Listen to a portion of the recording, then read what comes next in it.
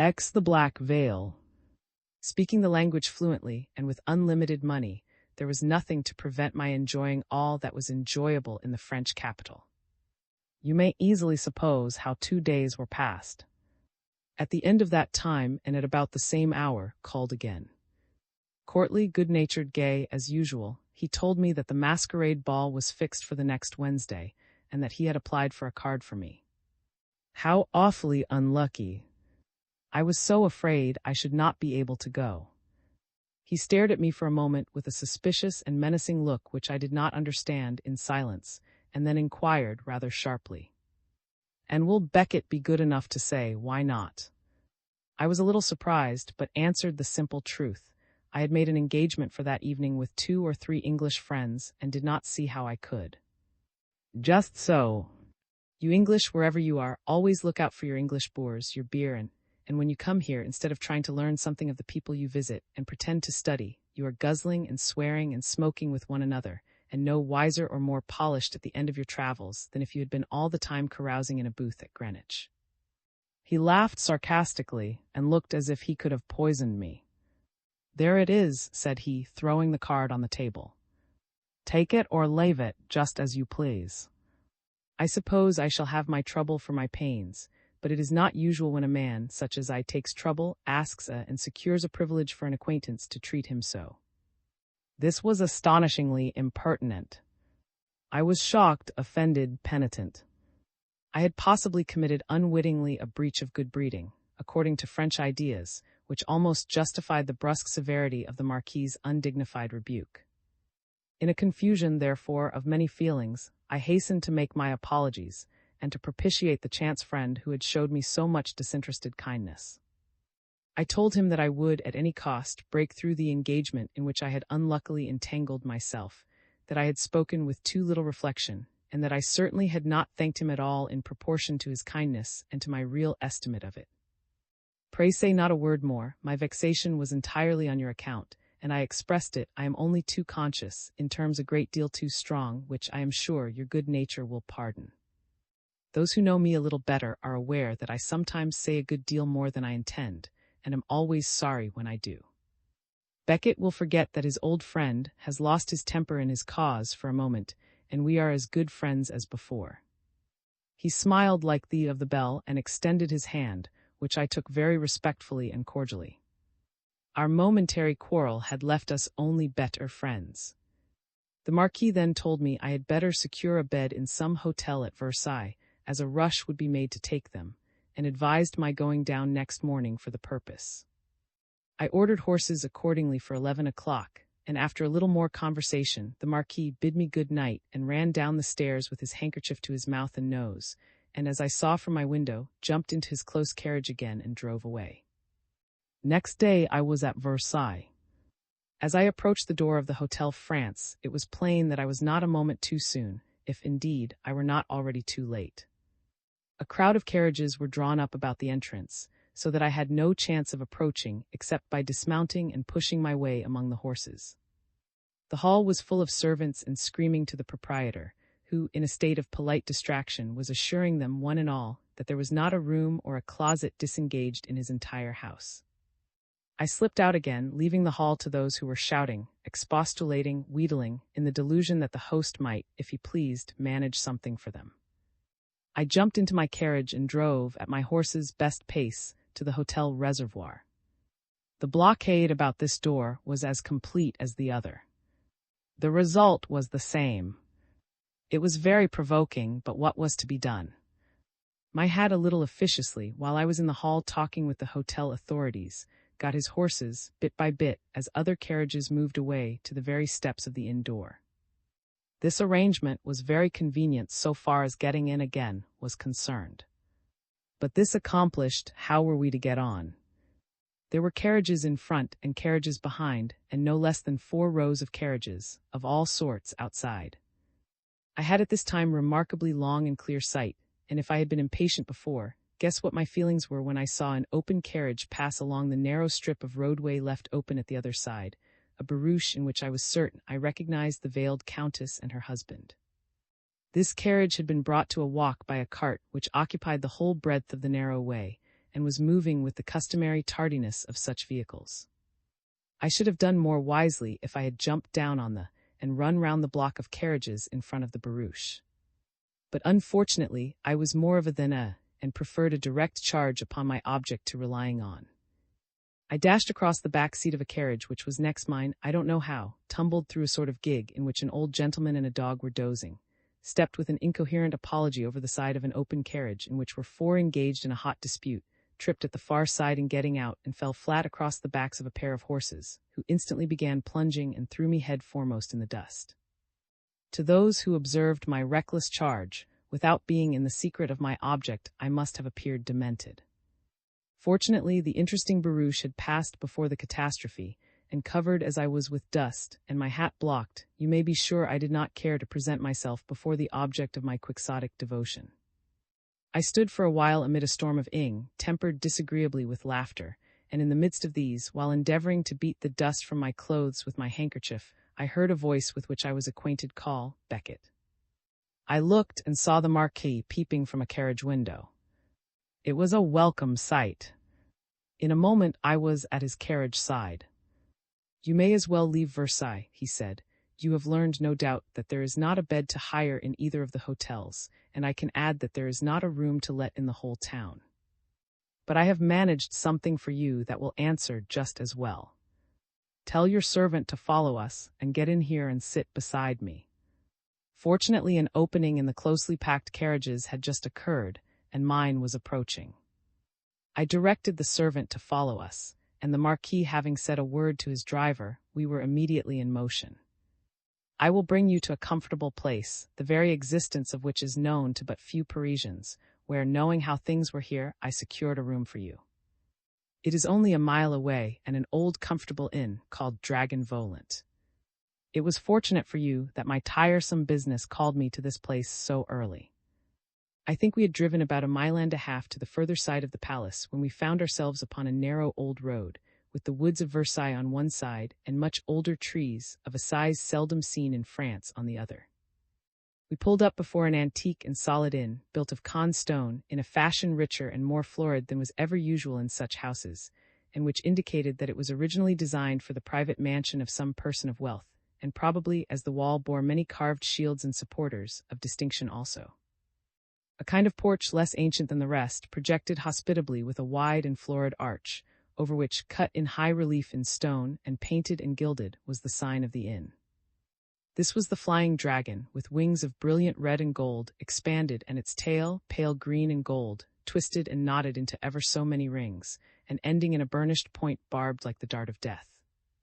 I shan't go in, but you will find it a comfortable place, at all events better than nothing. I would go in with you, but my incognito forbids. You will, I dare say, be all the better pleased to learn that the inn is haunted. I should have been, in my young days, I know. But don't allude to that awful fact in hearing of your host, for I believe it is a sore subject. Adieu. If you want to enjoy yourself at the ball, take my advice, and go in a domino. I think I shall look in, and certainly, if I do, in the same costume. How shall we recognize one another? Let me see, something held in the fingers, a flower won't do, so many people will have flowers. Suppose you get a red cross a couple of inches, an Englishman stitched or pinned on the breast of your domino, and I a white one. Yes, that will do very well, and whatever room you go into, keep near the door till we meet. I shall look for you at all the doors I pass, and you in the same way for me, and we must find each other soon. So that is understood. I can't enjoy a thing of that kind with any but a young person. A man of my age requires the contagion of young spirits and the companionship of someone who enjoys everything spontaneously. Farewell, we meet tonight. By this time I was standing on the road. I shut the carriage door, bid him goodbye, and away he drove. XI. The Dragon Volant. I took one look about me. The building was picturesque, the trees made it more so. The antique and sequestered character of the scene contrasted strangely with the glare and bustle of the Parisian life, to which my eye and ear had become accustomed. Then I examined the gorgeous old sign for a minute or two. Next I surveyed the exterior of the house more carefully.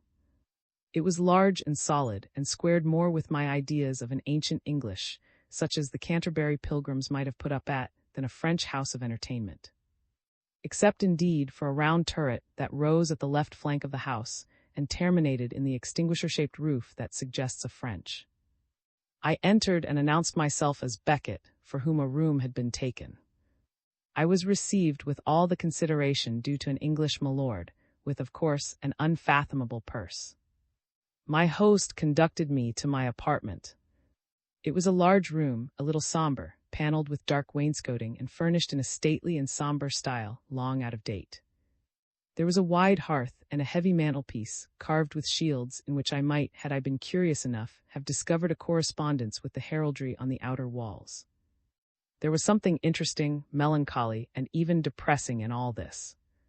I went to the stone-shafted window and looked out upon a small park with a thick wood forming the background of which presented a cluster of such conical-topped turrets as I have just now mentioned. The wood and were melancholy objects. They showed signs of neglect and almost of decay, and the gloom of fallen grandeur and a certain air of desertion hung oppressively over the scene. I asked my host the name of "That is the law," he answered. "It is a pity it is so neglected," I observed. "I should say, perhaps, a pity that its proprietor is not more wealthy." "Perhaps so." "Perhaps," I repeated and looked at him. "Then I suppose he is not very popular." "Neither one thing nor the other," he answered. "I meant only that we could not tell what use he might make of riches." "And who is he?" I inquired. "The Count." "Oh, the Count. You are quite sure?" I asked very eagerly. It was now the innkeeper's turn to look at me. "Quite sure, the Count." "Do you see much of him in this part of the world?" "Not a great deal. He is often absent for a considerable time." "And is he poor?" I inquired. "I pay rent to him for this house." "It is not much, but I find he cannot wait long for it," he replied, smiling satirically. "From what I have heard, however, I should think he cannot be very poor." I continued. "They say he plays." "I know not." "He certainly is not rich." About 7 months ago, a relation of his died in a distant place. His body was sent to the Count's house here, and by him buried in laches, as the poor gentleman had desired. The Count was in profound affliction, although he got a handsome legacy, they say, by that death. But money never seems to do him good for any time. He is old, I believe. Old. We call him the Wandering Jew, except, indeed, that he has not always the 5 sous in his pocket. Yet his courage does not fail him. He has taken a young and handsome wife. And she, I urged, is the Countess. Yes, but I fancy we may say something more. She has attributes. 3 at least most amiable. Oh, and what are they? Youth, beauty, and diamonds. I laughed. The sly old gentleman was foiling my curiosity. "I see, my friend," said I, "you are reluctant to quarrel with the Count," he concluded. "True. You see, he could vex me in 2 or 3 ways, so could I him. But on the whole, it is better each to mind his business, and to maintain peaceful relations, you understand." It was, therefore, no use trying, at least for the present. Perhaps he had nothing to relate. Should I think differently by and by, I could try the effect of a few Napoleons. Possibly he meant to extract them. The host of the Dragon Volant was an elderly man, thin, bronzed, intelligent, and with an air of decision perfectly military. I learned afterwards that he had served under Napoleon in his early Italian campaigns. "One question I think you may answer," I said, without risking a quarrel. "Is the Count at home?" "He has many homes, I conjecture," said the host evasively. But I think I may say that he is, I believe, at present staying at the law." I looked out of the window, more interested than ever, across the undulating grounds with its gloomy background of foliage. "I saw him today in his carriage at Versailles," I said. Very natural. Then his carriage and horses and servants are at the carriage he puts up here, and the servants are hired for the occasion. There is but one who sleeps at the. Such a life must be terrifying for Madame the Countess, he replied. The old screw. I thought. By this torture he hopes to extract her diamonds. What a life! What fiends to contend with jealousy and extortion! The knight, having made this speech to himself, cast his eyes once more upon the enchanter's castle, and heaved a gentle sigh, a sigh of longing, of resolution, and of love. What a fool I was! And yet, in the sight of angels, are we any wiser as we grow older? It seems to me only that our illusions change as we go on, but still we are all the same. Well, Claire, said I as my servant entered and began to arrange my things. You have got a bed. In the cockloft among the spiders and parma. The cats and the owls. But we agree very well. La bagatelle. I had no idea it was so full. Chiefly the servants of those persons who were fortunate enough to get apartments at Versailles. And what do you think of the dragon Volant? The dragon Volant. The old fiery dragon. The devil himself, if all is true. On the faith of a Christian, they say that diabolical miracles have taken place in this house. What do you mean? Revenants. Not at all, sir. I wish it was no worse. Revenants. No. Peoples who have never returned, who vanished, before the eyes of half a dozen men, all looking at them. What do you mean? Claire.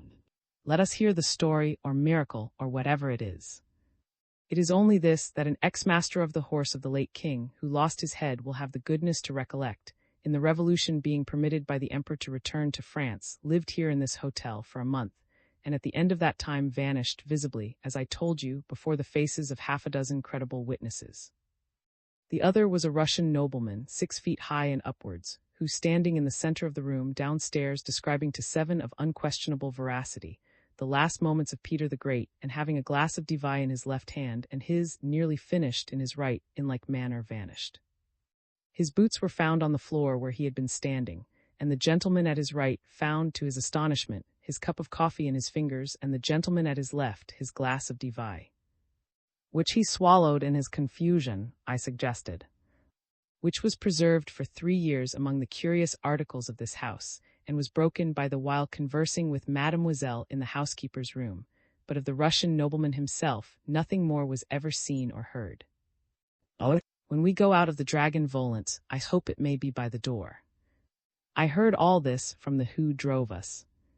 Then it must be true, said I jocularly, but I was beginning to feel the gloom of the view and of the chamber in which I stood. There had stolen over me, I know not how, a presentiment of evil, and my joke was with an effort, and my spirit flagged. Exili, the magician. No more brilliant spectacle than this masked ball could be imagined. Among other salons and galleries thrown open was the enormous perspective of the glacis, lighted up on that occasion with no less than 4,000 wax candles, reflected and repeated by all the mirrors, so that the effect was almost dazzling. The grand suite of salons was thronged with masks, in every conceivable costume. There was not a single room deserted. Every place was animated with music, voices, brilliant, flashing jewels, the hilarity of extemporized comedy, and all the spirited incidents of a cleverly sustained masquerade. I had never seen before anything, in the least, comparable to this magnificent. I moved along indolently in my domino and mask, loitering now and then to enjoy a clever dialogue, a farcical song, or an amusing monologue, but at the same time keeping my eyes about me, lest my friend in the black domino, with the little white cross on his breast, should pass me by. I had delayed and looked about me, specially at every door I passed, as the Marquis and I had agreed, but he had not yet appeared.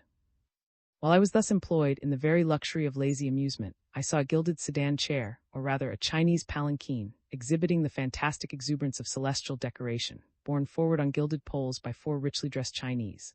One with a wand in his hand marched in front, and another behind, and a slight and solemn man with a long black beard, a tall fez such as a dervish is represented as wearing, walked close to its side. A strangely embroidered robe fell over his shoulders, covered with hieroglyphic symbols. The embroidery was in black and gold, upon a variegated ground of brilliant. The robe was bound about his waist with a broad belt of gold, with cabalistic devices traced on it, in dark red and black, red stockings and shoes embroidered with gold, and pointed and curved upward at the toes in oriental fashion, appeared below the skirt of the robe.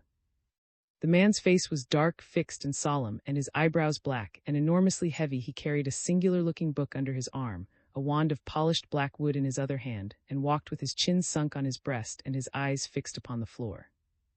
The man in front waved his wand right and left to clear the way for the advancing palanquin, the curtains of which were closed, and there was something so singular, strange, and solemn about the whole thing that I felt at once interested. I was very well pleased when I saw the bearers set down their burden within a few yards of the spot on which I stood.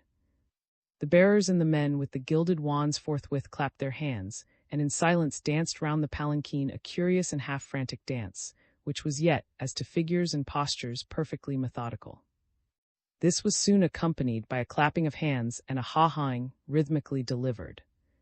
While the dance was going on, a hand was lightly laid on my arm, and looking round, a black domino with a white cross stood beside me. "I am so glad I have found you," said the Marquis, "and at this moment. This is the best group in the rooms. You must speak to the wizard." About an hour ago I lighted upon them in another salon and consulted the oracle by putting questions. I never was more amazed. Although his answers were a little disguised, it was soon perfectly plain that he knew every detail about the business, which no one on earth had heard of but myself and 2 or 3 other men, about the most cautious persons in France. I shall never forget that shock. I saw other people who consulted him, evidently as much surprised, and more frightened than I came with the Count. "And the Countess?" He nodded toward a thin figure, also in a domino. "It was the Count. Come," he said to me, "I'll introduce you." I followed, you may suppose, readily enough. The Marquis presented me, with a very prettily turned allusion to my fortunate intervention in his at the bell, and the Count overwhelmed me with polite speeches, and ended by saying, what pleased me better still: "The Countess is near us in the next salon but one, chatting with her old friend the Duchesse. I shall go for her in a few minutes, and when I bring her here she shall make your acquaintance. And thank you also for your assistance, rendered with so much courage when we were so very disagreeably interrupted." "You must positively speak with the magician," said the Marquis to the Count. "You will be so much amused." I did so, and I assure you, I could not have anticipated such answers. "I don't know what to believe." "Really?" "Then by all means let us try," he replied. We 3 approached together the side of the palanquin, at which the black-bearded magician stood. A young man in a Spanish dress, who, with a friend at his side, had just conferred with the conjurer, was saying as he passed us by, "Ingenious mystification. Who is that in the palanquin? He seems to know everybody." The Count in his mask and domino moved along stiffly with us toward the palanquin. A clear circle was maintained by the Chinese attendants, and the spectators crowded round in a ring. One of these men, he who with a gilded wand had preceded the procession, advanced, extending his empty hand, palm upward. "Money?" inquired the Count. "Gold," replied the usher. The Count placed a piece of money in his hand, and I and the Marquis were each called on in turn to do likewise as we entered the circle. We paid accordingly. The conjurer stood beside the palanquin, its silk curtain in his hand, his chin sunk with its long jet-black beard on his chest, the outer hand grasping the black wand on which he leaned. His eyes were lowered as before to the ground. His face looked absolutely lifeless. Indeed, I never saw face or figure so moveless, except in death. The first question the Count put was, "Am I married or unmarried?" The conjurer drew back the curtain quickly and placed his ear toward a richly dressed Chinese who sat in the litter, his head, and closed the curtain again, and then answered yes. The same preliminary was observed each time, so that the man with the black wand presented himself not as a prophet but as a medium, and answered as it seemed in the words of a greater than himself. 2 or 3 questions followed, the answers to which seemed to amuse the Marquis very much, but the point of which I could not see, for I knew next to nothing of the Count's peculiarities and adventures. "Does my wife love me?" asked he playfully. "As well as you deserve." "Whom do I love best in the world?" "Self." "Oh, that I fancy is pretty much the case with everyone. But putting myself out of the question, do I love anything on earth better than my wife?" "Her diamonds." "Oh," said the Count. The Marquis, I could see, laughed. "Is it true," said the Count, changing the conversation peremptorily, "that there has been a battle in Naples?" "No, in France." "Indeed," said the Count satirically with a glance round. "And may I inquire between what powers, and on what particular quarrel?" "Between the Count and Countess, and about a document they subscribed on the 25th July, 1811. The Marquis afterwards told me that this was the date of their marriage settlement." The Count stood stock still for a minute or so, and one could fancy that they saw his face flushing through his mask. Nobody but we two knew that the inquirer was the Count. I thought he was puzzled to find a subject for his next question, and perhaps repented having entangled himself in such a colloquy. If so, he was relieved, for the Marquis, touching his arm, whispered, "Look to your right and see who is coming." I looked in the direction indicated by the Marquis, and I saw a gaunt figure stalking toward us. It was not a mask. The face was broad and white. In a word, it was the ugly face of Colonel, who, in the costume of a corporal of the Imperial Guard, with his left arm so adjusted as to look like a stump, leaving the lower part of the coat sleeve empty and pinned up to the breast. There were strips of very real sticking plaster across his eyebrow and temple, where my stick had left its mark, to score hereafter among the more scars of war. XIII. The oracle tells me wonders. I forgot for a moment how impervious my mask and domino were to the hard stare of the old campaigner, and was preparing for an animated scuffle. It was only for a moment, of course, but the Count cautiously drew a little back as the gasconading corporal, in blue uniform, white vest, and white gaiters for my friend, was as loud and swaggering in his assumed character as in his real one of a colonel of dragoons drew near. He had already twice all but got himself turned out of doors for vaunting the exploits of Napoleon Grand in terrific mock heroics, and had very nearly come to hand grips with a Prussian hussar. In fact, he would have been involved in several sanguinary rows already, had not his discretion reminded him that the object of his coming there at all, namely, to arrange a meeting with an affluent widow on whom he believed he had made a tender impression, would not have been promoted by his premature removal from the festive scene, of which he was an ornament in charge of a couple of gendarmes. Money, gold, what money can a wounded soldier like your humble servant have amassed, with but his sword hand left, which, being necessarily occupied, places not a finger at his command with which to scrape together the spoils of a routed enemy? No gold from him, said the magician. His scars frank him. Bravo, bravissimo. Here I am. Shall I begin, Moan, without further loss of time, to question you? Without waiting for an answer, he commenced in stentorian tones. After half a dozen questions and answers, he asked, "Whom do I pursue at present?" "Two persons." "How? Two? Wells, who are they?" "An Englishman whom, if you catch, he will kill you, and a French widow whom, if you find, she will spit in your face. Calls a spade, and knows that his cloth protects him." "No matter. Why do I pursue them?" "The widow has inflicted a wound on your heart, and the Englishman a wound on your head. They are each separately too strong for you. Take care your pursuit does not unite them." "But how could that be?" "The Englishman protects ladies. He has got that fact into your head. The widow, if she sees, will marry him. It takes some time, she will reflect, to become a colonel, and the Englishman is unquestionably young. I will cut his coxcomb for him," he ejaculated with an oath and a grin, and in a softer tone he asked, "Where is she?" "Near enough to be offended if you fail." "So she ought, by my faith." "You are right. 100,000 thanks.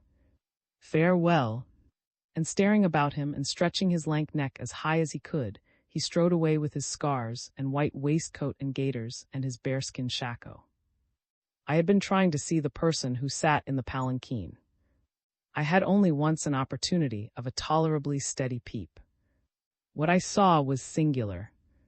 The oracle was dressed, as I have said, very richly in the Chinese fashion. He was a figure altogether on a larger scale than the interpreter, who stood outside. The features seemed to me large and heavy, and the head was carried with a downward inclination. The eyes were closed, and the chin rested on the breast of his embroidered pelisse. The face seemed fixed, and the very image of apathy.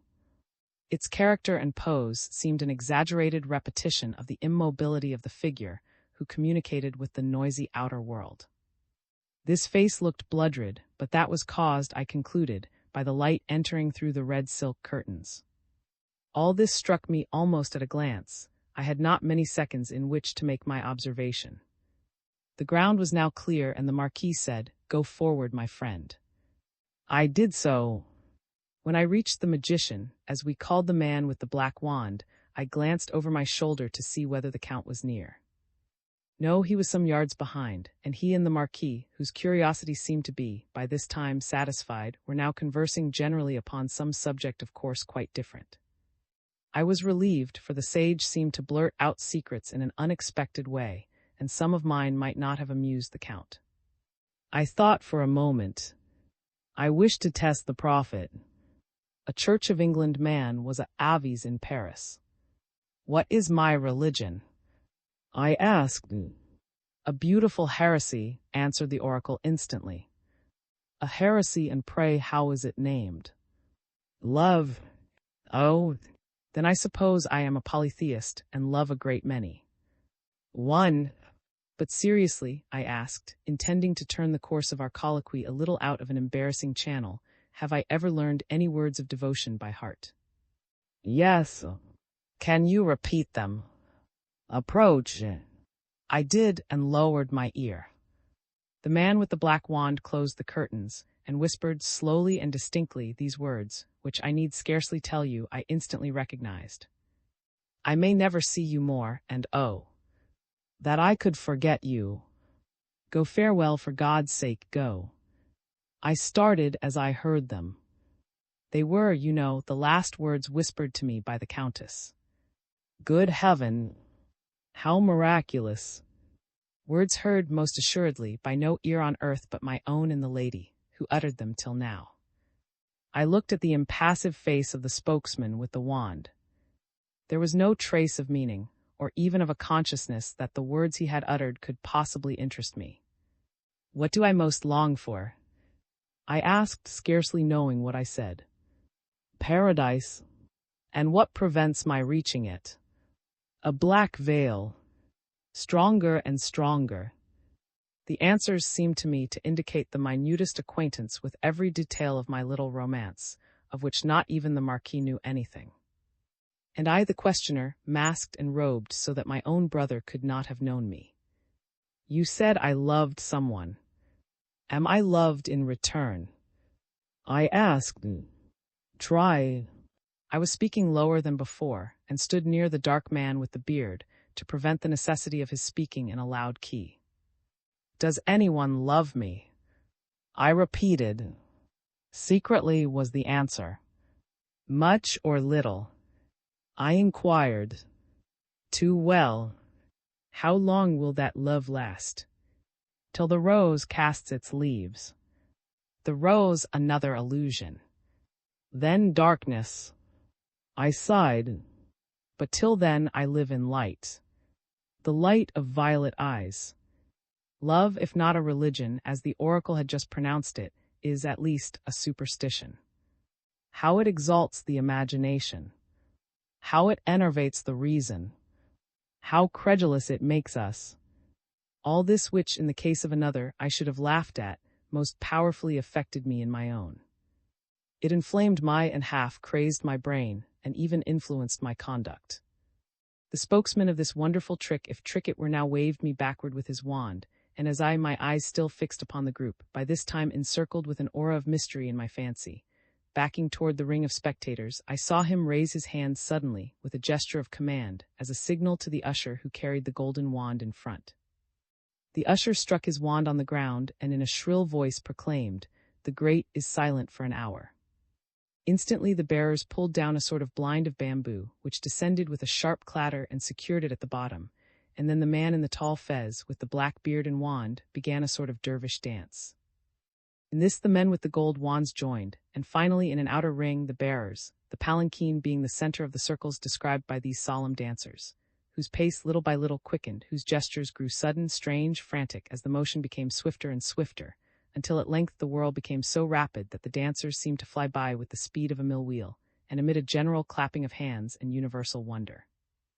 These strange performers mingled with the crowd, and the exhibition, for the time at least, ended. The Marquis was standing not far away, looking on the ground, as one could judge by his attitude and musing. I approached, and he said, "The Count has just gone away to look for his wife. It is a pity she was not here to consult the Prophet. It would have been amusing, I dare say, to see how the Count bore it. Suppose we follow him. I have asked him to introduce you."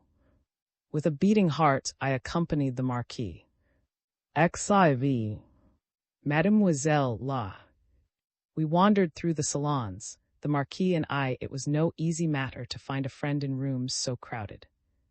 "Stay here," said the Marquis. "I have thought of a way of finding him." Besides, his jealousy may have warned him that there is no particular advantage to be gained by presenting you to his wife. I had better go and reason with him, as you seem to wish an introduction so very much. This occurred in the room that is now called the salon. The paintings remained in my memory, and my adventure of that evening was destined to occur there. I sat down upon a sofa and looked about me. 3 or 4 persons beside myself were seated on this roomy piece of gilded furniture. They were chatting all very gaily, all except the person who sat next me, and she was a lady. Hardly 2 feet interposed between us. The lady sat apparently in a reverie. Nothing could be more graceful. She wore the costume perpetuated in full-length portrait of Mademoiselle La. It is, as you know, not only rich, but elegant. Her hair was powdered, but one could perceive that it was naturally a dark brown. One pretty little foot appeared, and could anything be more exquisite than her hand? It was extremely provoking that this lady wore her mask, and did not, as many did, hold it for a time in her hand. I was convinced that she was pretty. Availing myself of the privilege of a masquerade, a microcosm in which it is impossible, except by voice and allusion, to distinguish friend from foe, I spoke. "It is not easy, mademoiselle, to deceive me," I began. "So much the better for," answered the mask quietly. "I mean," I said, determined to tell my fib, "that beauty is a gift more difficult to conceal than mademoiselle supposes." "Yet has succeeded very well," she said in the same sweet and careless tones. "I see the costume of this, the beautiful Mademoiselle La, upon a form that surpasses her own. I raise my eyes, and I behold a mask, and yet I the lady. Beauty is like that precious stone in the Arabian Nights which emits, no matter how concealed, a light that betrays it." "I know the story," said the young lady. "The light betrayed it not in the sun, but in darkness. Is there so little light in these rooms, that a poor glowworm can show so brightly? I thought we were in a luminous atmosphere, wherever a certain countess moved." Here was an awkward speech. How was I to answer? This lady might be, as they say some ladies are, a lover of mischief or an intimate of the countess. Cautiously, therefore, I inquired, "What countess?" "If you know me, you must know that she is my dearest friend." "Is she not beautiful?" "How can I answer? There are so many countesses. Everyone who knows me knows who my best beloved friend is." "You don't know me." "That is cruel. I can scarcely believe I am mistaken. With whom were you walking just now?" she asked. "A gentleman, a friend," I answered. "I saw him, of course, a friend, but I think I know him and should like to be certain." "Is he not a certain Marquis?" Here was another question that was extremely awkward. There are so many people here, and one may walk at one time with one, and at another with a different one, that an unscrupulous person has no difficulty in evading a simple question like mine. Know then, once for all, that nothing disgusts a person of spirit so much as suspicion. You are a gentleman of discretion. I shall respect you accordingly. Mademoiselle would despise me were I to violate a confidence. But you don't deceive me. You imitate your friend's diplomacy. I hate diplomacy. It means fraud and cowardice. Don't you think I know him? The gentleman with the cross of white ribbon on his breast. I know the Marquis perfectly. You see to what good purpose your ingenuity has been expended. To that conjecture I can answer neither yes nor no. You need not. But what was your motive in mortifying a lady? It is the last thing on earth I should do. You affected to know me, and you don't. Through caprice or listlessness or curiosity you wish to converse, not with a lady but with a costume. You admired, and you pretend to mistake me for another. But who is quite perfect? Is truth any longer to be found on earth? Mademoiselle has formed a mistaken opinion of me. And you also of me. You find me less foolish than you supposed. I know perfectly whom you intend amusing with compliments and melancholy declamation, and whom, with that amiable purpose, you have been seeking. Tell me whom you mean, I entreated. Upon one condition. What is that? That you will confess if I name the lady. You describe my object unfairly. I objected. I can't admit that I proposed speaking to any lady in the tone you describe. Well, I shan't insist on that. Only if I name the lady, you will promise to admit that I am right.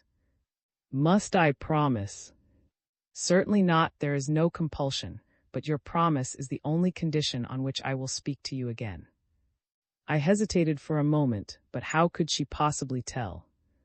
The Countess would scarcely have admitted this little romance to anyone, and the mask in the law costume could not possibly know who the masked domino beside her was. I consent, I said, I promise. You must promise on the of a gentleman. Well, I do, on the of a gentleman. Then this lady is the Countess. Oh. I was unspeakably surprised, I was disconcerted, but I remembered my promise and said the Countess is unquestionably the lady to whom I hoped for an introduction tonight, but I beg to assure you also on the of a gentleman, that she has not the faintest imaginable suspicion that I was seeking such an, nor, in all probability, does she remember that such a person as I exists. I had to render her and the Count a trifling service, too trifling, I fear, to have earned more than an hour's recollection. The world is not so ungrateful as you suppose, or if it be, there are, nevertheless, a few hearts that redeem it. I can answer for the Countess. She never forgets a kindness. She does not show all she feels, for she is unhappy and cannot. Unhappy? I feared, indeed, that might be. But for all the rest that you are good enough to suppose, it is but a flattering dream. I told you that I am the Countess's friend, and being so I must know something of her character. Also, there are confidences between us, and I may know more than you think, of those trifling services of which you suppose the recollection is so transitory. I was becoming more and more interested. I was as wicked as other young men, and the heinousness of such a pursuit was as nothing, now that self-love and all the passions that mingle in such a romance were roused. The image of the beautiful Countess had now again quite superseded the pretty counterpart of La, who was before me. I would have given a great deal to hear, in solemn earnest, that she did remember the champion who, for her sake, had thrown himself before thee of an enraged dragoon, with only a cudgel in his hand, and conquered. You say the Countess is unhappy, said I. What causes her unhappiness? Many things. Her husband is old, jealous, and tyrannical. Is not that enough? Even when relieved from his society, she is lonely. But you are her friend. I suggested. And you think one friend enough. She answered she has one alone to whom she can open her heart. Is there room for another friend? Try. How can I find a way? She will aid you. How? She answered by a question. Have you secured rooms in either of the hotels of Versailles? No, I could not. I am lodged in the Dragon Volant, which stands at the verge of the grounds of the law. That is better still. I need not ask if you have courage for an adventure. I need not ask if you are a man of. A lady may trust herself to you and fear nothing. There are few men to whom the interview, such as I shall arrange, could be granted with safety. You shall meet her at 2 o'clock this morning in the Park of the Law. What room do you occupy in the Dragon Volant? I was amazed at the audacity and decision of this girl. Was she, as we say in England, hoaxing me? I can describe that accurately, said I, as I look from the rear of the house in which my apartment is. I am at the extreme right next the angle, and one pair of stairs up from the hall. Very well, you must have observed, if you looked into the park, 2 or 3 clumps of chestnut and lime trees, growing so close together as to form a small grove. You must return to your hotel, change your dress, and preserving a scrupulous secrecy as to why or where you go, leave the Dragon Volant and climb the park wall unseen. You will easily recognize the grove I have mentioned. There you will meet the Countess, who will grant you an audience of a few minutes, who will expect the most scrupulous reserve on your part, and who will explain to you in a few words a great deal which I could not so well tell you here. I cannot describe the feeling with which I heard these words. I was astounded. Doubt succeeded. I could not believe these agitating words. Mademoiselle will believe that if I only dared assure myself that so great a happiness, and were really intended for me, my gratitude would be as lasting as my life. But how dare I believe that Mademoiselle does not speak, rather from her own sympathy or goodness, than from a certainty that the Countess would concede so great an believes either that I am not, as I pretend to be, in the secret which he hitherto supposed to be shared by no one but the Countess and himself, or else that I am cruelly mystifying him. That I am in her confidence, I swear by all that is dear in a whispered farewell. By the last companion of this flower. And she took for a moment in her fingers the nodding head of a white rosebud that was nestled in her bouquet. By my own good star, and hers, or shall I call it our belle? Have I said enough? Enough, I repeated, more than enough, 1,000 thanks. And being thus in her confidence, I am clearly her friend, and being a friend, would it be friendly to use her dear name so, and all for sake of practicing a vulgar trick upon you, a stranger? Mademoiselle will forgive me. Remember how very precious is the hope of seeing and speaking to the Countess. Is it wonderful, then, that I should falter in my belief? You have convinced me, however, and will forgive my hesitation. You will be at the place I have described, then, at 2 o'clock. Assuredly, I answered. And I know will not fail through fear. No, he need not assure me, his courage is already proved. No danger in such a case will be unwelcome to me. Had you not better go now and rejoin your friend? I promised to wait here for my friend's return. The Count said that he intended to introduce me to the Countess, and is so simple as to believe him. Why should I not? Because he is jealous and cunning. You will say, he will never introduce you to his wife. He will come here and say he cannot find her, and promise another time. I think I see him approaching with my friend. No, there is no lady with him. I told you so. You will wait a long time for that happiness, if it is never to reach you except through his hands. In the meantime, you had better not let him see you so near me. He will suspect that we have been talking of his wife, and that will whet his jealousy and his vigilance. I thanked my unknown friend in the mask, and withdrawing a few steps came by a little upon the flank of the Count. I smiled under my mask as he assured me that the Duchesse Law had changed her place and taken the Countess with her, but he hoped at some very early time to have an opportunity of enabling her to make my acquaintance. I avoided the Marquis, who was following the Count.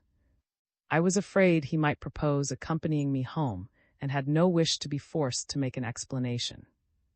I lost myself quickly, therefore, in the crowd, and moved, as rapidly as it would allow me, toward the glacis, which lay in the direction opposite to that in which I saw the Count and my friend the Marquis moving.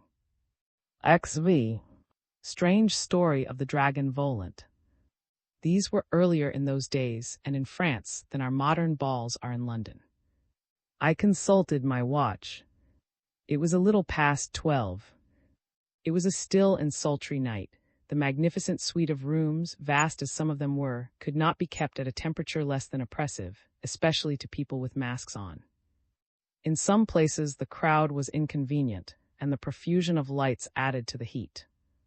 I removed my mask, therefore, as I saw some other people do, who were as careless of mystery as I had hardly done so, and began to breathe more comfortably, when I heard a friendly English voice call me by my name. It was Tom of the Dragoons. He had unmasked with a very flushed face, as I did. He was one of those Waterloo heroes, new from the mint of glory, whom as a body all the world except France revered, and the only thing I knew against him was a habit of allaying his thirst, which was excessive at balls, musical parties, and all gatherings where it was to be had with champagne, and as he introduced me to his friend, I observed that he spoke a little thick. Was little lean and as straight as a ramrod. He was bald, took snuff, and wore spectacles, and, as I soon learned, held an official position. Tom was facetious, sly, and rather difficult to understand in his present pleasant mood. He was elevating his eyebrows and screwing his lips oddly, and fanning himself vaguely with his mask. After some agreeable conversation, I was glad to observe that he preferred silence, and was satisfied with the role of listener as I chatted, and he seated himself with extraordinary caution and indecision upon a bench beside us, and seemed very soon to find a difficulty in keeping his eyes open. "I heard you mention," said the French gentleman, "that you had engaged an apartment in the Dragon Volant about half a league from this. When I was in a different police department, about 4 years ago, 2 very strange cases were connected with that house. One was of a wealthy, permitted to return to France, by Napoleon. He vanished. The other, equally strange, was the case of a Russian of rank and wealth. He disappeared just as mysteriously. My servant," I said, "gave me a confused account of some occurrences, and as well as I recollect he described the same persons, a returned French nobleman and a Russian gentleman. But he made the whole story so in the supernatural sense that, I confess, I did not believe a word of it." "No, there was nothing supernatural, but a great deal inexplicable," said the French gentleman. "Of course there may be theories, but the thing was never explained, nor, so far as I know, was a ray of light ever thrown upon it." "Pray let me hear the story," I said. "I think I have a claim as it affects my quarters. You don't suspect the people of the house?" "Oh, it has changed hands since then. But there seemed to be a fatality about a particular room." "Could you describe that room?" "Certainly. It is a spacious paneled bedroom, up one pair of stairs in the back of the house and at the extreme right as you look from its windows." "Oh, really? Why then I have got the very room," I said, beginning to be more interested, perhaps the least bit in the world, disagreeably. "Did the people die, or were they actually spirited away?" "No, they did not die, they disappeared very oddly. I'll tell you the particulars, I happen to know them exactly, because I made an official visit on the first occasion to the house to collect evidence, and although I did not go down there, upon the second, the papers came before me, and I dictated the official letter dispatched to the relations of the people who had disappeared. They had applied to the government to investigate the affair. We had letters from the same relations more than 2 years later, from which we learned that the missing men had never turned up." He took a pinch of snuff and looked steadily at me. "Never?" "I shall relate all that happened, so far as we could discover. The French noble, who was the Chevalier, unlike most, had taken the matter in time, sold a large portion of his property before the Revolution had proceeded so far as to render that next to impossible, and retired with a large sum. He brought with him about 500,000 francs, the greater part of which he invested in the French funds. A much larger sum remained in Austrian land and securities. You will observe then that this gentleman was rich, and there was no allegation of his having lost money or being in any way embarrassed." "You say?" I assented. This gentleman's habits were not expensive in proportion to his means. He had suitable lodgings in Paris, and for a time society, and other reasonable amusements engrossed him. He did not play. He was a middle-aged man, affecting youth, with the vanities which are usual in such persons. But for the rest, he was a gentle and polite person, who disturbed nobody, a person, you see, not likely to provoke an enmity. Certainly not, I agreed. Early in the summer of 1811, he got an order permitting him to copy a picture in one of these salons, and came down here to Versailles for the purpose. His work was getting on slowly.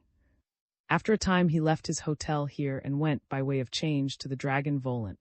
There he took, by special choice, the bedroom which has fallen to you by chance. From this time, it appeared, he painted little, and seldom visited his apartments in Paris. One night he saw the host of the Dragon Volant, and told him that he was going into Paris, to remain for a day or two, on very particular business, that his servant would accompany him, but that he would retain his apartments at the Dragon Volant and return in a few days. He left some clothes there, but packed a portmanteau, took his dressing-case and the rest, and with his servant behind his carriage drove into Paris. You observe all this? Most attentively, I answered. Well, as soon as they were approaching his lodgings, he stopped the carriage on a sudden, told his servant that he had changed his mind, that he would sleep elsewhere that night, that he had very particular business in the north of France, not far from Rouen, that he would set out before daylight on his journey and return in a fortnight. He called a fiacre, took in his hand a leather bag which, the servant said, was just large enough to hold a few shirts and a coat, but that it was enormously heavy, as he could testify, for he held it in his hand, while his master took out his purse to count 36 Napoleons, for which the servant was to account when he should return. He then sent him on in the carriage, and he, with the bag I have mentioned, got into the fiacre. Up to that, you see, the narrative is quite clear. Perfectly, I agreed. Now comes the mystery, said. After that, the Count was never more seen, so far as we can make out, by acquaintance or friend. We learned that the day before the Count's stockbroker had, by his direction, sold all his stock in the French funds, and handed him the cash it realized. The reason he gave him for this measure tallied with what he said to his servant. He told him that he was going to the north of France to settle some claims, and did not know exactly how much might be required. The bag, which had puzzled the servant by its weight, contained, no doubt, a large sum in gold. We'll try my snuff. He politely tendered his open snuff-box, of which I partook experimentally. A reward was offered, he continued, when the inquiry was instituted, for any information tending to throw a light upon the mystery, which might be afforded by the driver of the fiacre employed on the night of so-and-so, at about the hour of 10:30, by a gentleman with a black leather travelling bag in his hand, who descended from a private carriage and gave his servant some money, which he counted twice over. About 150 drivers applied, but not one of them was the right man. We did, however, elicit a curious and unexpected piece of evidence in quite another quarter. What a racket that plaguey harlequin makes with his sword. Intolerable. I chimed in. The harlequin was soon gone, and he resumed.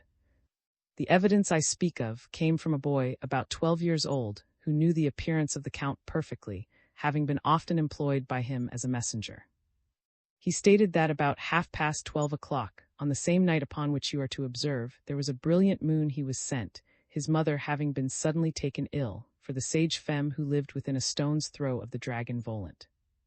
His father's house, from which he started, was a mile away or more from that inn, in order to reach which he had to pass round the Park of the La, at the site most remote from the point to which he was going.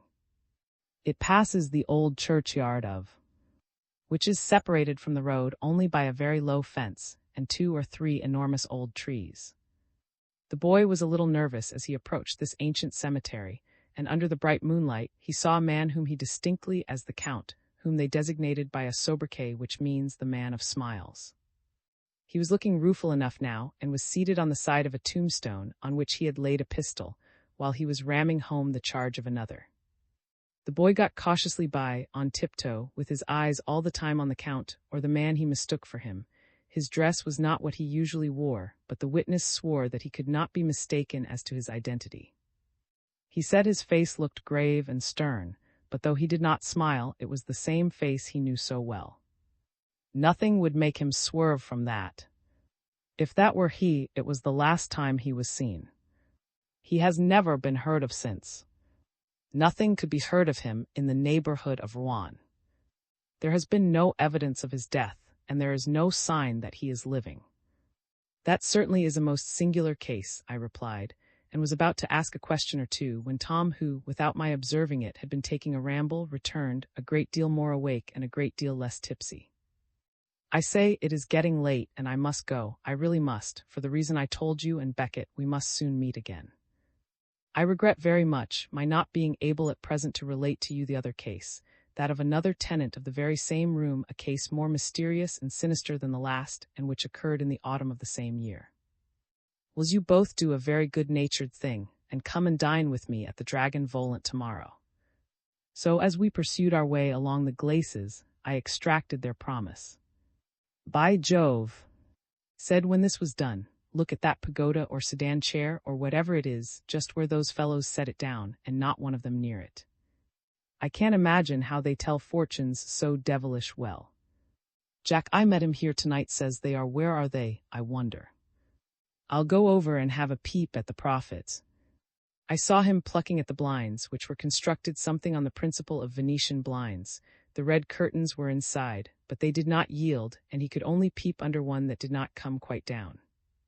When he rejoined us, he related, I could scarcely see the old fellow, it's so dark.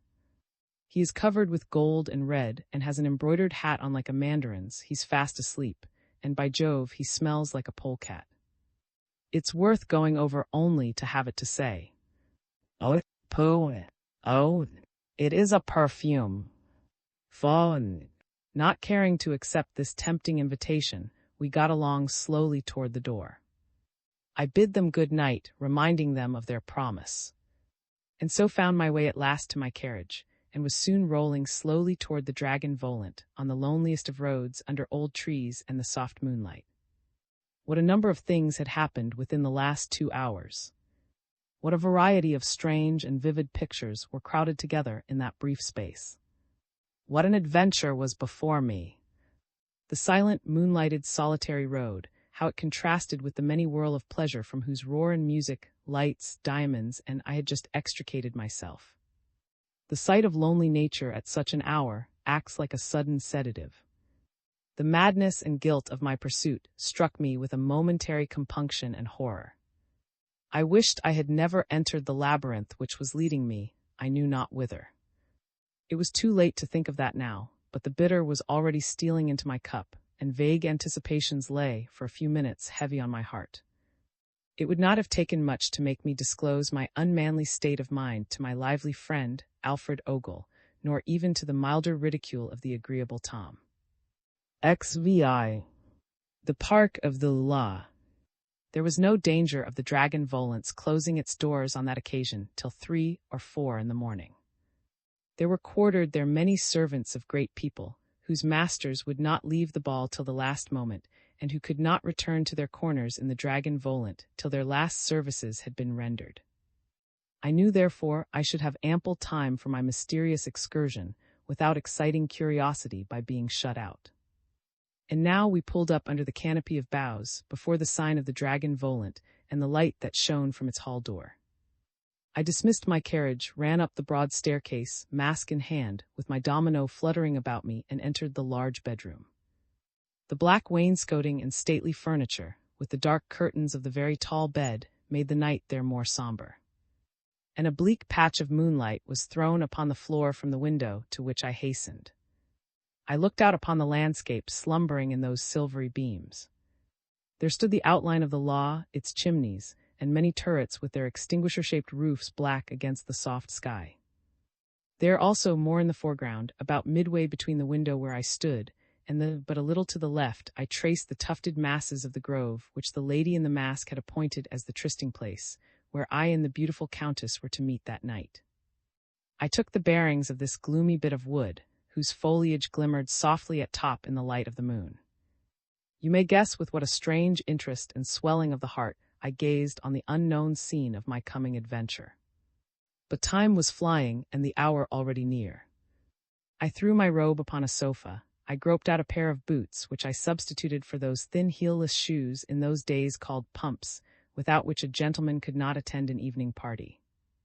I put on my hat, and lastly, I took a pair of loaded pistols which I had been advised were satisfactory companions in the then unsettled state of French society.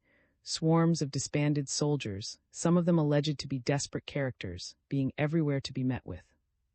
These preparations made, I confess I took a looking-glass to the window to see how I looked in the moonlight, and being satisfied, I replaced it and ran downstairs. In the hall, I called for my servant. "Claire," said I mean to take a little moonlight ramble, only 10 minutes or so. You must not go to bed until I return. If the night is very beautiful, I may possibly extend my ramble a little." So down the steps I lounged, looking first over my right and then over my left shoulder, like a man uncertain which direction to take, and I sauntered up the road, gazing now at the moon and now at the thin white clouds in the opposite direction, whistling all the time an air which I had picked up at one of the.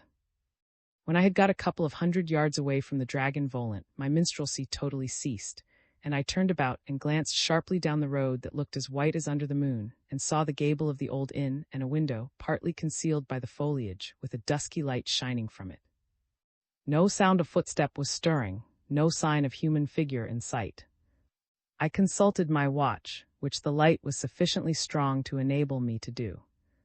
It now wanted but 8 minutes of the appointed hour. A thick mantle of ivy at this point covered the wall and rose in a clustering head at top. It afforded me facilities for scaling the wall and a partial screen for my operations, if any eye should chance to be looking that way. And now it was done. I was in the park of the law, as nefarious a poacher as ever trespassed on the grounds of unsuspicious lord. Before me rose the appointed grove, which looked as black as a clump of gigantic hearse plumes. It seemed to tower higher and higher at every step, and cast a broader and blacker shadow toward my feet. On I marched, and was glad when I plunged into the shadow which concealed me. Now I was among the grand old lime and chestnut trees, my heart beat fast with expectation. This grove opened a little near the middle, and in the space thus cleared there stood with a surrounding flight of steps, a small Greek temple or shrine with a statue in the center. It was built of white marble with fluted Corinthian columns, and the crevices were tufted with grass. Moss had shown itself on pedestal and cornice, and signs of long neglect and decay were apparent in its and weather-worn marble. A few feet in front of the steps, a fountain, fed from the great ponds at the other side of was making a constant tinkle and plashing in a wide marble basin, and the jet of water glimmered like a shower of diamonds in the broken moonlight. The very neglect and half-ruinous state of all this made it only the prettier, as well as sadder. I was too intently watching for the arrival of the lady in the direction of to study these things, but the half-noted effect of them was romantic, and suggested somehow the grotto and the fountain and the apparition of. As I watched, a voice spoke to me, a little behind my left shoulder. I turned almost with a start, and the mask, in the costume of Mademoiselle La, stood there. "The Countess will be here presently," she said. The lady stood upon the open space, and the moonlight fell unbroken upon her. Nothing could be more becoming. Her figure looked more graceful and elegant than ever.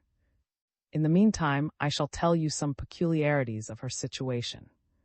She is unhappy, miserable in an ill-assorted marriage, with a jealous tyrant who now would constrain her to sell her diamonds, which are worth 30,000 pounds sterling. I heard all that from a friend. Can I aid the Countess in her unequal struggle?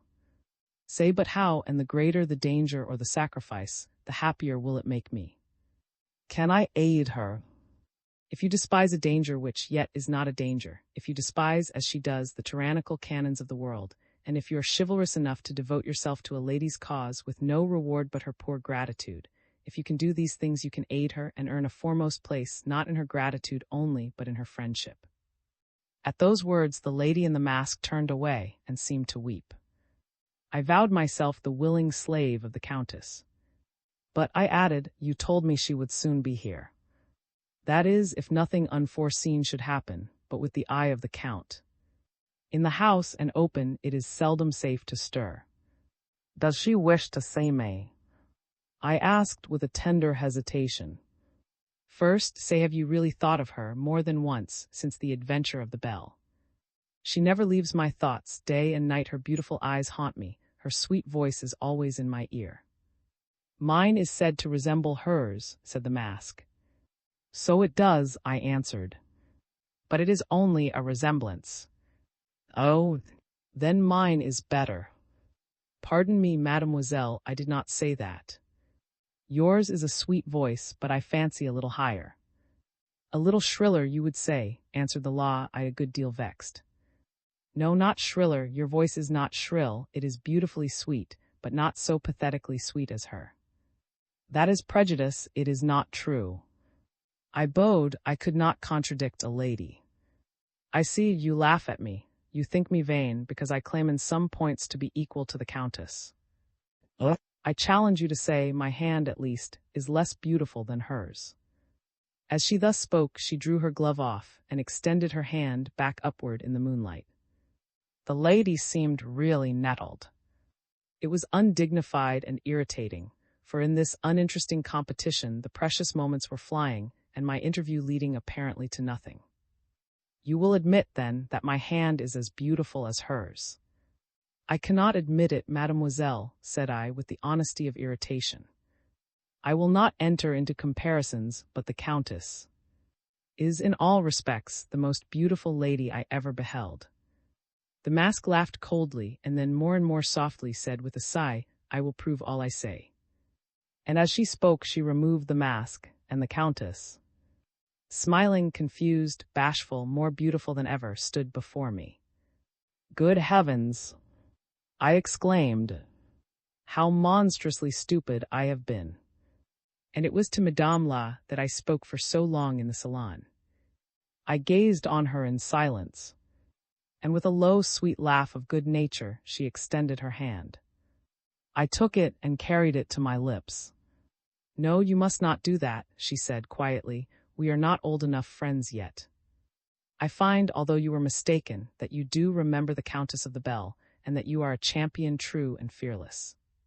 Had you yielded to the claims just now pressed upon you by the rivalry of Mademoiselle La in her mask, the Countess should never have trusted or seen you more.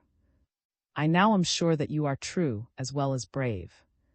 You now know that I have not forgotten you, and also that if you would risk your life for me, I too would brave some danger rather than lose my friend forever. I have but a few moments more. Will you come here again tomorrow night at 11:15? I will be here at that moment. You must exercise the most scrupulous care to prevent suspicion that you have come here. You owe that to me. She spoke these last words with the most solemn entreaty. I vowed again and again that I would die rather than permit the least rashness to endanger the secret which made all the interest and value of my life. She was looking, I thought, more and more beautiful every moment. My enthusiasm expanded in proportion. You must come tomorrow night by a different route, she said, and if you come again we can change it once more. At the other side of there is a little churchyard with a ruined chapel. The neighbors are afraid to pass it by night. The road is deserted there, and a stile opens a way into these grounds. Cross it and you can find a covert of thickets to within 50 steps of this spot. I promised, of course, to observe her instructions implicitly. I have lived for more than a year in an agony of irresolution. I have decided at last. I have lived a melancholy life, a lonelier life than is passed in the cloister. I have had no one to confide in, no one to advise me, no one to save me from the horrors of my existence. I have found a brave and prompt friend at last. Shall I ever forget the heroic tableau of the Hall of the Bell? Have you really kept the rose I gave you as we parted? Yes, you swear it. You need not, I trust you. Richard, how often have I in solitude repeated your name, learned from my servant. Richard, my hero. Oh, Richard. Oh, my king. I love you. I would have folded her to my heart, thrown myself at her feet. But this beautiful, and shall I say it, inconsistent woman repelled me. No, we must not waste our moments in extravagances. Understand my case. There is no such thing as indifference in the married state. Not to love one's husband, she continued, is to hate him. The Count, ridiculous in all else, is formidable in his jealousy. In mercy, then, to me, observe caution. Affect to all you speak to the most complete ignorance of all the people in the law, and if anyone in your presence mentions the Count or Countess, be sure you say you never saw either. I shall have more to say to you tomorrow night.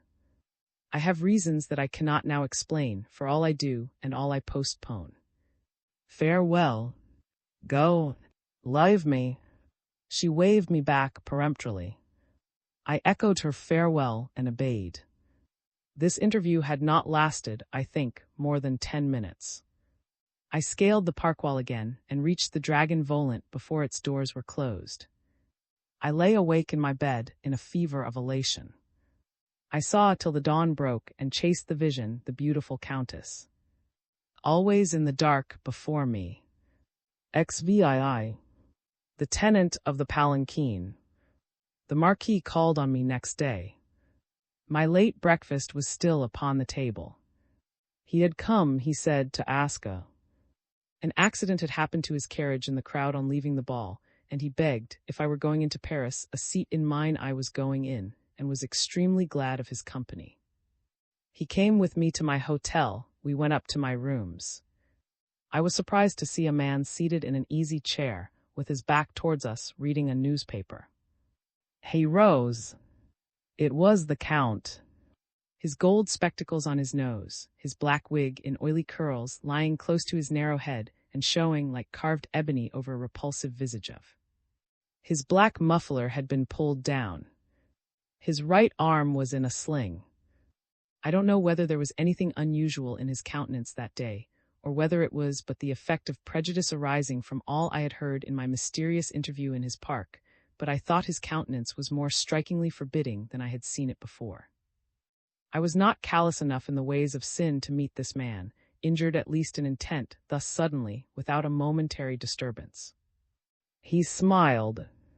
I called Beckett in the hope of finding you here, he croaked, and I meditated, I fear, taking a great liberty, but my friend the Marquis, on whom I have perhaps some claim, will perhaps give me the assistance I require so much. With great pleasure, said the Marquis, but not till after 6 o'clock. I must go this moment to a meeting of 3 or 4 people, whom I cannot disappoint, and I know perfectly we cannot break up earlier. What am I to do? Exclaimed the Count, an hour would have done it all. Was ever contretemps so unlucky? I'll give you an hour with pleasure, said I. How very good of you, I hardly dare to hope it. The business, for so gay and charming a man as Beckett, is a little. Pray read this note which reached me this morning. It certainly was not cheerful. It was a note stating that the body of his, the Count's cousin, who had died at his house, had been, in accordance with his written directions, sent for burial at La Chaise, and with the permission of the Count, would reach his house, the law, at about 10 o'clock on the night following, to be conveyed thence in a hearse, with any member of the family who might wish to attend the obsequies. I did not see the poor gentleman twice in my life, said the Count, but this office, as he has no other kinsman, disagreeable as it is, I could scarcely decline, and so I want to attend at the office to have the book signed and the order entered. But here is another misery. By ill luck I have sprained my thumb, and can't sign my name for a week to come. However, one name answers as well as another. Yours as well as mine. And as you are so good as to come with me, all will go right. Away we drove. The Count gave me a memorandum of the Christian and surnames of the deceased, his age, the complaint he died of, and the usual particulars. Also a note of the exact position in which a grave, the dimensions of which were described of the ordinary simple kind, was to be dug, between 2 vaults belonging to the family of. The funeral, it was stated, would arrive at 1:30 a.m. The next night but one, and he handed me the money with extra fees for a burial by night. It was a good deal, and I asked him, as he entrusted the whole affair to me, in whose name I should take the receipt. Not in mine, my good friend. They wanted me to become an executor, which I, yesterday, wrote to decline, and I am informed that if the receipt were in my name, it would constitute me an executor in the eye of the law and fix me in that position. Take it, pray, if you have no objection, in your own name. This, accordingly, I did. You will see by and by why I am obliged to mention all these particulars. The Count, meanwhile, was leaning back in the carriage, with his black silk muffler up to his nose and his hat shading his eyes while he dozed in his corner, in which state I found him on my return. Paris had lost its charm for me. I hurried through the little business I had to do, longed once more for my quiet room in the Dragon Volant, the melancholy woods of the La, and the tumultuous and thrilling influence of proximity to the object of my wild but wicked romance. I was delayed some time by my stockbroker. I had a very large sum, as I told you, at my banker, uninvested. I cared very little for a few days, interest very little for the entire sum, compared with the image that occupied my thoughts and beckoned me with a white arm through the dark toward the spreading lime trees and chestnuts of the La. But I had fixed this day to meet him, and was relieved when he told me that I had better let it lie in my banker's hands for a few days longer, as the funds would certainly fall immediately. This accident, too, was not without its immediate bearing on my subsequent adventures. When I reached the Dragon Volant, I found in my sitting room, a good deal to my chagrin, my two guests, whom I had quite forgotten. I inwardly cursed my own stupidity for having embarrassed myself with their agreeable society. It could not be helped now, however, and a word to the waiters put all things in train for dinner. Tom was in great force, and he commenced almost immediately with a very odd story. He told me that not only Versailles but all Paris was in a ferment in consequence of a revolting and all but sacrilegious practical joke played off on the night before. The pagoda, as he persisted in calling the palanquin, had been left standing on the spot where we last saw it. Neither conjurer nor usher nor bearers had ever returned. When the ball closed and the company at length retired, the servants who attended to put out the lights and secure the doors found it still there. It was determined, however, to let it stand where it was until next morning, by which time, it was conjectured, its owners would send messengers to remove it. None arrived. The servants were then ordered to take it away, and its extraordinary weight, for the first time, reminded them of its forgotten human occupant. Its door was forced, and judge what was their disgust when they discovered not a living man but a corpse. 3 or 4 days must have passed since the death of the burly man in the Chinese tunic and painted cap. Some people thought it was a trick designed to insult the Allies, in whose the ball was got up. Others were of opinion that it was nothing worse than a daring and cynical jocularity which, shocking as it was, might yet be forgiven to the high spirits and irrepressible buffoonery of youth. Others, again, fewer in number and mystically given, insisted that the corpse was necessary to the exhibition, and that the disclosures and allusions which had astonished so many people were distinctly due to necromancy. The matter, however, is now in the hands of the police, observed, and we are not the body they were 2 or 3 months ago, if the offenders against propriety and public feeling are not traced and convicted, unless, indeed, they have been a great deal more cunning than such fools generally are.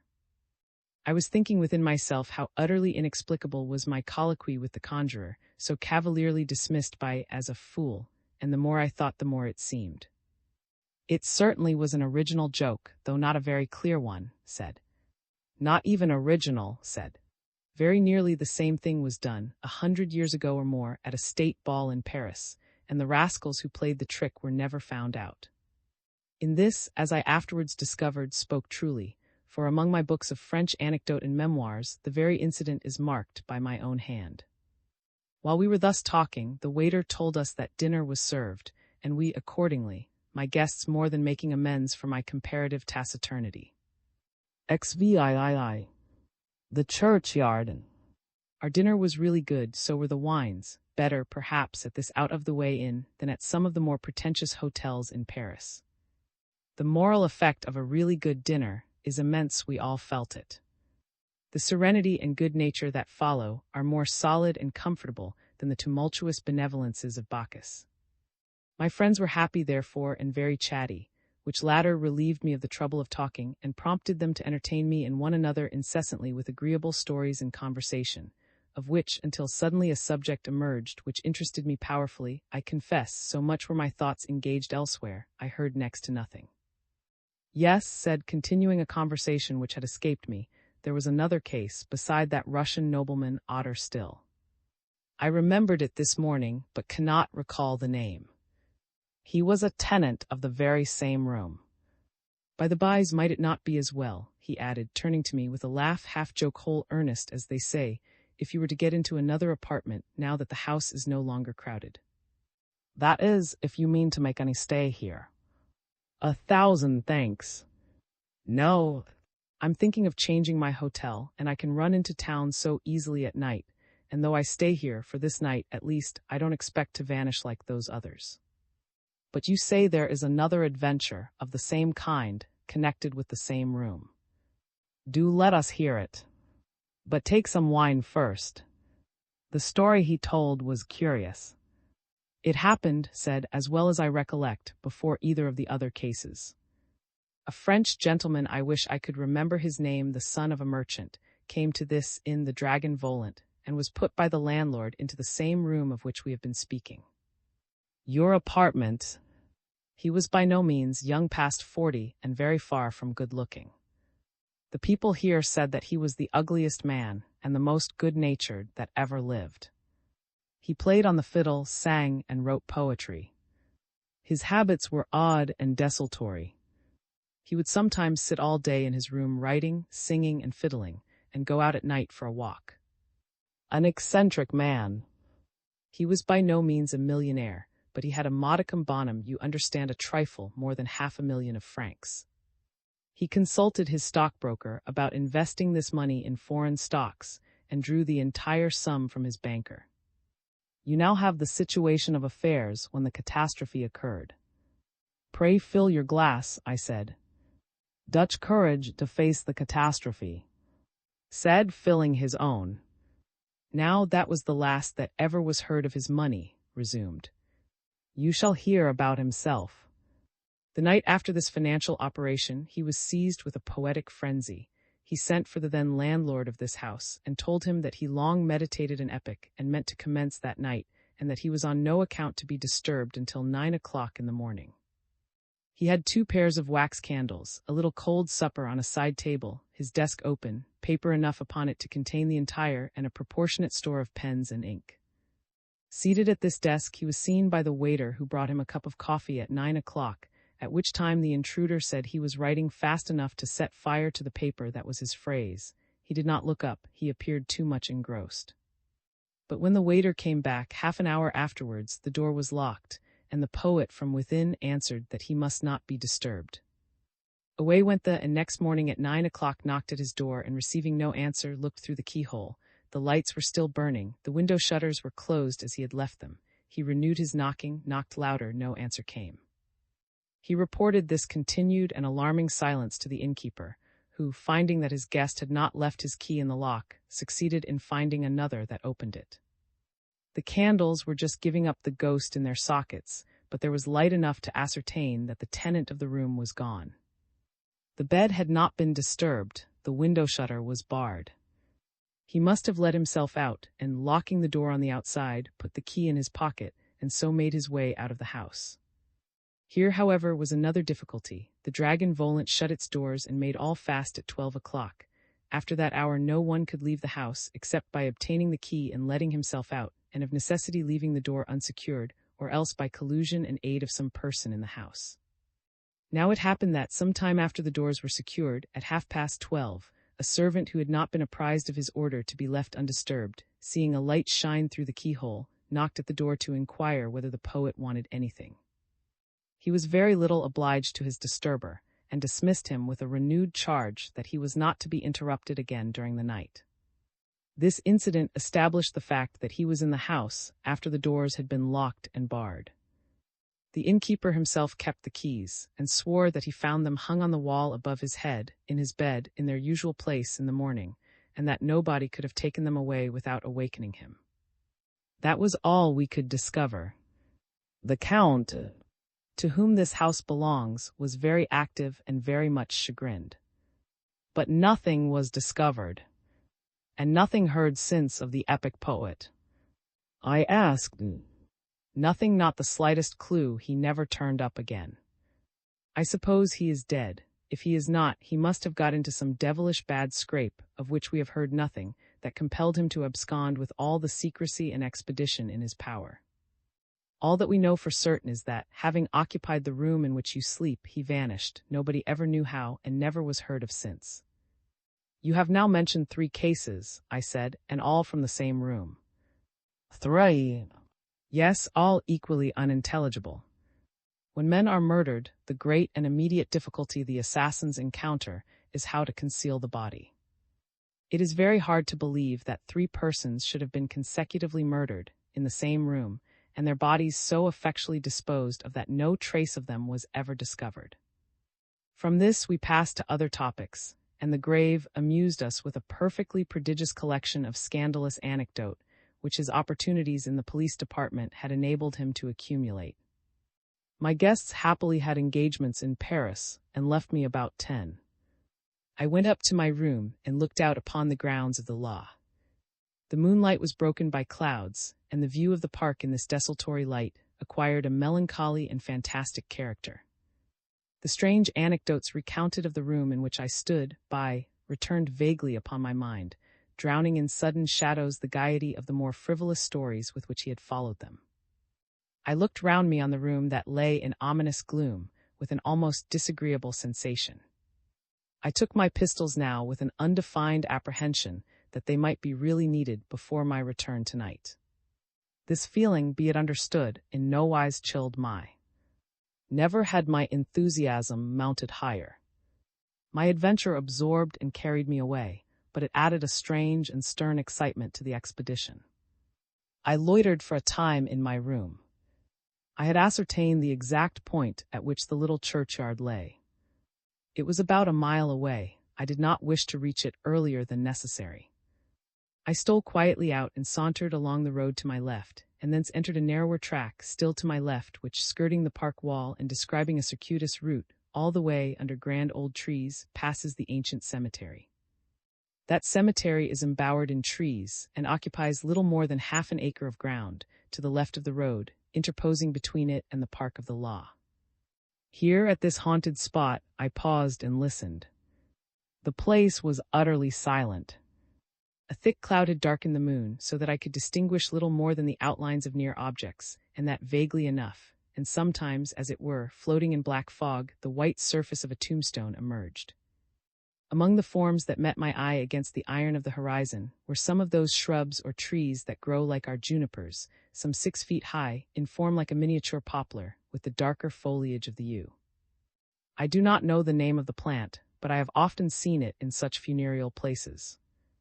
Knowing that I was a little too early, I sat down upon the edge of a tombstone to wait, as, for aught I knew, the beautiful countess might have wise reasons for not caring that I should enter the grounds of the earlier than she had appointed. In the listless state induced by waiting, I sat there, with my eyes on the object straight before me, which chanced to be that faint black outline I have described. It was right before me, about 6 steps away.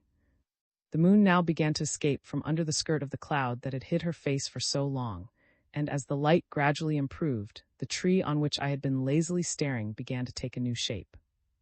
It was no longer a tree, but a man standing motionless. Brighter and brighter grew the moonlight, clearer and clearer the image became, and at last stood out perfectly distinctly. It was Colonel. Luckily, he was not looking toward me. I could only see him in profile, but there was no mistaking the white, the farouche visage, and the gaunt 6-foot stature.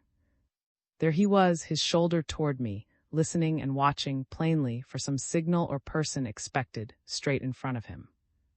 If he were, by chance, to turn his eyes in my direction, I knew that I must reckon upon an instantaneous renewal of the combat only commenced in the Hall of the Bell. In any case, could malignant fortune have posted, at this place and hour, a more dangerous watcher? What ecstasy to him, by a single discovery, to hit me so hard and blast the Countess, whom he seemed to hate. He raised his arm, he whistled softly. I heard an answering whistle as low, and to my relief the Colonel advanced in the direction of the sound, widening the distance between us at every step, and immediately I heard talking, but in a low and cautious key. I recognized, I thought, even so, the peculiar voice of. I stole softly forward in the direction in which those sounds were audible. In doing so, I had, of course, to use the caution. I thought I saw a hat above a jagged piece of ruined wall, and then a second yes, I saw two hats conversing. The voices came from under them. They moved off not in the direction of the park, but of the road, and I lay along the grass, peeping over a grave as a skirmisher might, observing the enemy. One after the other, the figures emerged full into view as they mounted the stile at the roadside. The colonel, who was last, stood on the wall for a while, looking about him, and then jumped down on the road. I heard their steps and talk as they moved away together, with their backs toward me, in the direction which led them farther and farther from the dragon Volant. I waited until these sounds were quite lost in distance before I entered the park. I followed the instructions I had received from the Countess, and made my way among brushwood and thickets to the point nearest the ruinous temple, and crossed the short intervening space of open ground rapidly. I was now once more under the gigantic boughs of the old lime and chestnut trees. Softly, and with a heart throbbing fast, I approached the little structure. The moon was now shining steadily, pouring down its radiance on the soft foliage, and here and there mottling the verdure under my feet. I reached the steps. I was among its worn marble shafts. She was not there, nor in the inner sanctuary, the arched windows of which were screened almost entirely by masses of ivy. The lady had not yet arrived. XIX. The Kai. I stood now upon the steps, watching and listening. In a minute or two I heard the crackle of withered sticks trod upon, and looking in the direction, I saw a figure approaching among the trees, wrapped in a mantle. I advanced eagerly. It was the Countess. She did not speak, but gave me her hand, and I led her to the scene of our last interview. She repressed the of my impassioned greeting with a gentle but peremptory firmness. She removed her hood, shook back her beautiful hair, and gazing on me with sad and glowing eyes, sighed deeply. Some awful thought seemed to weigh upon her. Richard, I must speak plainly. The crisis of my life has come. I am sure you would defend me. I think you pity me, perhaps you even love me. At these words I became eloquent, as young in my plight do. She silenced me, however, with the same melancholy firmness. Listen, dear friend, and then say whether you can aid me. How madly I am trusting you, and yet my heart tells me how wisely. To meet you here as I do, what insanity it seems. How poorly you must think of me. But when you know all, you will judge me fairly. Without your aid I cannot accomplish my purpose. That purpose unaccomplished, I must die. I am chained to a man whom I despise, whom I abhor. I have resolved to fly. I have jewels, principally diamonds, for which I am offered 30,000 pounds of your English money. They are my separate property by my marriage settlement. I will take them with me. You are a judge, no doubt, of jewels. I was counting mine when the hour came, and brought this in my hand to show you. Look, it is magnificent, I exclaimed as a collar of diamonds twinkled and flashed in the moonlight, suspended from her pretty fingers. I thought, even at that tragic moment, that she prolonged the show, with a feminine delight in these brilliant toys. Yes, she said, I shall part with them all. I will turn them into money and break forever the unnatural and wicked bonds that tied me in the name of a sacrament to a tyrant. A man young, handsome, generous, brave as you can hardly be rich. Richard, you say you love me. You shall share all this with me. We will fly together to Switzerland. We will evade pursuit. My powerful friends will intervene and arrange a separation, and I shall at length be happy and reward my hero. You may suppose the style, florid and vehement, in which I poured forth my gratitude, vowed the devotion of my life, and placed myself absolutely at her disposal. Tomorrow night, she said, my husband will attend the remains of his cousin. De la chaise. The hearse, he says, will leave this at 9:30. You must be here where we stand at 9 o'clock. I promised punctual obedience. I will not meet you here, but you see a red light in the window of the tower at that angle of the... I assented. I placed it there that tomorrow night, when it comes, you may recognize it. So soon as that rose light appears at that window, it will be a signal to you that the funeral has left and that you may approach safely. Come then to that window, I will open it and admit you. 5 minutes after a traveling carriage with 4 horses shall stand ready in the port. I will place my diamonds in your hands, and so soon as we enter the carriage, our flight commences. We shall have at least 5 hours' start, and with energy, stratagem, and resource, I fear nothing. Are you ready to undertake all this for my sake? Again I vowed myself her slave. My only difficulty, she said, is how we shall quickly enough convert my diamonds into money. I dare not remove them while my husband is in the house. Here was the opportunity I wished for. I now told her that I had in my banker's hands no less a sum than £30,000, with which, in the shape of gold and notes, I should come furnished, and thus the risk and loss of disposing of her diamonds in too much haste would be avoided. Good heaven! She exclaimed with a kind of disappointment. You are rich, then, and I have lost the felicity of making my generous friend more happy. Be it so, since so it must be. Let us contribute, each in equal shares, to our common fund. Bring you your money, I my jewels. There is a happiness to me even in mingling my resources with yours. On this there followed a romantic colloquy, all poetry and passion, such as I should in vain to reproduce. Then came a very special instruction. I have come provided, too, with a key, the use of which I must explain. It was a double key, a long, slender stem, with a key at each end, one about the size which opens an ordinary room door, the other as small almost as the key of a dressing case. You cannot employ too much caution tomorrow night. An interruption would murder all my hopes. I have learned that you occupy the haunted room in the Dragon Volant. It is the very room I would have wished you in. I will tell you why. There is a story of a man who, having shut himself up in that room one night, disappeared before morning. The truth is, he wanted, I believe, to escape from creditors, and the host of the Dragon Volant, at that time being a rogue, aided him in absconding. My husband investigated the matter, and discovered how his escape was made. It was by means of this key.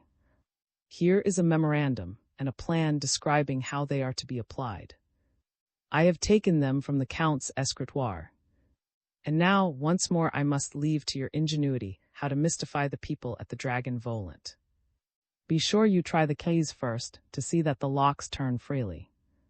I will have my jewels ready.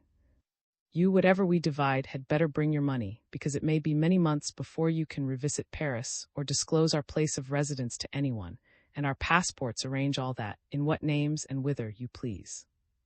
And now, dear Richard, she leaned her arm fondly on my shoulder, and looked with ineffable passion in my eyes, with her other hand clasped in mine. My very life is in your hands. I have staked all on your fidelity. As she spoke the last word, she on a sudden grew deadly pale and gasped, Good God! Who is here? At the same moment she receded through the door in the marble screen, close to which she stood, and behind which was a small roofless chamber, as small as the shrine, the window of which was darkened by a clustering mass of ivy so dense that hardly a gleam of light came through the leaves. I stood upon the threshold which she had just crossed, looking in the direction in which she had thrown that one terrified glance. No wonder she was frightened. Quite close upon us, not 20 yards away, and approaching at a quick step, very distinctly lighted by the moon, Colonel and his companion were coming. The shadow of the cornice and a piece of wall were upon me. Unconscious of this, I was expecting the moment when, with one of his frantic yells, he should spring forward to assail me. I made a step backward, drew one of my pistols from my pocket, and cocked it. It was obvious he had not seen me. I stood with my finger on the trigger, determined to shoot him dead if he should attempt to enter the place where the Countess was. It would, no doubt, have been a murder, but in my mind I had no question or qualm about it. When once we engage in secret and guilty practices, we are nearer other and greater crimes than we at all suspect. There's the statue, said the Colonel in his brief discordant tones. That's the figure alluded to in the stanzas, inquired his companion. The very thing. We shall see more next time. Forward, let us march. And much to my relief, the gallant Colonel turned on his heel and marched through the trees, with his back toward striding over the grass as I quickly saw to the park wall, which they crossed not far from the gables of the dragon Volant. I found the Countess trembling in no affected, but a very real terror. She would not hear of my accompanying her toward but I told her that I would prevent the return of the mad colonel, and upon that point at least, that she need fear nothing. She quickly recovered, again bid me a fond and lingering good night, and left me, gazing after her, with the key in my hand and such a phantasmagoria floating in my brain as amounted very nearly to madness.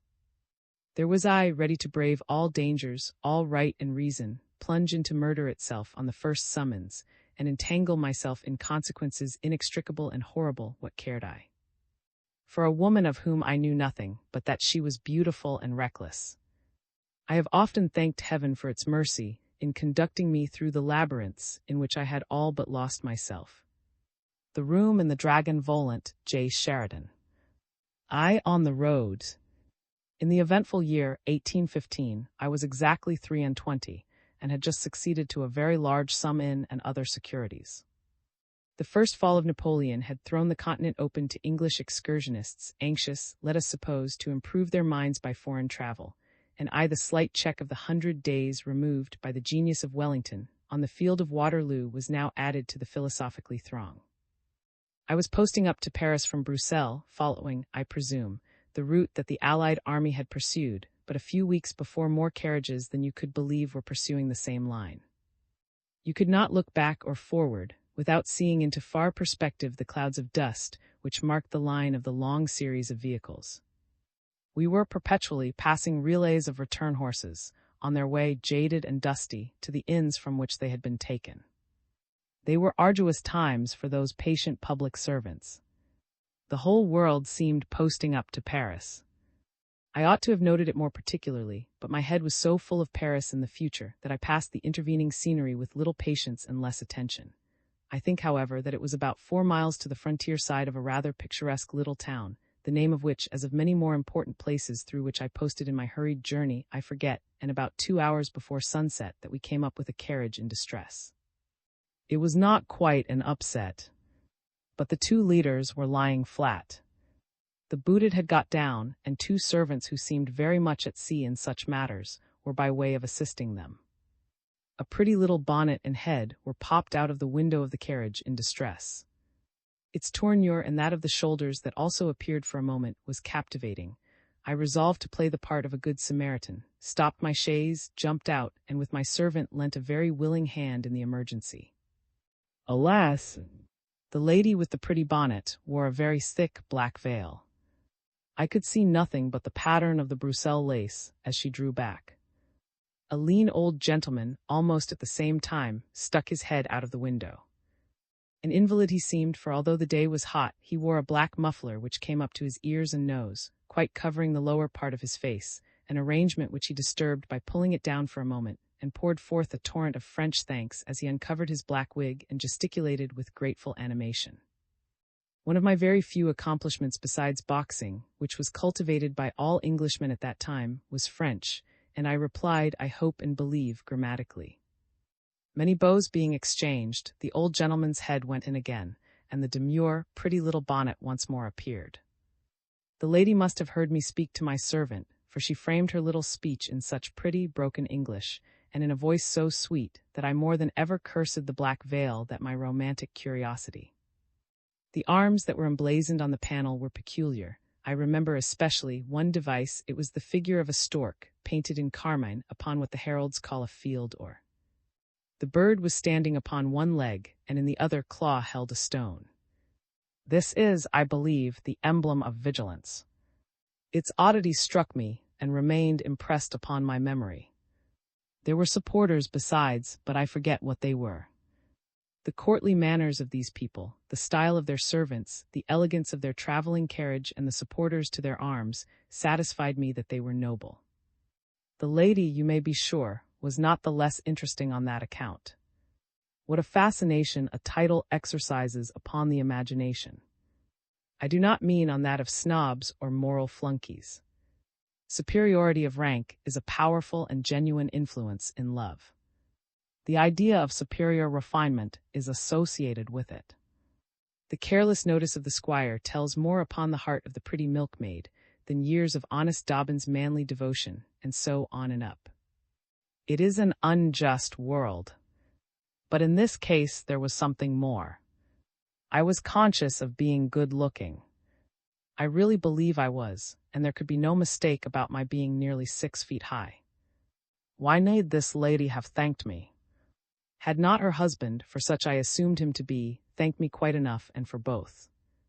I was instinctively aware that the lady was looking on me with no unwilling eyes, and through her veil I felt the power of her gaze. She was now rolling away, with a train of dust behind her wheels in the golden sunlight, and a wise young gentleman followed her with ardent eyes, and sighed profoundly as the distance increased. I told thee on no account to pass the carriage, but to keep it steadily in view, and to pull up at whatever posting-house it should stop at. We were soon in the little town, and the carriage we followed drew up at the Bell, a comfortable old inn. They got out of the carriage and entered the house. At a leisurely pace we followed. I got down and mounted the steps listlessly, like a man quite apathetic and careless. Audacious as I was, I did not care to inquire in what room I should find them. I peeped into the apartment to my right, and then into that on my left. My people were not there. I ascended the stairs. A drawing-room door stood open. I entered with the most innocent air in the world. It was a spacious room, and beside myself contained but one living figure, a very pretty and ladylike one. There was the very bonnet with which I had fallen in love. The lady stood with her back toward me. I could not tell whether the envious veil was raised. She was reading a letter. I stood for a minute in fixed attention, gazing upon her, in the vague hope that she might turn about and give me an opportunity of seeing her features. She did not, but with a step or two she placed herself before a little cabriole table, which stood against the wall, from which rose a tall mirror in a tarnished frame. I might indeed have mistaken it for a picture, for it now reflected a half-length portrait of a singularly beautiful woman. She was looking down upon a letter which she held in her slender fingers, and in which she seemed absorbed. The face was oval, melancholy, sweet. It had in it, nevertheless, a faint and undefinably sensual quality also.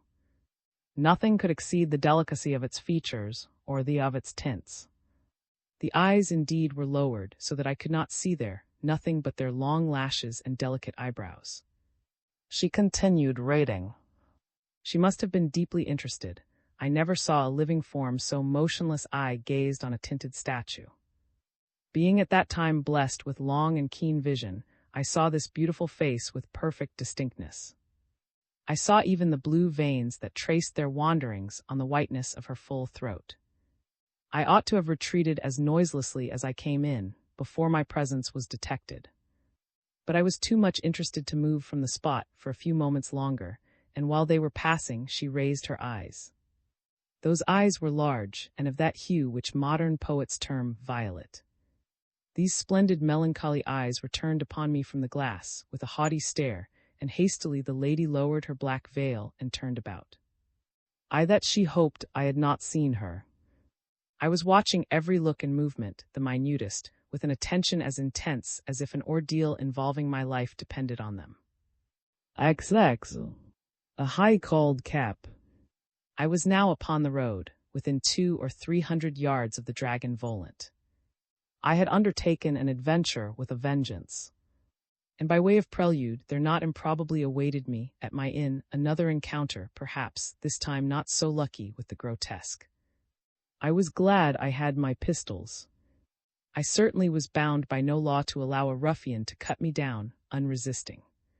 Stooping boughs from the old park, gigantic poplars on the other side, and the moonlight over all, made the narrow road to the inn-door picturesque. I could not think very clearly just now. Events were succeeding one another so rapidly, and I, involved in the action of a drama so extravagant and guilty, hardly knew myself or believed my own story, as I slowly paced towards the still open door of the Flying Dragon. No sign of the colonel, visible or audible, was there. In the hall I inquired. No gentleman had arrived at the inn for the last half hour. I looked into the public room. It was deserted. The clock struck 12, and I heard the servant barring the great door. I took my candle. The lights in this rural hostelry were by this time out, and the house had the air of one that had settled to slumber for many hours. The cold moonlight streamed in at the window on the landing as I ascended the broad staircase, and I paused for a moment to look over the wooded grounds to the turreted, to me, so full of interest. I bethought me, however, that prying eyes might read a meaning in this midnight gazing, and possibly the Count himself might, in his jealous mood, surmise a signal in this unwonted light in the stair window of the dragon Volant. On opening my room door with a little start, I met an extremely old woman with the longest face I ever saw. She had what used to be termed a high-cauled cap on, the white border of which contrasted with her brown and yellow skin and made her wrinkled face more ugly. She raised her curved shoulders and looked up in my face, with eyes unnaturally black and bright. I have lighted a little wood because the night is chill. I thanked her, but she did not go. She stood with her candle in her tremulous fingers. "Excuse an old woman," she said, "but what on earth can a young English milord with all Paris at his feet find to amuse him in the dragon Volant?" Had I been at the age of fairy tales, and in daily intercourse with the delightful countess, I should have seen in this withered apparition the genius loci, the malignant fairy at the stamp of whose foot the ill-fated tenants of this very room had from time to time vanished. I was past that, however, but the old woman's dark eyes were fixed on mine, with a steady meaning that plainly told me that my secret was known. I was embarrassed and alarmed. I never thought of asking her what business that was of hers. "These old eyes saw you in the park of the tonight." I began with all the scornful surprise I could affect. "It avails nothing. I know why you stay here, and I tell you to begone. Leave this house tomorrow morning and never come again." She lifted her disengaged hand as she looked at me with intense horror in her eyes. "There is nothing on earth. I don't know what you mean," I answered, "and why should you care about me?" "I don't care about you. I care about thee, of an ancient family, whom I served in their happier days when to be noble was to be. But my words are thrown away. You are insolent. I will keep my secret, and you yours, that is all. You will soon find it hard enough to divulge it." The old woman went slowly from the room and shut the door, before I had made up my mind to say anything. I was standing where she had left me, nearly 5 minutes later. The jealousy of the Count, I assumed, appears to this old creature about the most terrible thing in creation. Whatever contempt I might entertain for the dangers which this old lady so darkly intimated, it was by no means pleasant, you may suppose, that a secret so dangerous should be so much as suspected by a stranger, and that stranger a partisan of the Count. Ought I not at all risks to apprise the Countess, who had trusted me so generously, or, as she said herself, so madly, of the fact that our secret was, at least, suspected by another? But was there not greater danger in attempting to communicate? What did the beldame mean by saying, "Keep your secret, and I'll keep mine"? I had 1,000 distracting questions before me. My progress seemed like a journey through where at every step some new goblin or monster starts from the ground or steps from behind a tree. Peremptorily, I dismissed these harassing and frightful doubts. I secured my door, sat myself down at my table, and with a candle at each side, placed before me the piece of vellum which contained the drawings and notes on which I was to rely for full instructions as to how to use the key. When I had studied this for a while, I made my investigation. The angle of the room at the right side of the window was cut off by an oblique turn in the wainscot. I examined this carefully, and on pressure, a small bit of the frame of the woodwork slid aside and disclosed a keyhole. On removing my finger, it shot back to its place again with a spring. So far I had interpreted my instructions successfully. A similar search next the door and directly under this was rewarded by a like discovery. The small end of the key fitted this, as it had the upper keyhole, and now, with 2 or 3 hard jerks at the key, a door in the panel opened, showing a strip of the bare wall and a narrow, arched doorway piercing the thickness of the wall, and within which I saw a screw staircase of stone. Candle in hand, I stepped in. I do not know whether the quality of air, long undisturbed, is peculiar. To me it has always seemed so, and the damp smell of the old masonry hung in this atmosphere. My candle faintly lighted the bare stone wall that enclosed the stair, the foot of which I could not see. Down I went, and a few turns brought me to the stone floor. Here was another door, of the simple, old oak kind, deep sunk in the thickness of the wall. The large end of the key fitted this. The lock was stiff. I set the candle down upon the stair and applied both hands. It turned with difficulty, and as it revolved, uttered a shriek that alarmed me for my secret. For some minutes I did not move. In a little time, however, I took courage and opened the door. The night air floating in puffed out the candle. There was a thicket of holly and underwood, as dense as a jungle, close about the door. I should have been in pitch darkness, were it not that through the topmost leaves there twinkled here and there a glimmer of moonshine. Softly, lest anyone should have opened his window, at the sound of the rusty bolt, I struggled through this, till I gained a view of the open grounds. Here I found that the brushwood spread a good way up the park, uniting with the wood that approached the little temple I have described. A general could not have chosen a more effectually covered approach from the dragon Volant to the trysting place, where hitherto I had conferred with the idol of my lawless adoration. Looking back upon the old inn, I discovered that the stair I descended was enclosed in one of those slender turrets that decorate such buildings. It was placed at that angle, which corresponded with the part of the paneling of my room indicated in the plan I had been studying. Thoroughly satisfied with my experiment, I made my way back to the door with some little difficulty, remounted to my room, locked my secret door again, kissed the mysterious key that her hand had pressed that night, and placed it under my pillow, upon which, very soon after, my giddy head was laid, not for some time to sleep soundly. XXI. I see 3 men in a mirror. I awoke very early next morning, and was too excited to sleep again. As soon as I could, without exciting remark, I saw my host. I told him that I was going into town that night, and thence too, where I had to see some people on business, and requested him to mention my being there to any friend who might call. That I expected to be back in about a week, and that in the meantime my servant, Claire, would keep the key of my room and look after my things.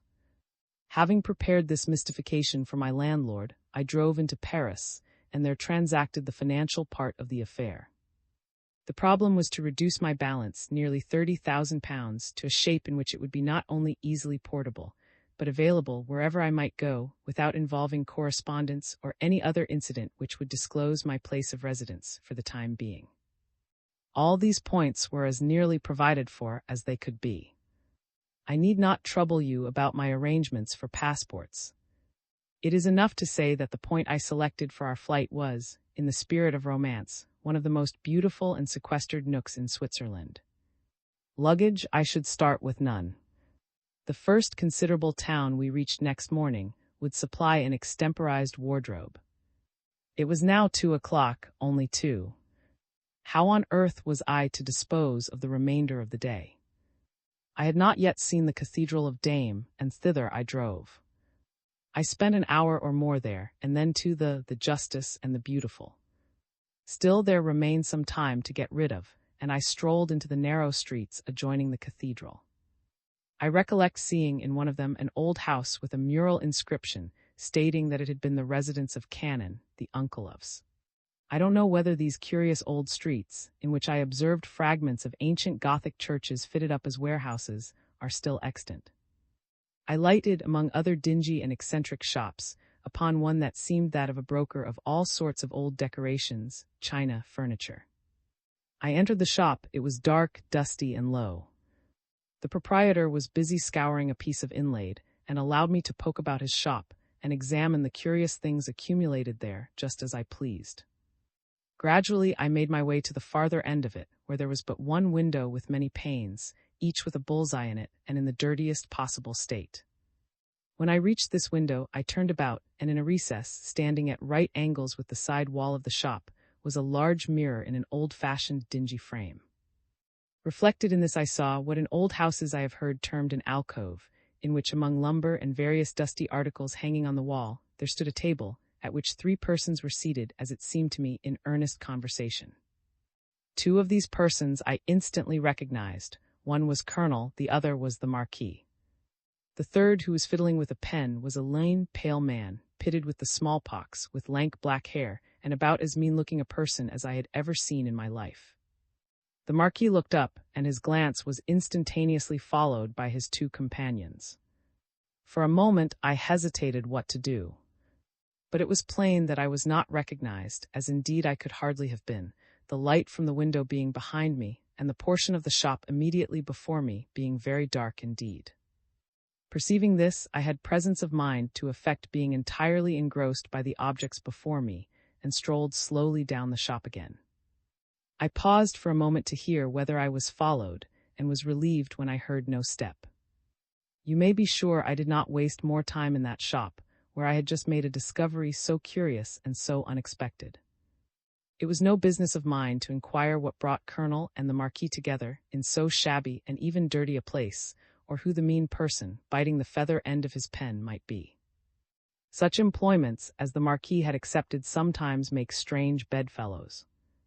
I was glad to get away, and just as the sun set, I had reached the steps of the Dragon Volant and dismissed the vehicle in which I arrived, carrying in my hand a strong box of small dimensions considering all it contained, strapped in a leather cover which disguised its real character. When I got to my room, I summoned Claire. I told him nearly the same story I had already told my host. I gave him £50, with orders to expend whatever was necessary on himself, and in payment for my rooms till my return. I then ate a slight and hasty dinner. My eyes were often upon the solemn old clock over the chimney-piece, which was my sole accomplice in keeping tryst in this iniquitous venture. The sky my design, and darkened all things with a sea of clouds. The innkeeper met me in the hall, to ask whether I should want a vehicle to Paris. I was prepared for this question, and instantly answered that I meant to walk to Versailles and take a carriage there. I called Claire. Go, said I, and drink a bottle of wine with your friends. I shall call you if I should want anything. In the meantime, here is the key of my room. I shall be writing some notes, so don't allow anyone to disturb me for at least half an hour. At the end of that time you will probably find that I have left this for Versailles, and should you not find me in the room, you may take that for granted, and you take charge of everything and lock the door, you understand. Claire took his leave, wishing me all happiness, and no doubt promising himself some little amusement with my money. With my candle in my hand, I hastened upstairs. It wanted now but 5 minutes to the appointed time. I do not think there is anything of the coward in my nature, but I confess, as the crisis approached, I felt something of the suspense and awe of a soldier going into action. Would I have receded? Not for all this earth could offer. I bolted my door, put on my great coat, and placed my pistols, one in each pocket. I now applied my key to the secret locks, drew the wainscot door a little open, took my strong box under my arm, extinguished my candle, unbolted my door, listened at it for a few moments to be sure that no one was approaching, and then crossed the floor of my room swiftly, entered the secret door, and closed the spring lock after me. I was upon the screw stair in total darkness, the key in my fingers. Thus far the undertaking was successful. XXII. Rapture. Down the screw stair I went in utter darkness, and having reached the stone floor, I discerned the door and groped out the keyhole. With more caution and less noise than upon the night before, I opened the door and stepped out into the thick brushwood. It was almost as dark in this jungle. Having secured the door, I slowly pushed my way through the bushes, which soon became less dense. Then, with more ease, but still under thick cover, I pursued in the track of the wood, keeping near its edge. At length, in the darkened air, about 50 yards away, the shafts of the marble temple rose like phantoms before me, seen through the trunks of the old trees. Everything my enterprise. I had effectually my servant and the people of the Dragon Volant, and so dark was the night that even had I alarmed the suspicions of all the tenants of the inn, I might safely defy their united curiosity, though posted at every window of the house. Through the trunks, over the roots of the old trees, I reached the appointed place of observation.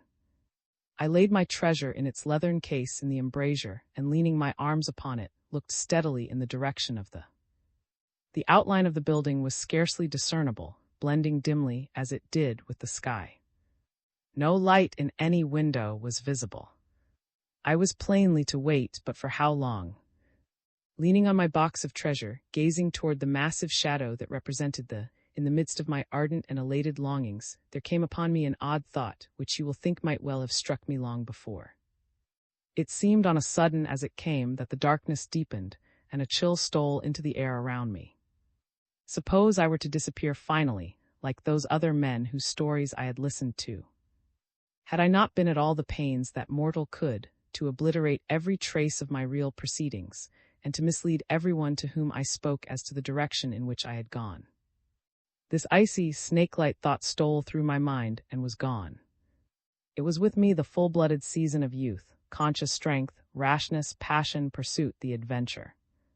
Here were a pair of double pistols, 4 lives in my hands. What could possibly happen? The Count, except for the sake of what was it to me whether the old coward whom I had seen, in an ague of terror before the brawling colonel, interposed or not? I was assuming the worst that could happen. But with an ally so clever and courageous as my beautiful Countess, could any such misadventure befall? Bah! I laughed at all such fancies. As I thus communed with myself, the signal light sprang up. The rose light rose, emblem of sanguine hope and the dawn of a happy day. Clear, soft, and steady glowed the light from the window. The stone shafts showed black against it. Murmuring words of passionate love as I gazed upon the signal, I grasped my strong box under my arm and with rapid strides approached the law. No sign of light or life, no human voice, no tread of foot, no bark of dog indicated a chance of interruption. A blind was down, and as I came close to the tall window, I found that 6 steps led up to it, and that a large lattice, answering for a door, lay open. A shadow from within fell upon the blind. It was drawn aside, and as I ascended the steps, a soft voice murmured, "Richard, dearest Richard, come, oh. Come, how I have longed for this moment." Never did she look so beautiful. My love rose to passionate enthusiasm. I only wished there were some real danger in the adventure worthy of such a creature. When the first tumultuous greeting was over, she made me sit beside her on a sofa. There we talked for a minute or two. She told me that the Count had gone, and was by that time more than a mile on his way, with the funeral to La Chaise. Here were her diamonds. She exhibited, hastily, an open casket containing a profusion of the largest brilliants. "What is this?" she asked. "A box containing money to the amount of 30,000 pounds, I answered. "What? All that money?" she exclaimed. "Every sou." "Was it not unnecessary to bring so much, seeing all these?" she said, touching her diamonds. "It would have been kind of you to allow me to provide for both for a time, at least. It would have made me happier even than I am. Dearest, generous angel." Such was my extravagant declamation. You forget that it may be necessary, for a long time, to observe silence as to where we are, and impossible to communicate safely with anyone. "You have then here this great sum, are you certain? Have you counted it?" "Yes, certainly, I received it today," I answered, perhaps showing a little surprise in my face. "I counted it, of course, on drawing it from my bankers. It makes me feel a little nervous, traveling with so much money, but these jewels make as great a danger, that can add but little to it. Place them side by side. You shall take off your great coat when we are ready to go, and with it manage to conceal these boxes. I should not like the drivers to suspect that we were conveying such a treasure. I must ask you now to close the curtains of that window and bar the shutters." I had hardly done this when a knock was heard at the room door. "I know who this is," she said in a whisper to me. I saw that she was not alarmed. She went softly to the door, and a whispered conversation for a minute followed. "My trusty maid, who is coming with us. She says we cannot safely go sooner than 10 minutes. She is bringing some coffee to the next room." She opened the door and looked in. "I must tell her not to take too much luggage. She is so odd. Don't follow, stay where you are, it is better that she should not see you." She left the room with a gesture of caution. A change had come over the manner of this beautiful woman. For the last few minutes a shadow had been stealing over her, an air of abstraction, a look bordering on suspicion. Why was she pale? Why had there come that dark look in her eyes? Why had her very voice become changed? Had anything gone suddenly wrong? Did some danger threaten? This doubt, however, speedily quieted itself. If there had been anything of the kind, she would, of course, have told me. It was only natural that, as the crisis approached, she should become more and more nervous. She did not return quite so soon as I had expected. To a man in my situation, absolute quietude is next to impossible. I moved restlessly about the room. It was a small one. There was a door at the other end. I opened it rashly enough. I listened. It was perfectly silent. I was in an excited, eager state, and every faculty engrossed about what was coming, and in so far detached from the immediate present. I can't account in any other way for my having done so many foolish things that night, for I was, naturally, by no means deficient in cunning. About the most stupid of those was, that instead of immediately closing that door which I never ought to have opened, I actually took a candle and walked into the room. There I made, quite unexpectedly, a rather startling discovery. XXIII. A cup of coffee. The room was. On the floor were a quantity of shavings and some score of bricks. Beyond these, on a narrow table, lay an object, which I could hardly believe I saw aright. I approached and drew from it a sheet which had very slightly disguised its shape. There was no mistake about it. It was a coffin, and on the lid was a plate with the inscription in French. Pierre la XXIIINs. I drew back with a double shock. So then the funeral after all had not yet left. Here lay the body. I had been deceived. This, no doubt, accounted for the embarrassment so manifest in the Countess's manner. She would have done more wisely had she told me the true state of the case. I drew back from this melancholy room and closed the door. Her distrust of me was the worst rashness she could have committed. There is nothing more dangerous than misapplied caution. In entire ignorance of the fact I had entered the room, and there I might have lighted upon some of the very persons it was our special anxiety that I should avoid. These reflections were interrupted, almost as soon as begun, by the return of the Countess. I saw at a glance that she detected in my face some evidence of what had happened, for she threw a hasty look towards the door. "Have you seen anything to disturb you, dear Richard? Have you been out of this room?" I answered promptly, yes, and told her frankly what had happened. "Well, I did not like to make you more uneasy than necessary. Besides, it is disgusting and horrible. The body is there, but the Count had departed a quarter of an hour before I lighted the lamp and prepared to receive you. The body did not arrive till 8 or 10 minutes after he had set out. He was afraid lest the people at La Chaise should suppose that the funeral was postponed. He knew that the remains of poor Pierre would certainly reach this tonight, although an unexpected delay has occurred, and there are reasons why he wishes the funeral completed before tomorrow. The hearse with the body must leave this in 10 minutes. So soon as it is gone, we shall be free to set out upon our wild and happy journey. The horses are to the carriage in the port. As for this horror," she shuddered very prettily, "let us think of it no more." She bolted the door of communication, and when she turned, it was with such a pretty penitence in her face and attitude that I was ready to throw myself at her feet. "It is the last time," she said, in a sweet, sad little pleading, "I shall ever a deception on my brave and beautiful Richard, my hero. Am I forgiven?" Here was another scene of passionate effusion, and lovers, raptures and declamations, but only murmured, lest the ears of listeners should be busy. At length, on a sudden, she raised her hand, as if to prevent my stirring, her eyes fixed on me, and her ear toward the door of the room in which the coffin was placed, and remained breathless in that attitude for a few moments. Then, with a little nod towards me, she moved on tiptoe to the door and listened, extending her hand backward as if to warn me against advancing, and after a little time she returned, still on tiptoe, and whispered to me, "They are removing the coffin, come with me." I accompanied her into the room from which her maid, as she told me, had spoken to her. Coffee in some old china cups, which appeared to me quite beautiful, stood on a silver tray, and some liqueur glasses with a flask which turned out to be noyau on a salver beside it. I shall attend you. I'm to be your servant here. I am to have my own way. I shall not think myself forgiven by my darling if he refuses to indulge me in anything.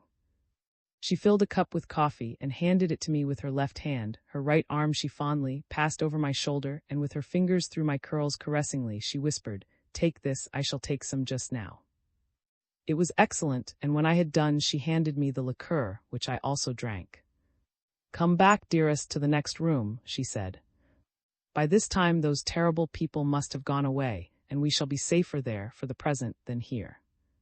You shall direct and I obey. You shall command me, not only now, but always and in all things, my beautiful queen." I murmured. My heroics were unconsciously, I dare say, founded upon my ideal of the French school of love-making. I am, even now, ashamed as I recall the bombast to which I treated the Countess. "There you shall have another miniature glass, a fairy glass of noyau," she said gaily. In this volatile creature, the funereal gloom of the moment before, and the suspense of an adventure on which all her future was staked, disappeared in a moment. She ran and returned with another tiny glass, which, with an eloquent or tender little speech, I placed to my lips and sipped. I kissed her hand, I kissed her lips, I gazed in her beautiful eyes and kissed her again unresisting. "You call me Richard, by what name am I to call my beautiful divinity?" I asked. "You call me, it is my name. Let us be quite real, that is, if you love as entirely as I do." I exclaimed and broke into a new rapture upon the name. It ended by my telling her how impatient I was to set out upon our journey, and as I spoke, suddenly an odd sensation overcame me. It was not in the slightest degree like faintness. I can find no phrase to describe it, but a sudden constraint of the brain. It was as if the membrane in which it lies, if there be such a thing, contracted and became inflexible. "Dear Richard, what is the matter?" she exclaimed with terror in her looks. "Good heavens! Are you ill? I conjure you, sit down, sit in this chair." She almost forced me into one. I was in no condition to offer the least resistance. I but too truly the sensations that supervened. I was lying back in the chair in which I sat without the power, by this time, of uttering a syllable, of closing my eyelids, of moving my eyes, of stirring a muscle. I had in a few seconds glided into precisely the state in which I had passed so many appalling hours when approaching Paris, in my night drive with the Marquis. Great and loud was the lady's agony. She seemed to have lost all sense of fear. She called me by my name, shook me by the shoulder, raised my arm and let it fall, all the time imploring of me in distracting sentences to make the slightest sign of life, and vowing that if I did not, she would make away with herself. These ejaculations, after a minute or two, suddenly subsided. The lady was perfectly silent and cool. In a very businesslike way she took a candle and stood before me, pale indeed, very pale, but with an expression only of intense scrutiny with a dash of horror in it. She moved the candle before my eyes slowly, evidently watching the effect. She then set it down and rang a handbell 2 or 3 times sharply. She placed the 2 cases, I mean hers containing the jewels and my strong box, side by side on the table, and I saw her carefully lock the door that gave access to the room in which I had just now sipped my coffee. XXIV.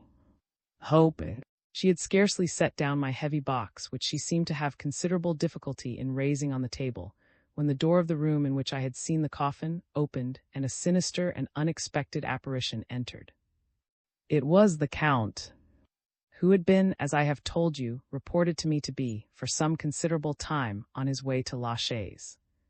He stood before me for a moment, with the frame of the doorway and a background of darkness enclosing him, like a portrait. His slight, mine figure was draped in the deepest mourning. He had a pair of black gloves in his hand, and his hat with crape round it. When he was not speaking, his face showed signs of agitation, his mouth was puckering and working.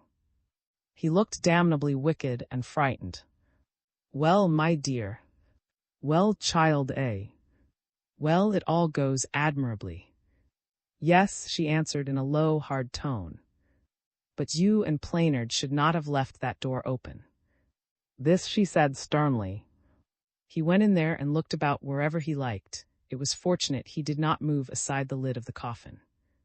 Plainard should have seen to that, said the Count sharply. Ma, I can't be everywhere. He advanced half a dozen short, quick steps into the room toward me and placed his glasses to his eyes. Beckett, he cried sharply 2 or 3 times, hi. Don't you know me?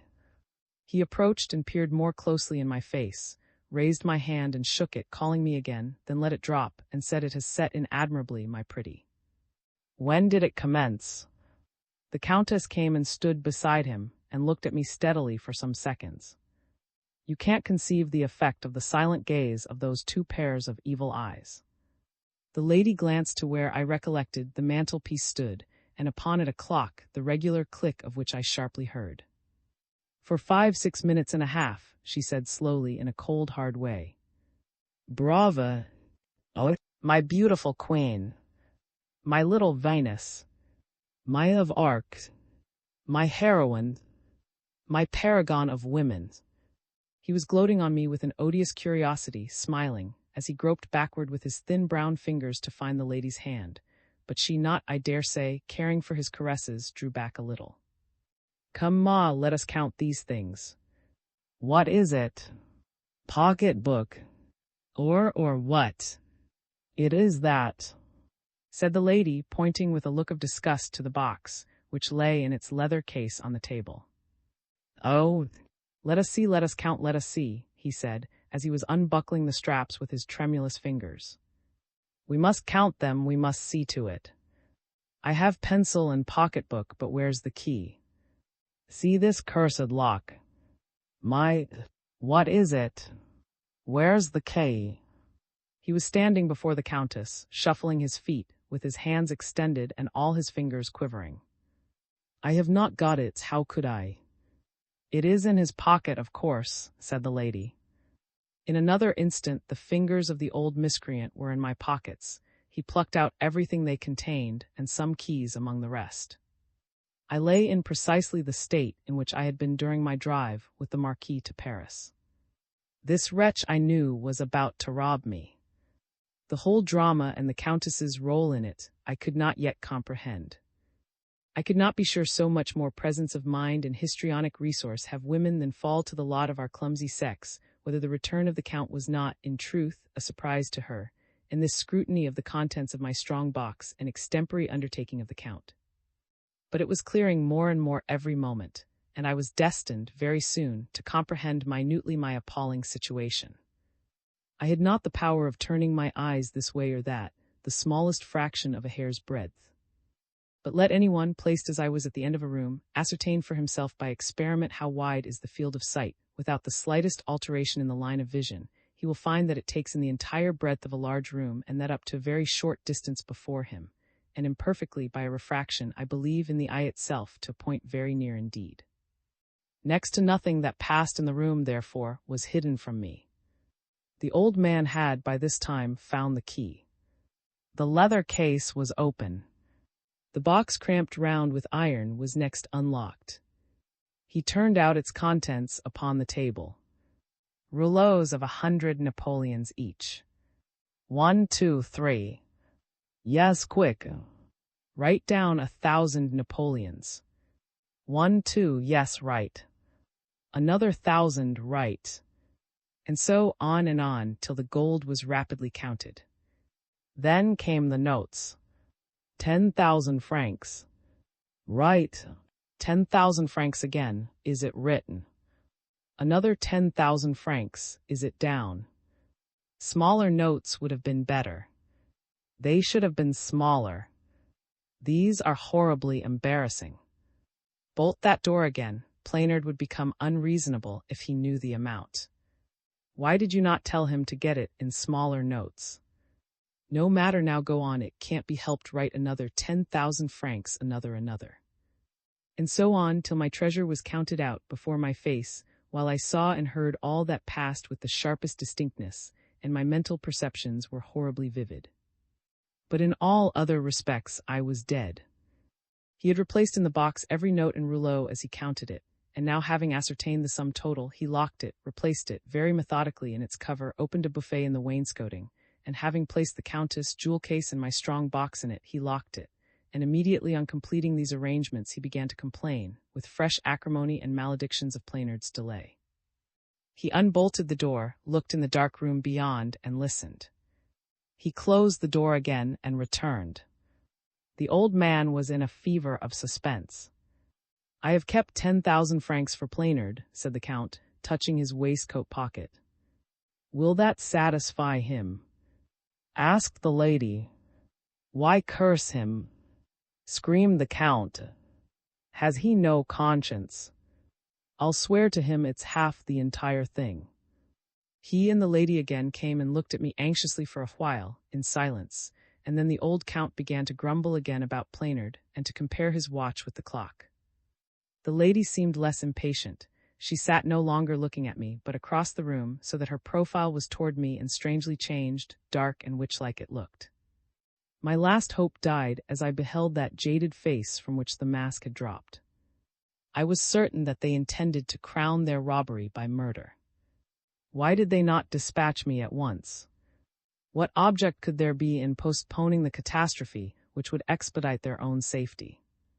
I cannot recall, even to myself, adequately the horrors unutterable that I underwent. You must suppose a real nightmare, I mean a nightmare in which the objects and the danger are real, and the spell of corporal death appears to be at the pleasure of the persons who preside at your unearthly torments. I could have no doubt as to the cause of the state in which I was. In this agony to which I could not give the slightest expression, I saw the door of the room where the coffin had been, open slowly, and the Marquis entered the room. XXV. Despair.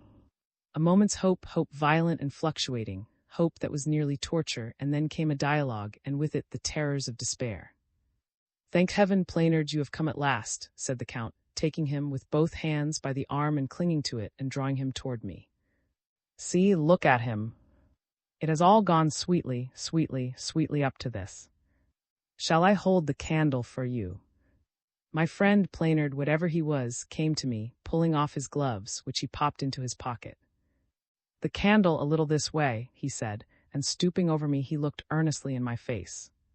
He touched my forehead, drew his hand across it, and then looked in my eyes for a time.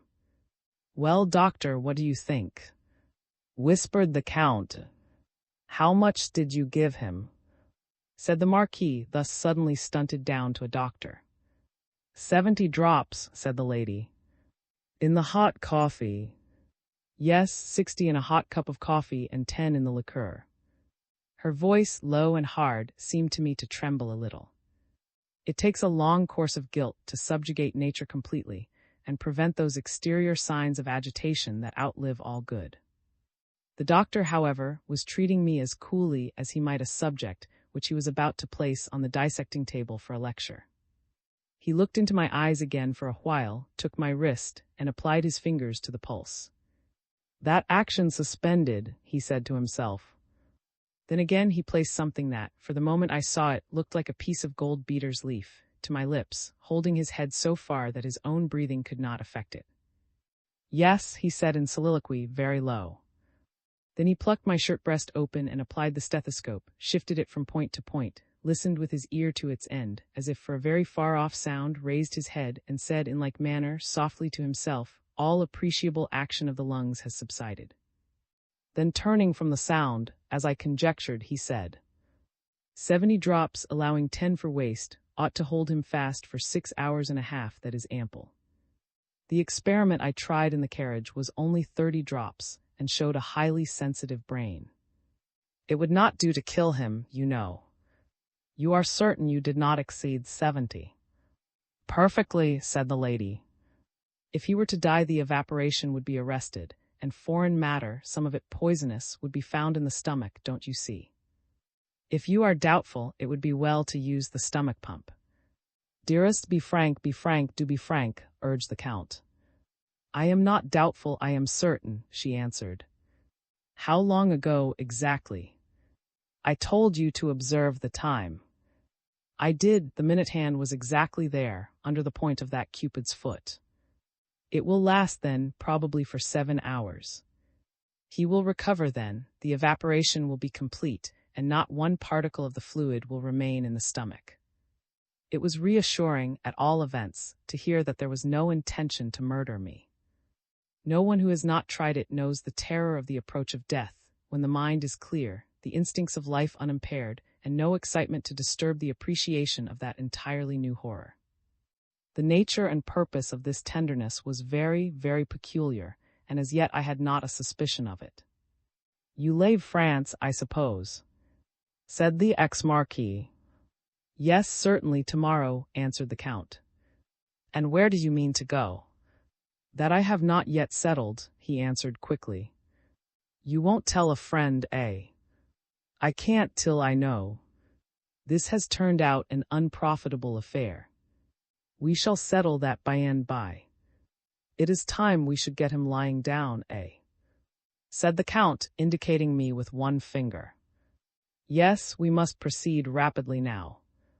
Are his nightshirt and nightcap, you understand, here?" "All ready," said the Count. "Now, madame," said the doctor, turning to the lady and making her, in spite of the emergency, a bow, "it is time you should retire." The lady passed into the room, in which I had taken my cup of treacherous coffee, and I saw her no more. The Count took a candle and passed through the door at the further end of the room, returning with a roll of linen in his hand. He bolted first one door, then the other. They now, in silence, proceeded to undress me rapidly. They were not many minutes in accomplishing this. What the doctor had termed my nightshirt, a long garment which reached below my feet, was now on, and a cap that resembled a female nightcap more than anything I had ever seen upon a male head was fitted upon mine and tied under my chin. And now I thought I shall be laid in a bed, to recover how I can, and in the meantime the conspirators will have escaped with their booty, and pursuit be in vain. This was my best hope at the time, but it was soon clear that their plans were very different. The Count and Plainard now went, together, into the room that lay straight before me. I heard them talking low and a sound of shuffling feet, then a long rumble. It suddenly stopped, it recommenced, it continued. Side by side they came in at the door, their backs toward me. They were dragging something along the floor that made a continued boom and rumble, but they interposed between me and it, so that I could not see it until they had dragged it almost beside me, and then, merciful heaven, I saw it plainly enough. It was the coffin I had seen in the next room. It lay now flat on the floor, its edge against the chair in which I sat. Plainard removed the lid. The coffin was empty. XXVI. Catastrophe. "Those seem to be good horses, and we change on the way," said Plainard. "You give the men a Napoleon or two. We must do it within 3 hours and a quarter. Now come, I'll lift him upright so as to place his feet in their proper berth, and you must keep them together and draw the white shirt well down over them." In another moment I was placed, as he described, sustained in Plainard's arms, standing at the foot of the coffin, and so lowered backward gradually till I lay my length in it. Then the man whom he called Plainard stretched my arms by my sides and carefully arranged the frills at my breast and the folds of the shroud, and after that, taking his stand at the foot of the coffin, made a survey which seemed to satisfy him. The Count, who was very methodical, took my clothes, which had just been removed, folded them rapidly together and locked them up, as I afterwards heard, in one of the 3 presses which opened by doors in the panel. I now understood their frightful plan. This coffin had been prepared for me, the funeral of was a sham to mislead inquiry. I had myself given the order at La Chaise, signed it, and paid the fees for the interment of the fictitious peer, whose place I was to take, to lie in his coffin, with his name on the plate above my breast, and with a ton of clay packed down upon me, to waken from this catalepsy, after I had been for hours in the grave, there to perish by a death the most horrible that imagination can conceive. If hereafter, by any caprice of curiosity or suspicion, the coffin should be exhumed, and the body it enclosed examined, no chemistry could detect a trace of poison, nor the most cautious examination the slightest mark of violence. I had myself been at the utmost pains to mystify inquiry, should my disappearance excite surmises, and had even written to my few correspondents in England to tell them that they were not to look for a letter from me for 3 weeks at least. In the moment of my guilty elation death had caught me, and there was no escape. I tried to pray to God in my unearthly panic, but only thoughts of terror, judgment, and eternal anguish crossed the distraction of my immediate doom. I must not try to recall what is indeed indescribable, the multiform horrors of my own thoughts. I will relate simply what befell, every detail of which remains sharp in my memory as if cut in steel. "The undertaker's men are in the hall," said the Count. "They must not come till this is fixed," answered Plainard. "Be good enough to take hold of the lower part while I take this end." I was not left long to conjecture what was coming, for in a few seconds more something slid across, a few inches above my face, and entirely excluded the light and muffled sound, so that nothing that was not very distinct reached my ears henceforward, but very distinctly came the working of and the crunching home of screws in succession. Than these vulgar sounds, no doom spoken in thunder could have been more tremendous. The rest I must relate, not as it then reached my ears, which was too imperfectly and to supply a connected narrative, but as it was afterwards told me by other people. The coffin lid being screwed down, the two arranged the room, and adjusted the coffin so that it lay perfectly straight along the boards, the Count being specially anxious that there should be no appearance of hurry or disorder in the room, which might have suggested remark and conjecture. When this was done, Dr. Plainard said he would go to the hall to summon the men who were to carry the coffin out and place it in the hearse. The Count pulled on his black gloves and held his white handkerchief in his hand, a very impressive chief mourner. He stood a little behind the head of the coffin, awaiting the arrival of the persons who accompanied Plainard, and whose fast steps he soon heard approaching. Plainard came first. He entered the room through the apartment in which the coffin had been originally placed. His manner was changed, there was something of a swagger in it. He said, as he strode through the door, followed by half a dozen persons, "I am sorry to have to announce to you a most unseasonable interruption. Here is a gentleman holding an office in the police department who says that information to the effect that large quantities of smuggled English and other goods have been distributed in this neighborhood, and that a portion of them is concealed in your house. I have ventured to assure him of my own knowledge that nothing can be more false than that information, and that you would be only too happy to throw open for his inspection, at a moment's notice, every room, closet, and cupboard in your house."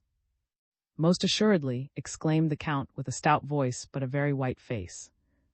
"Thank you, my good friend, for having anticipated me. I will place my house and keys at his disposal, for the purpose of his scrutiny, so soon as he is good enough to inform me of what specific contraband goods he comes in search." The Count will pardon me, answered a little dryly. "I am forbidden by my instructions to make that disclosure, and that I am instructed to make a general search, this warrant will sufficiently apprise." "May I hope," interposed Plainard, "that you will permit the Count to attend the funeral of his kinsman, who lies here, as you see," he pointed to the plate upon the coffin, "and to convey whom to la chaise, a hearse waits at this moment at the door." "That I regret to say I cannot permit. My instructions are precise, but the delay, I trust, will be but trifling. Will not suppose for a moment that I suspect him, but we have a duty to perform, and I must act as if I did. When I am ordered to search, I search. Things are sometimes hid in such bizarre places. I can't say, for instance, what that coffin may contain." "The body of my kinsman, Pierre," answered the Count loftily. "Oh, then you've seen him." "Seen him? Often, too often." The Count was evidently a good deal moved. "I mean the bodies." The Count stole a quick glance at Plainard. "And no, that is, I mean only for a moment." Another quick glance at Plainard. "But quite long enough, I fancy, to recognize him." Insinuated that gentleman. Of course, instantly, perfectly." "What? Pierre? Oh, not know him at a glance." No, poor fellow, I know him too well for that. The things I am in search of," said, "would fit in a narrow compass. Servants are so ingenious sometimes. Let us raise the lid." "Pardon me," said the Count peremptorily, advancing to the side of the coffin and extending his arm across it. "I cannot permit that indignity, that desecration." "There shall be none, sir, simply the raising of the lid. You shall remain in the room." If it should prove as we all hope, you shall have the pleasure of one other look, really the last, upon your beloved kinsman. But sir, I can't. But I must. But besides, the thing broke when the last screw was turned, and I give you my sacred, there is nothing but the body in this coffin. Of course, believes all that, but he does not know so well as I the legerdemain in use among servants, who are accustomed to smuggling. Here, you must take off the lid of that coffin.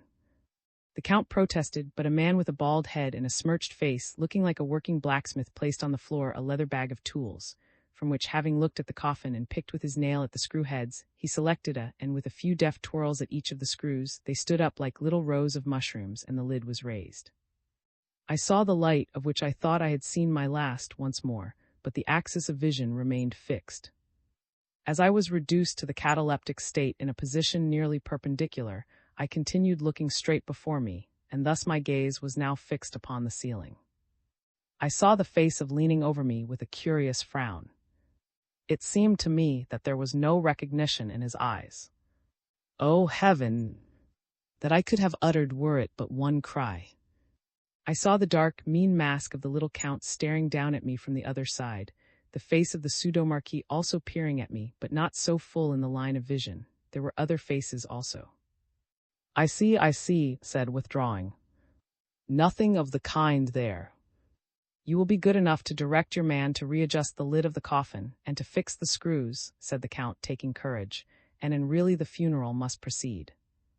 It is not fair to the people who have but moderate fees for night work, to keep them hour after hour beyond the time.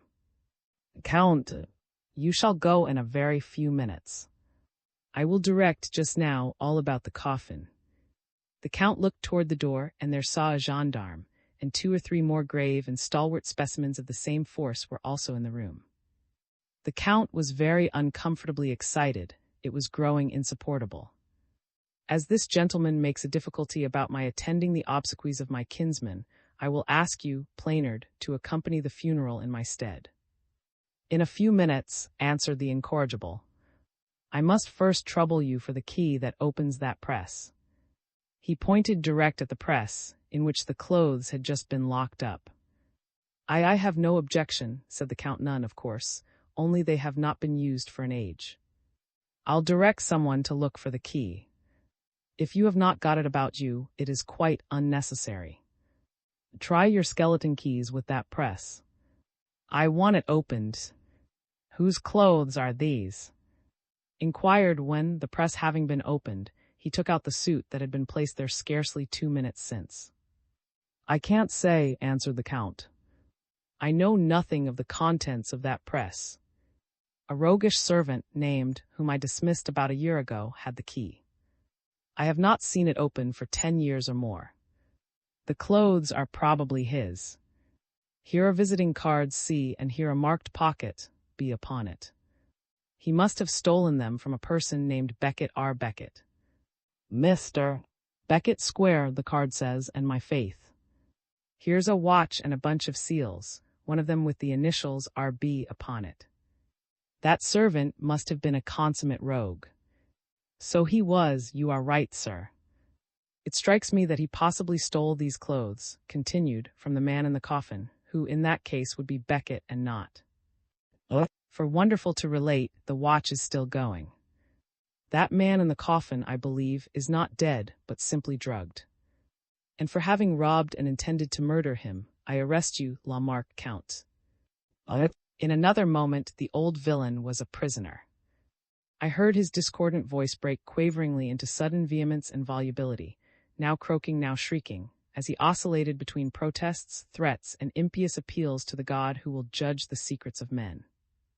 And thus lying and raving, he was removed from the room, and placed in the same coach with his beautiful and abandoned accomplice, already arrested, and with 2 gendarmes sitting beside them, they were immediately driving at a rapid pace towards the... There were now added to the general chorus 2 voices, very different in quality. One was that of the gasconading colonel, who had with difficulty been kept in the background up to this. The other was that of my jolly friend, who had come to identify me.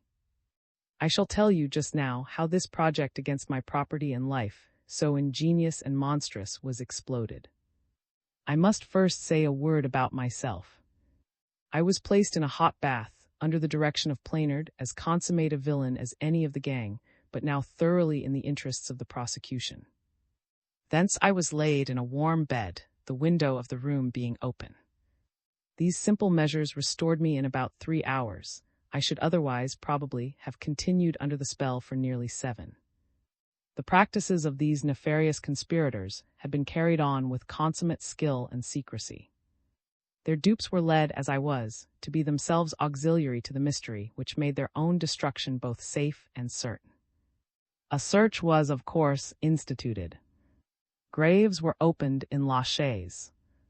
The bodies exhumed had lain there too long, and were too much decomposed to be recognized. One only was identified. The notice for the burial in this particular case had been signed, the order given, and the fees paid by Gabriel, who was known to the official clerk, who had to transact with him this little funereal business.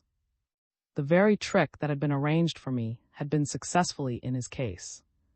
The person for whom the grave had been ordered was purely fictitious, and Gabriel himself filled the coffin, on the cover of which that false name was inscribed as well as upon a tombstone over the grave. Possibly the same, under my pseudonym, may have been intended for me. The identification was curious. This Gabriel had had a bad fall from a runaway horse, about 5 years before his mysterious disappearance. He had lost an eye and some teeth in this accident, besides sustaining a fracture of the right leg, immediately above the ankle. He had kept the injuries to his face as profound a secret as he could. The result was that the glass eye which had done duty for the one he had lost remained in the socket, slightly displaced, of course, but recognizable by the artist who had supplied it. More pointedly recognizable were the teeth, peculiar in workmanship, which one of the ablest dentists in Paris had himself adapted to the chasms, the cast of which, owing to peculiarities in the accident, he happened to have preserved. This cast precisely fitted the gold plate found in the mouth of the skull. The mark also above the ankle, in the bone, where it had reunited, corresponded exactly with the place where the fracture had knit in the limb of Gabriel. The colonel, his younger brother, had been furious about the disappearance of Gabriel, and still more so about that of his money, which he had long regarded as his proper keepsake, whenever death should remove his brother from the vexations of living. He had suspected for a long time, for certain adroitly discovered reasons, that the Count and the beautiful lady, his companion, countess, or whatever else she was, had pigeoned him. To this suspicion were added some others of a still darker kind, but in their first shape rather the exaggerated reflections of his fury, ready to believe anything than well-defined conjectures. At length an accident had placed the colonel very nearly upon the right scent. A chance, possibly lucky for himself, had apprised the scoundrel Plainard that the conspirators himself among the number were in danger. The result was that he made terms for himself, became an informer, and concerted with the police this visit made to the law, at the critical moment when every measure had been completed that was necessary to construct a perfect case against his guilty accomplices. I need not describe the minute industry or forethought with which the police agents collected all the details necessary to support the case. They had brought an able physician, who, even had Plainard failed, would have supplied the necessary medical evidence. My trip to Paris, you will believe, had not turned out quite so agreeably as I had anticipated. I was the principal witness for the prosecution in this cause, with all that attend that enviable position. Having had an escape, as my friend said, with a squeak for my life, I innocently that I should have been an object of considerable interest to Parisian society, but a good deal to my mortification, I discovered that I was the object of a good-natured but contemptuous merriment. I was and figured even in caricatures. I became a sort of public character, a dignity, unto which I was not born, and from which I fled as soon as I conveniently could, without even paying my friend the Marquis a visit at his hospitable. The Marquis escaped scot-free. His accomplice, the Count, was executed. The fair, under extenuating circumstances consisting, so far as I could discover of her good looks, got off for 6 years' imprisonment. Colonel recovered some of his brother's money out of the not very affluent estate of the Count and soi-disant Countess. This and the execution of the Count put him in high good.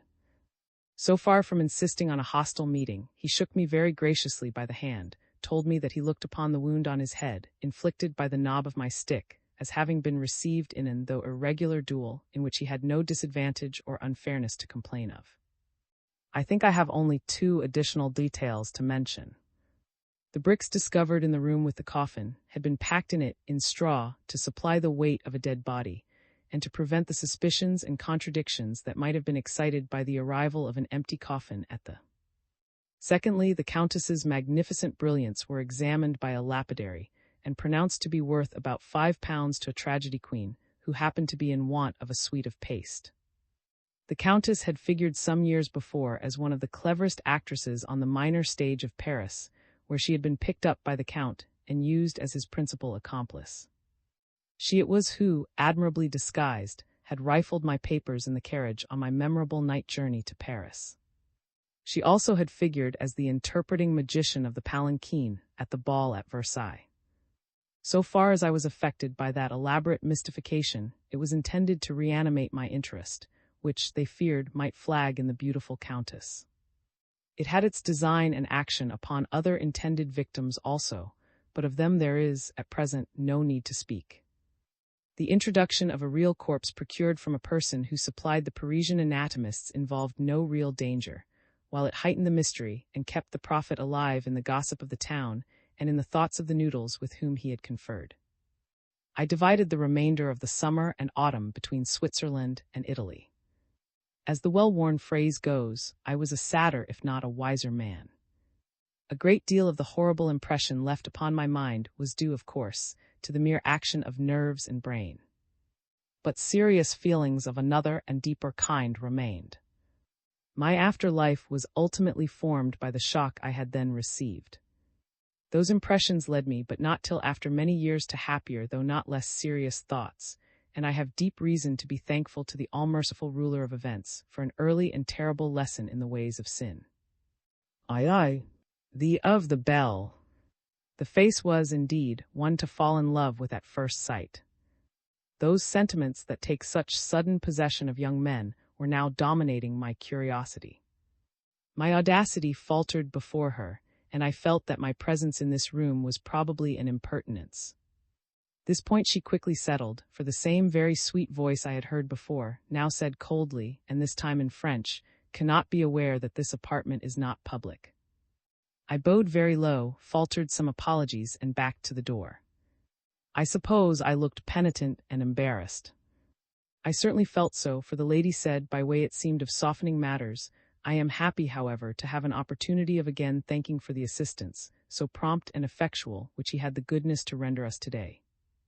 It was more the altered tone in which it was spoken than the speech itself that encouraged me.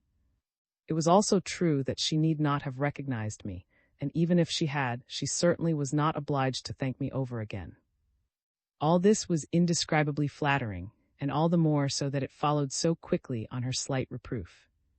The tone in which she spoke had become low and timid, and I observed that she turned her head quickly towards a second door of the room, that the gentleman in the black wig, a jealous husband, perhaps, might reappear through it. Almost at the same moment, a voice at once reedy and nasal was heard snarling some directions to a servant, and evidently approaching. It was the voice that had thanked me so profusely from the carriage windows about an hour before. "Will have the goodness to retire," said the lady, in a tone that resembled entreaty, at the same time gently waving her hand toward the door through which I had entered. Bowing again very low, I stepped back and closed the door. I ran down the stairs, very much elated. I saw the host of the Bell, which, as I said, was the sign and designation of my inn.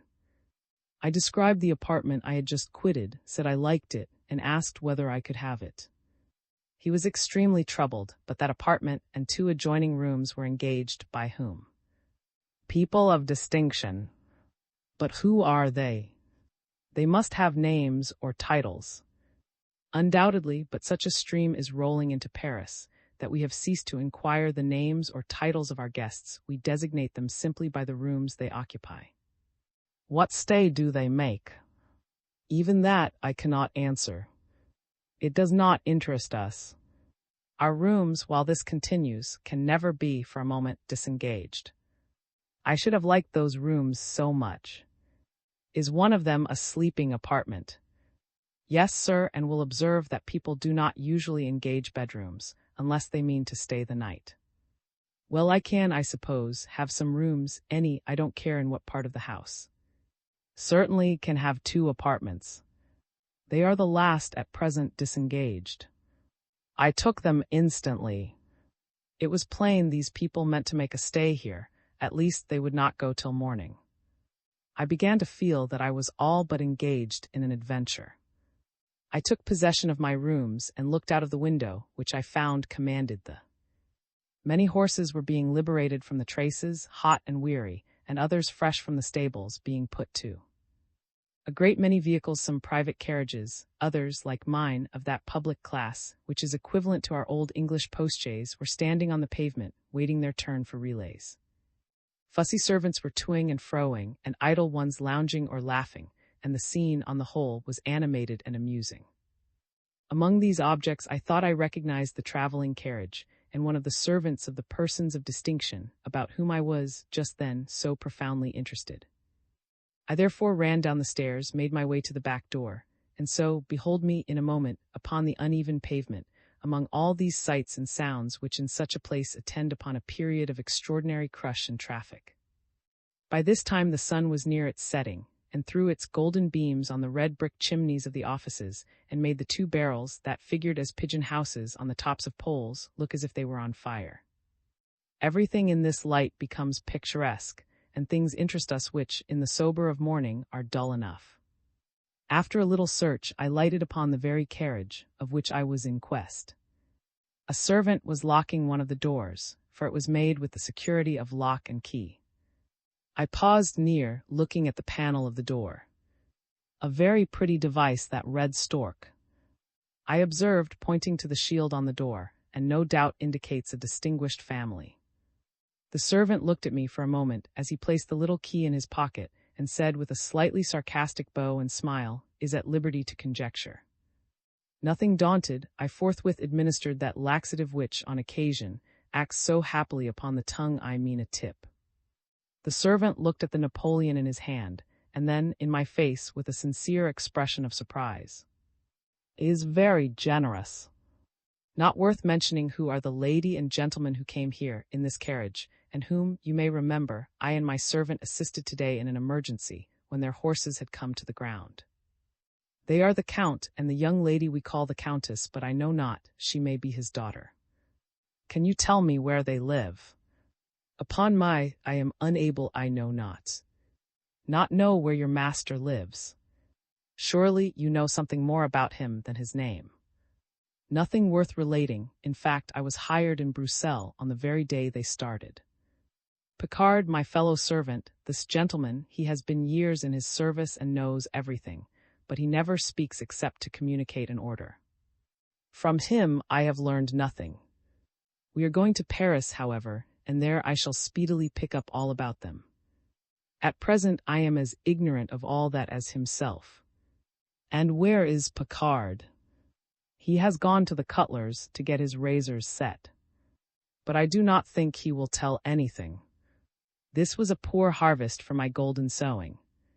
The man, I think, spoke truth, and would honestly have betrayed the secrets of the family if he had possessed any." I took my leave politely, and mounting the stairs, again I found myself once more in my room. Forthwith I summoned my servant.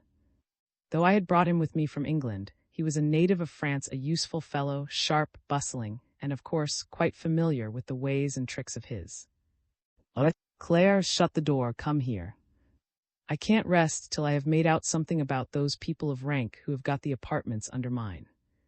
Here are 15 francs, make out the servants we assisted today, have them to a petty super, and come back and tell me their entire history. I have, this moment, seen one of them who knows nothing, and has communicated it. The other, whose name I forget, is the unknown nobleman's valet, and knows everything. Him you must pump. It is, of course, the venerable peer, and not the young lady who accompanies him, that interests me, you understand. Begone, fly, and return with all the details I sigh for, and every circumstance that can possibly interest me." It was a commission which admirably suited the tastes and spirits of my worthy Claire, to whom, you will have observed, I had accustomed myself to talk with the peculiar familiarity which the old French comedy establishes between master and valet.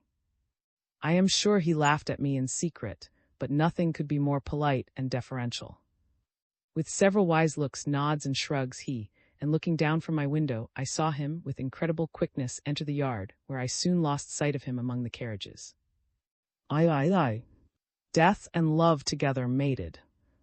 When the day drags, when a man is solitary and in a fever of impatience and suspense, when the minute hand of his watch travels as slowly as the hour hand used to do, and the hour hand has lost all appreciable motion, when he yawns and beats the devil's tattoo and flattens his handsome nose against the window and whistles tunes he hates, and in short does not know what to do with himself, it is deeply to be regretted that he cannot make a solemn dinner of 3 courses more than once in a day. The laws of matter, to which we are slaves, deny us that resource. But in the times I speak of, supper was still a substantial meal, and its hour was approaching. This was consolatory. 3/4 of an hour, however, still interposed. How was I to dispose of that interval? I had 2 or 3 idle books, it is true, as traveling companions, but there are many moods in which one cannot read. My novel lay with my rug and walking stick on the sofa, and I did not care if the heroine and the hero were both drowned together in the water barrel that I saw under my window. I took a turn or 2 up and down my room, and sighed, looking at myself in the glass, adjusted my great white choker, folded and tied after the immortal bow, put on a buff waistcoat and my blue swallow-tailed coat with gilt buttons. I deluged my pocket handkerchief with cologne. We had not then the variety of bouquets with which the genius of perfumery has since blessed us. I arranged my hair, on which I piqued myself and which I loved to groom in those days. That dark brown with a natural curl is now represented by a few dozen perfectly white hairs, and its place a smooth, bald, pink head knows it no more. But let us forget these mortifications. It was then rich, thick, and dark brown. I was making a very careful toilet. I took my unexceptionable hat from its case, and placed it lightly on my wise head, as nearly as memory and practice enabled me to do so, at that very slight inclination which the immortal person I have mentioned was wont to give to his. A pair of light French gloves and a rather club-like knotted walking stick, such as just then came into vogue, for a year or 2 again in England in the phraseology of Sir Walter's romances, completed my equipment. All this attention to effect, preparatory to a mere lounge in the yard or on the steps of the Bell, was a simple act of devotion to the wonderful eyes which I had that evening beheld for the first time, and never could forget. In plain terms, it was all done in the vague, very vague hope that those eyes might behold the unexceptionable get-up of a melancholy slave, and retain the image, not altogether without secret approbation. As I completed my preparations, the light failed me, the last level streak of sunlight disappeared, and a fading twilight only remained. I sighed in unison with the pensive hour, and threw open the window, intending to look out for a moment before going downstairs. I perceived instantly that the window underneath mine was also open, for I heard 2 voices in conversation, although I could not distinguish what they were saying. The male voice was peculiar. It was, as I told you, righty and nasal. I knew it, of course, instantly. The answering voice spoke in those sweet tones, which I only too easily. The dialogue was only for a minute. The repulsive male voice laughed, with a kind of devilish satire, and retired from the window so that I almost ceased to hear it. The other voice remained nearer the window, but not so near as at first. It was not an altercation. There was evidently nothing the least exciting in the colloquy. What would I not have given that it had been a quarrel a violent one, and I the redresser of wrongs, and the defender of insulted beauty? Alas! So far as I could pronounce upon the character of the tones I heard, they might be as tranquil a pair as any in existence. In a moment more the lady began to sing an odd little chanson. I need not remind you how much farther the voice is heard singing than speaking. I could distinguish the words. The voice was of that exquisitely sweet kind which is called, I believe, a semi-contralto. It had something pathetic, and something, a little mocking in its tones. I venture a clumsy but adequate translation of the words death and love, together mated watch and wait in ambuscade at early morn or else belated. They meet and mark the man or maid. burning sigh or breath that freezes, numbs or maddens man or maid death, or love the victim seizes, breathing from their ambuscade. Enough, madame, said the old voice with sudden severity. We do not desire, I believe, to amuse the grooms and hostlers in the yard with our music. The lady's voice laughed gaily. You desire to quarrel, madame. And the old man, I presume, shut down the window. Down it went, at all events, with a rattle that might easily have broken the glass. Of all thin partitions, glass is the most effectual excluder of sound. I heard no more, not even the subdued hum of the colloquy. What a charming voice this countess had! How it melted, swelled, and trembled! How it moved and even agitated me! What a pity that a hoarse old jackdaw should have power to crow down such a philomel! Alas, what a life it is! I moralized wisely.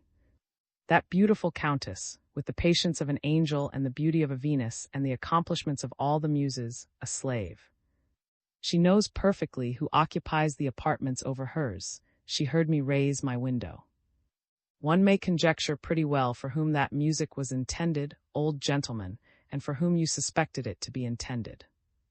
In a very agreeable flutter I left my room, and descending the stairs, passed the Count's door very much at my leisure.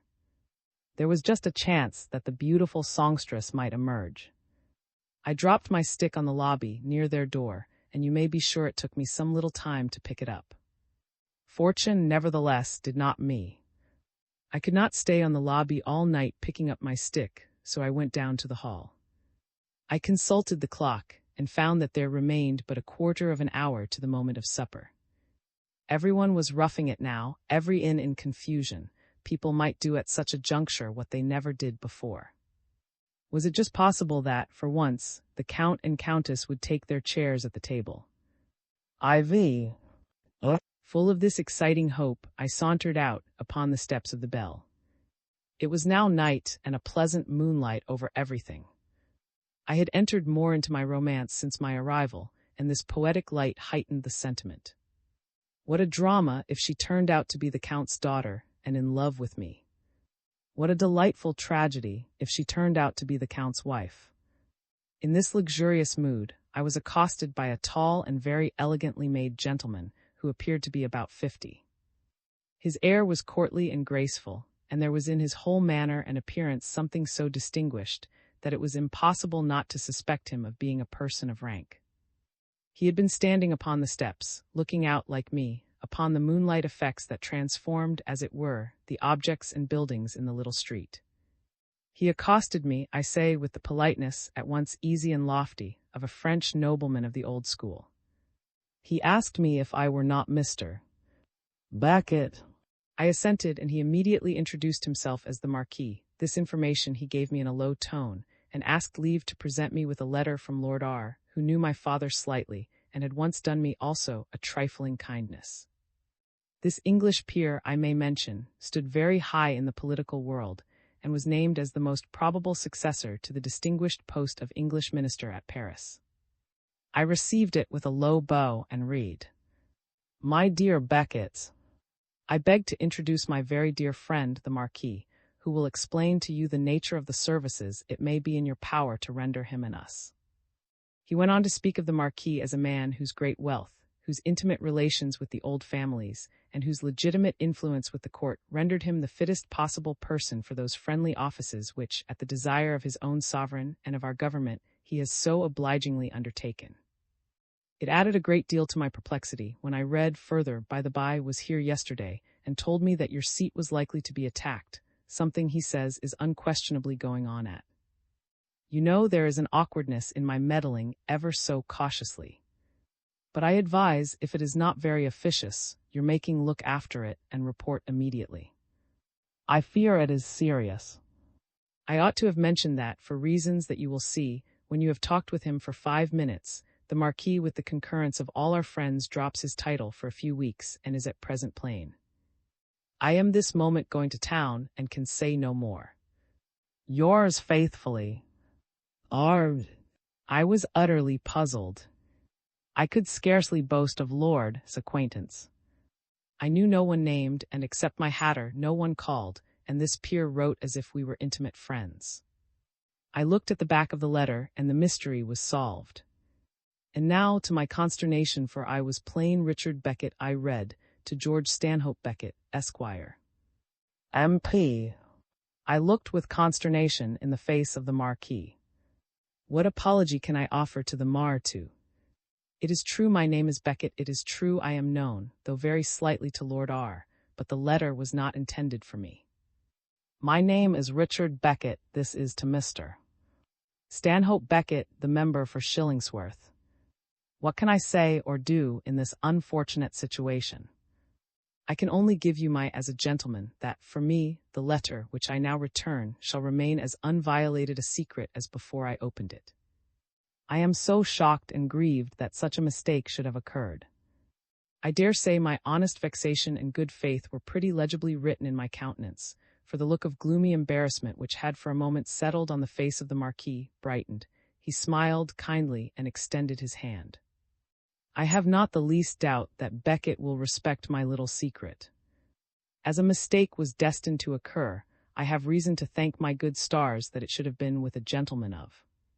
Beckett will permit me, I hope, to place his name among those of my friends. I thank the Marquis very much for his kind expressions. He went on to say, if I can persuade you to visit me in Normandy, where I hope to see, on the 15th of August, a great many friends, whose acquaintance it might interest you to make, I shall be too happy. I thanked him, of course, very gratefully for his hospitality. He continued, I cannot, for the present, see my friends, for reasons which you may surmise, at my house in Paris. But will be so good as to let me know the hotel he means to stay at in Paris, and he will find that although the Marquis is not in town, that will not lose sight of him. With many acknowledgments, I gave him the information he desired. And in the meantime, he continued, if you think of any way in which can be of use to you, our communication shall not be interrupted, and I shall so manage matters that you can easily let me know. I was very much flattered. The Marquis had, as we say, taken a fancy to me. Such likings at first sight often ripen into lasting friendships. To be sure, it was just possible that the Marquis might think it prudent to keep the involuntary depository of a political secret, even so vague a one, in good. Very graciously the Marquis took his leave, going up the stairs of the Bell. I remained upon the steps, for a minute lost in speculation upon this new theme of interest. But the wonderful eyes, the thrilling voice, the exquisite figure of the beautiful lady who had taken possession of my imagination quickly reasserted their influence. I was again gazing at the sympathetic moon, and descending the steps, I loitered along the pavements among strange objects, and houses that were antique and picturesque, in a dreamy state, thinking. In a little while I turned into these again. There had come a lull. Instead of the noisy place it was, an hour or two before, the yard was perfectly still and empty, except for the carriages that stood here and there. Perhaps there was a servant's table just then. I was rather pleased to find solitude, and undisturbed I found out my ladylove's carriage in the moonlight. I mused, I walked round it. I was as utterly foolish and maudlin as very young men in my situation usually are. The blinds were down, the doors, I suppose, locked. The brilliant moonlight revealed everything, and cast sharp, black shadows of wheel and bar and spring on the pavement. I stood before the escutcheon painted on the door, which I had examined in the daylight. I wondered how often her eyes had rested on the same object. I pondered in a charming dream. A harsh, loud voice over my shoulder said suddenly, "A red stork good. The stork is a bird of prey, it is vigilant, greedy, and catches gudgeons. Red, too, blood red. How, the symbol is appropriate." I had turned about and beheld the palest face I ever saw. It was broad, ugly, and malignant. The figure was that of a French officer in undress and was 6 feet high. Across the nose and eyebrow there was a deep scar, which made the repulsive face grimmer. The officer elevated his chin and his eyebrows with a scoffing chuckle and said I have shot a stork with a rifle bullet when he thought himself safe in the clouds for mere sport. He shrugged and laughed malignantly. See, when a man like me, a man of energy, you understand, a man with all his wits about him, a man who has made the tour of Europe under canvas, and often without it resolves to discover a secret, expose a crime, catch a thief, spit a robber on the point of his sword, it is odd if he does not succeed. How adieu. He turned with an angry whisk on his heel, and swaggered with long strides out of the gate. V's supper at the bell.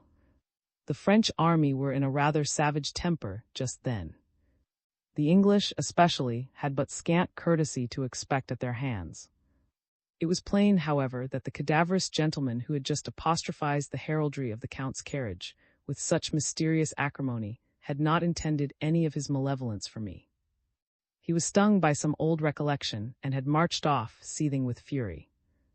I had received one of those unacknowledged shocks which startle us, when, fancying ourselves perfectly alone, we discover on a sudden that our antics have been watched by a spectator, almost at our elbow. In this case, the effect was enhanced by the extreme repulsiveness of the face, and I may add its proximity, for, as I think, it almost touched mine. The enigmatical harangue of this person, so full of hatred and implied denunciation, was still in my ears. Here, at all events, was new matter for the industrious fancy of a lover to work upon. It was time now to go to the table. Who could tell what lights the gossip of the supper table might throw upon the subject that interested me so powerfully? I stepped into the room, my eyes searching the little assembly, about 30 people, for the persons who specially interested me.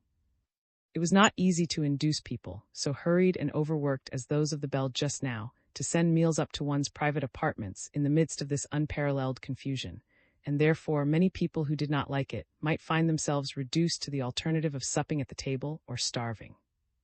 The Count was not there, nor his beautiful companion, but the Marquis, whom I hardly expected to see in so public a place, signed with a significant smile to a vacant chair beside himself.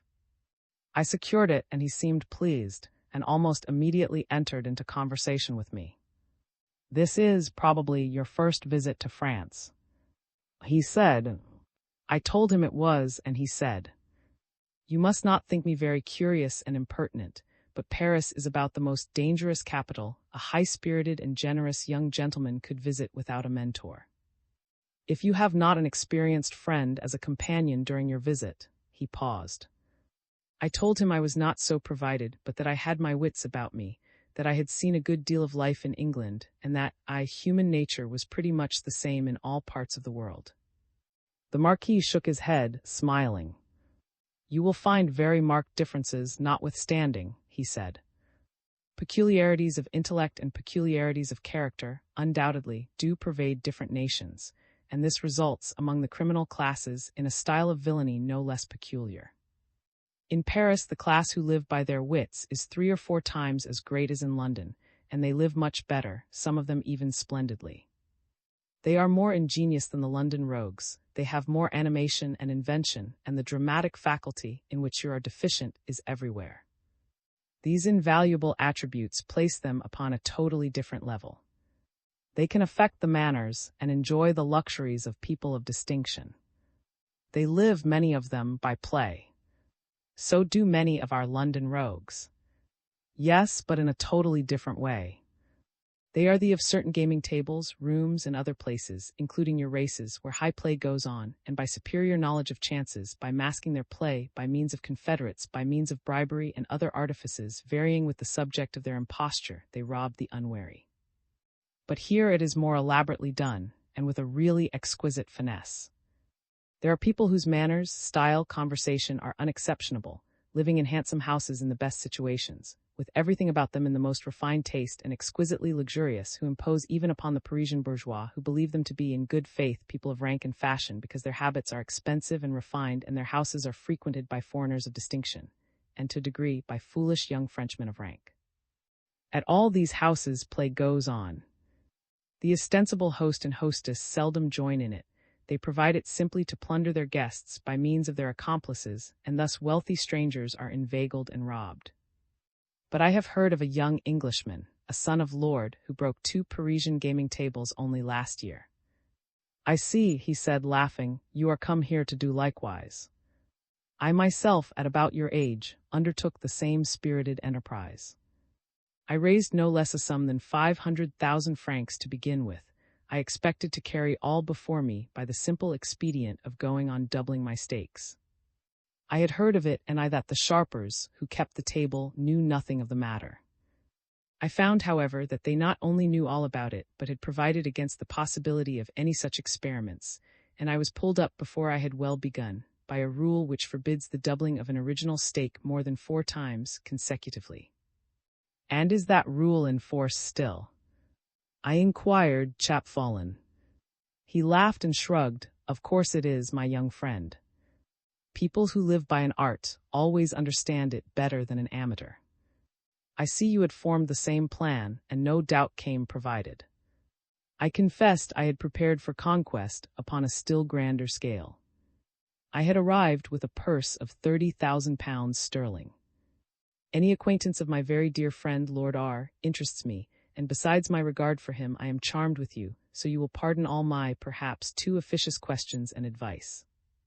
I thanked him most earnestly for his valuable counsel, and begged that he would have the goodness to give me all the advice in his power. Then if you take my advice, said he, you will leave your money in the bank where it lies. Never risk a Napoleon in a gaming house.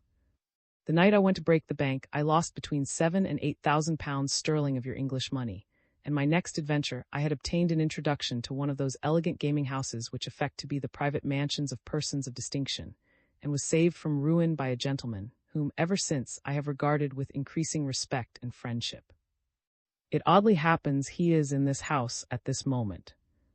I recognized his servant, and made him a visit in his apartments here, and found him the same brave, kind man I always knew him.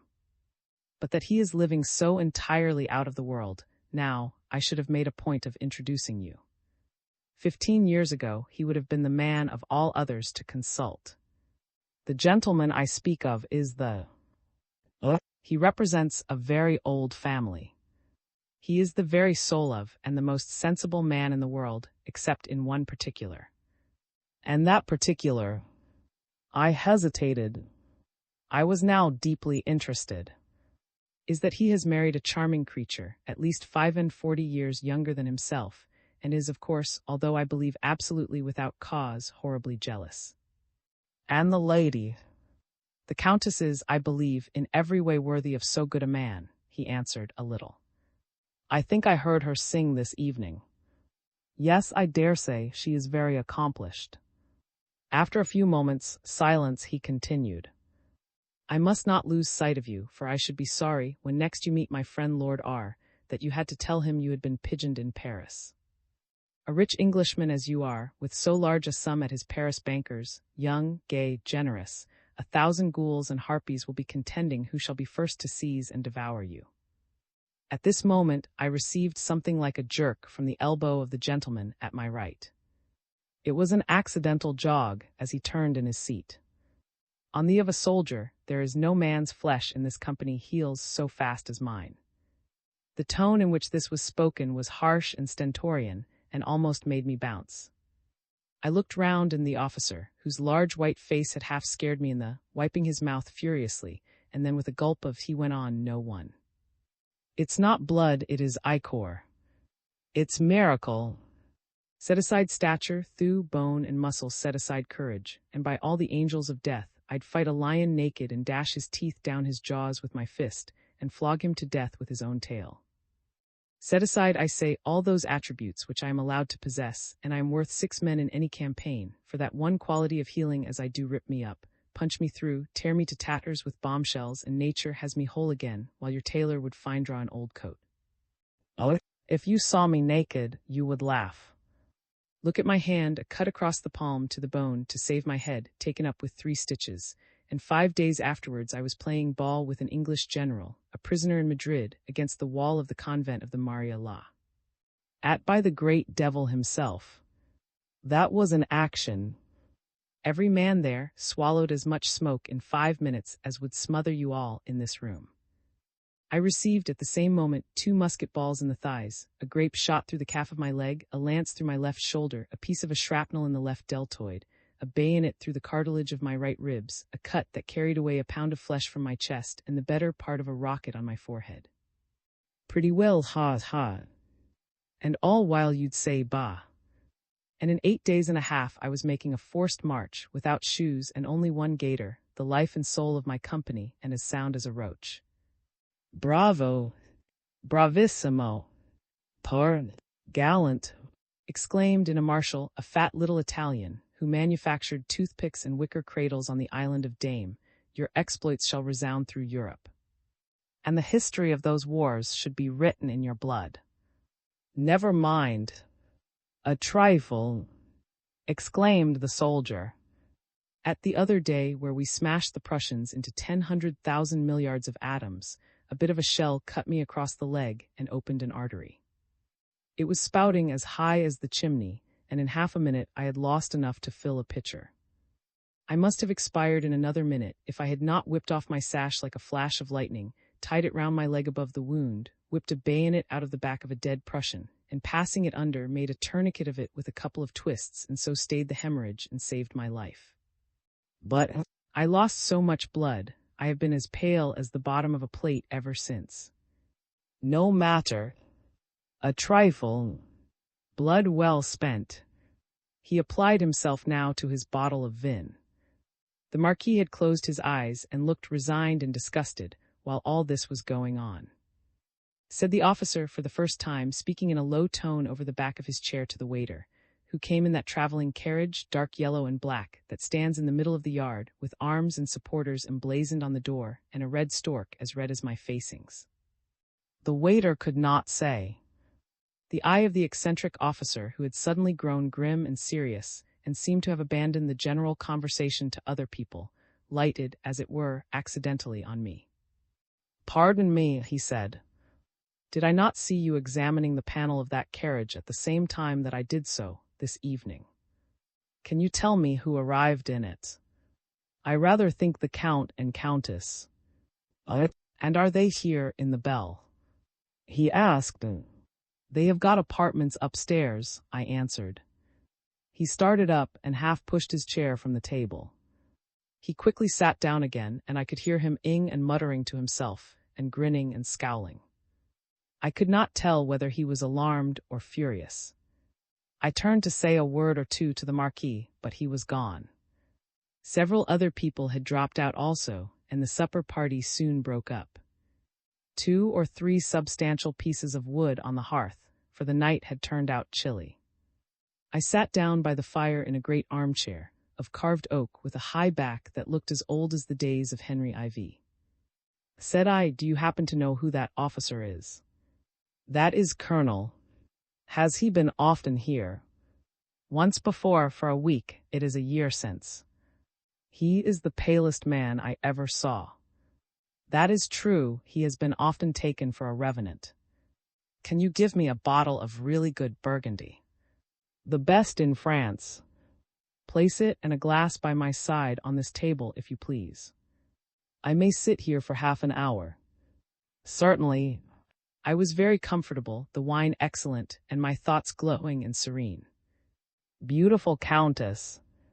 Beautiful Countess. Shall we ever be better acquainted? Vi. The naked sword. A man who has been posting all day long and changing the air he breathes every half hour, who is well pleased with himself and has nothing on earth to trouble him, and who sits alone by a fire in a comfortable chair after having eaten a hearty supper, may be pardoned if he takes an accidental nap. I had filled my 4th glass when I fell asleep. My head, I dare say, hung uncomfortably, and it is admitted that a variety of French dishes is not the most precursor to pleasant dreams. I had a dream as I took mine ease in mine inn on this occasion. I myself in a huge cathedral, without light, except from 4 tapers that stood at the corners of a raised platform hung with black, on which lay, draped also in black, what seemed to me the dead body of the Countess. The place seemed empty, it was cold, and I could see only in the halo of the candles a little way round. The little I saw bore the character of Gothic gloom, and helped my fancy to shape and furnish the black void that yawned all round me. I heard a sound like the slow tread of 2 persons walking up the flagged aisle. A faint echo told of the vastness of the place. An awful sense of expectation was upon me, and I was horribly frightened when the body that lay on the catafalque said, without stirring, in a whisper that froze me, "They come to place me in the grave alive, save me."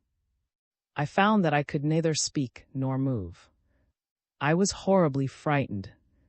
The two people who approached now emerged from the darkness. One, the Count, glided to the head of the figure and placed his long, thin hands under it. The white-faced colonel, with the scar across his face and a look of infernal triumph, placed his hands under her feet, and they began to raise her. With an indescribable effort, I broke the spell that bound me and started to my feet with a gasp.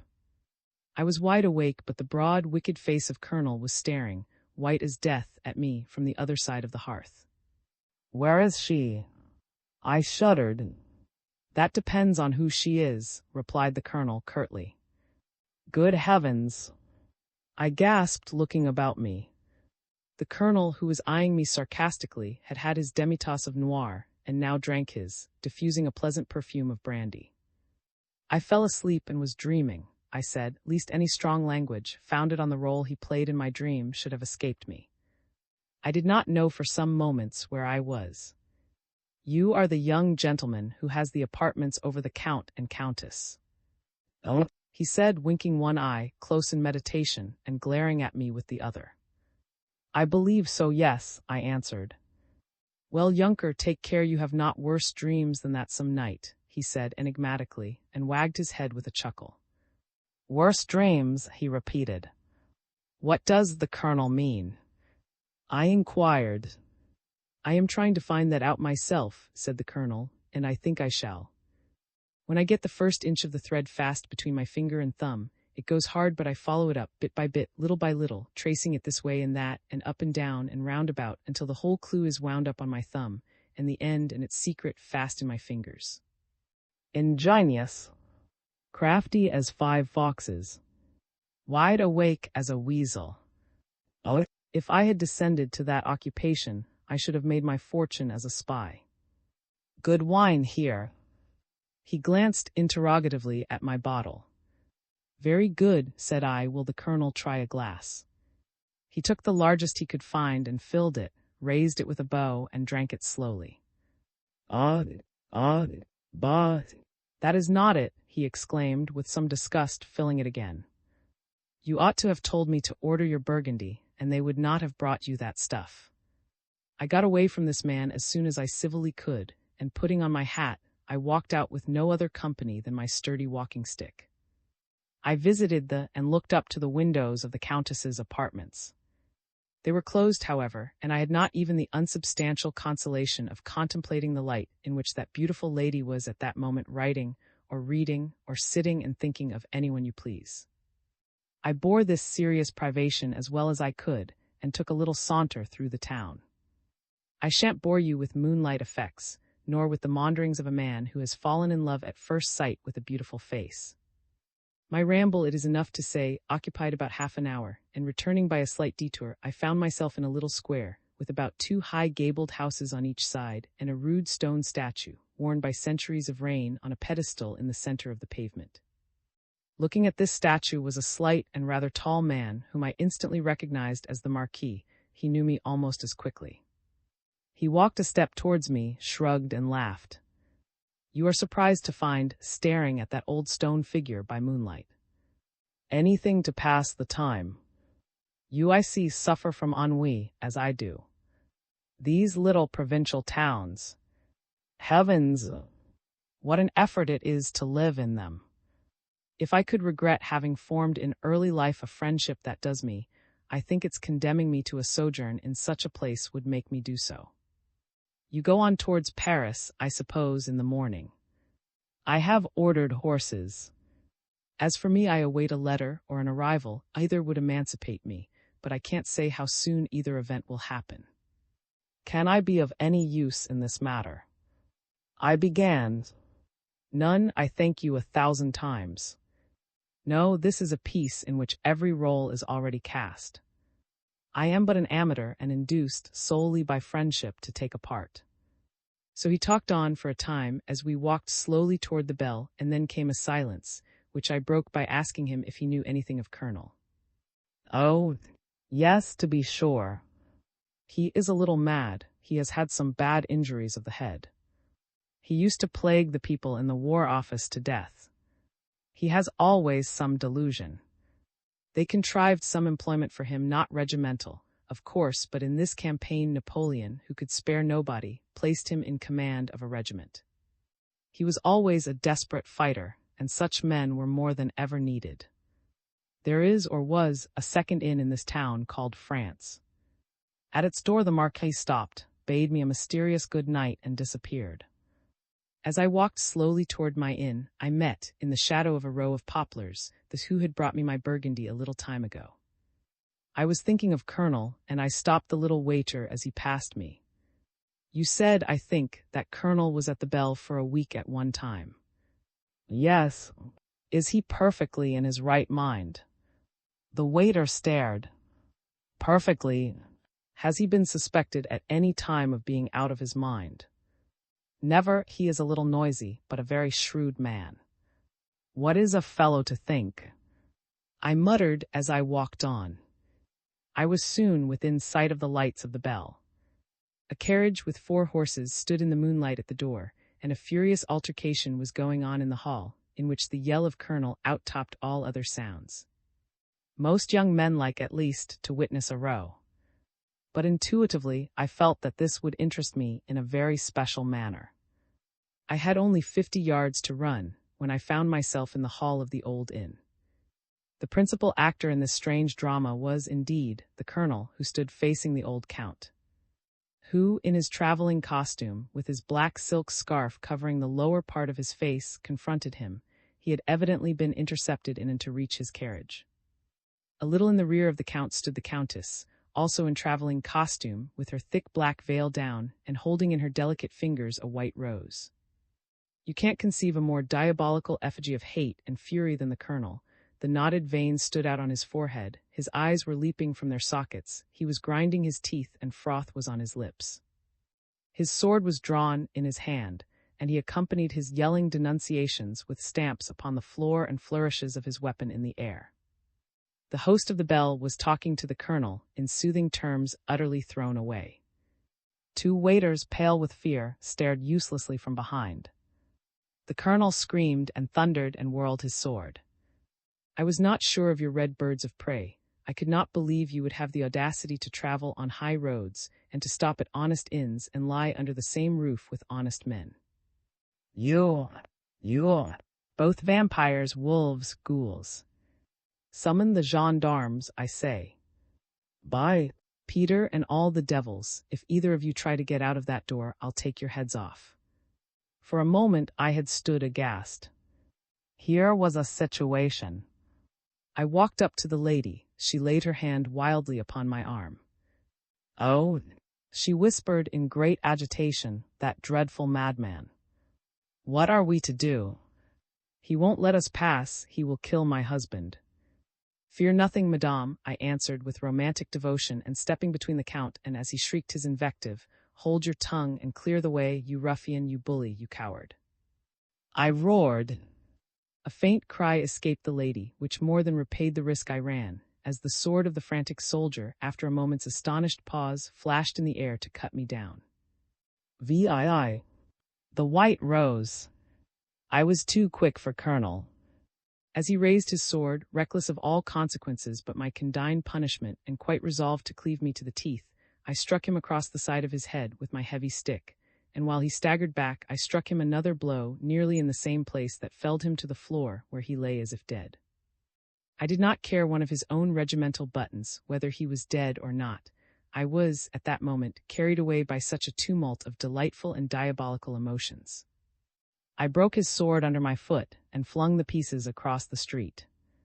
The old Count skipped nimbly without looking to the right or left or thanking anybody, over the floor, out of the door, down the steps, and into his carriage.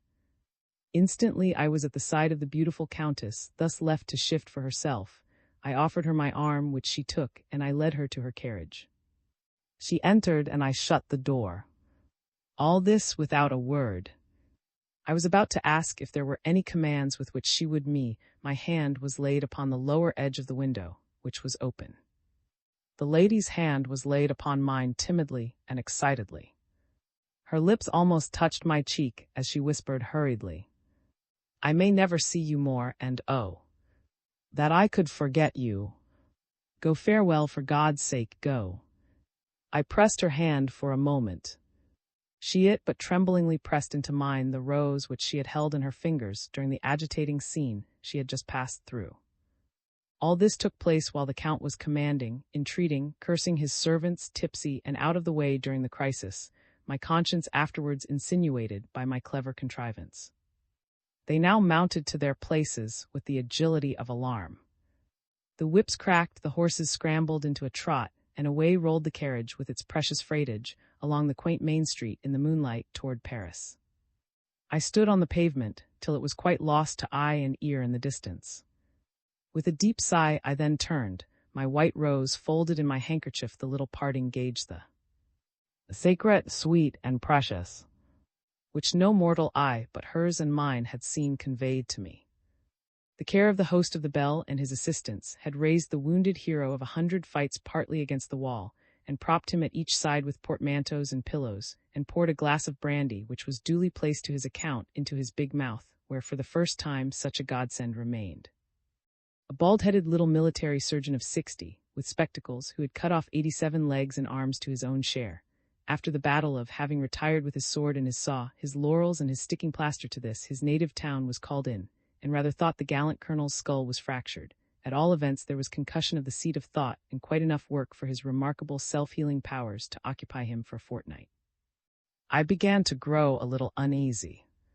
A disagreeable surprise if my excursion, in which I was to break banks and hearts, and, as you see, heads, should end upon the gallows or the guillotine. I was not clear in those times of political oscillation, which was the established apparatus. The colonel was conveyed, snorting apoplectically, to his room. I saw my host in the apartment in which we had supped. Wherever you employ a force of any sort, to carry a point of real importance, reject all nice calculations of economy. Better to be 1,000% over the mark than the smallest fraction of a unit under it. I instinctively felt this. I ordered a bottle of my landlord's very best wine, made him partake with me, in the proportion of 2 glasses to 1, and then told him that he must not decline a trifling souvenir from a guest who had been so charmed with all he had seen of the renowned Bell.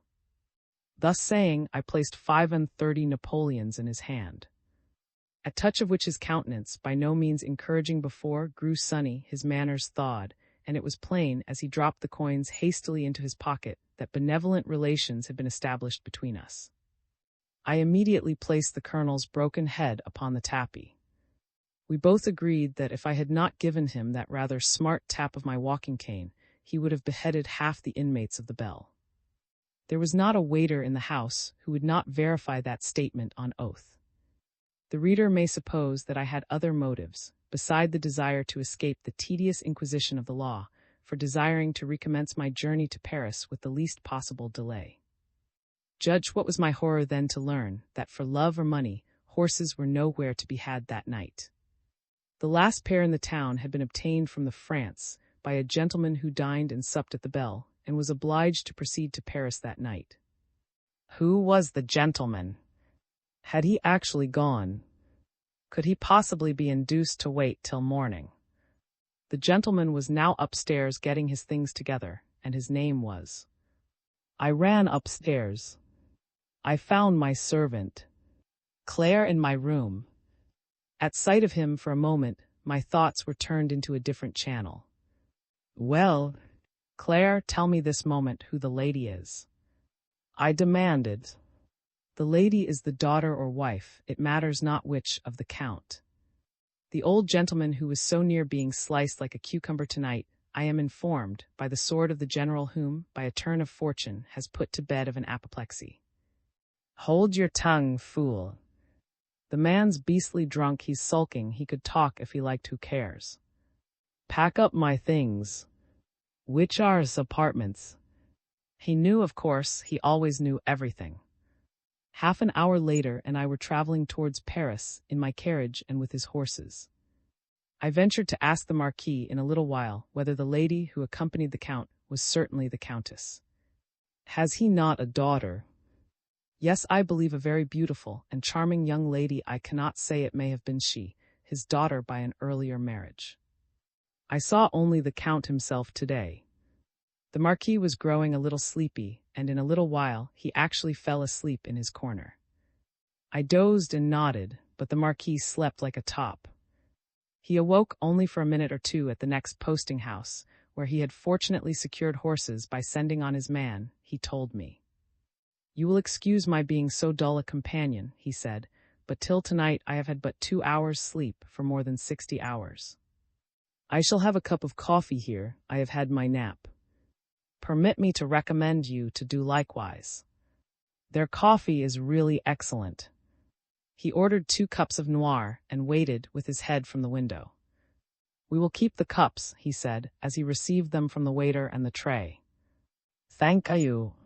There was a little delay as he paid for these things, and then he took in the little tray and handed me a cup of coffee. I declined the tray, so he placed it on his own knees to act as a miniature table. "I can't endure being waited for and hurried," he said. "I like to sip my coffee at leisure." I agreed. It really was the very perfection of coffee. I, like Marquis, have slept very little for the last 2 or 3 nights, and find it difficult to keep awake. This coffee will do wonders for me. It refreshes one so. Before we had half done, the carriage was again in motion. For a time our coffee made us chatty, and our conversation was animated. The Marquis was extremely good-natured, as well as clever, and gave me a brilliant and amusing account of Parisian life, schemes, and dangers, all put so as to furnish me with practical warnings of the most valuable kind. In spite of the amusing and curious stories which the Marquis related, with so much point, and I felt myself again becoming gradually drowsy and dreamy. Perceiving this, no doubt, the Marquis good-naturedly suffered our conversation to subside into silence. The window next him was open. He threw his cup out of it, and did the same kind office for mine, and finally the little tray flew after, and I heard it clank on the road, a valuable waif, no doubt, for some early wayfarer in wooden shoes. I leaned back in my corner. I had my beloved souvenir, my white rose, close to my heart, folded now in white paper. It inspired all manner of romantic dreams. I began to grow more and more sleepy. But actual slumber did not come. I was still viewing, with my half-closed eyes, from my corner diagonally the interior of the carriage. I wished for sleep, but the barrier between waking and sleeping seemed absolutely insurmountable, and instead I entered into a state of novel and indescribable indolence. The Marquis lifted his dispatch box from the floor, placed it on his knees, unlocked it, and took out what proved to be a lamp which he hung with 2 hooks attached to it to the window opposite to him. He lighted it with a match, put on his spectacles, and taking out a bundle of letters, began to read them carefully. We were making way very slowly. My impatience had hitherto employed 4 horses from stage to stage. We were in this emergency only too happy to have secured 2. But the difference in pace was depressing.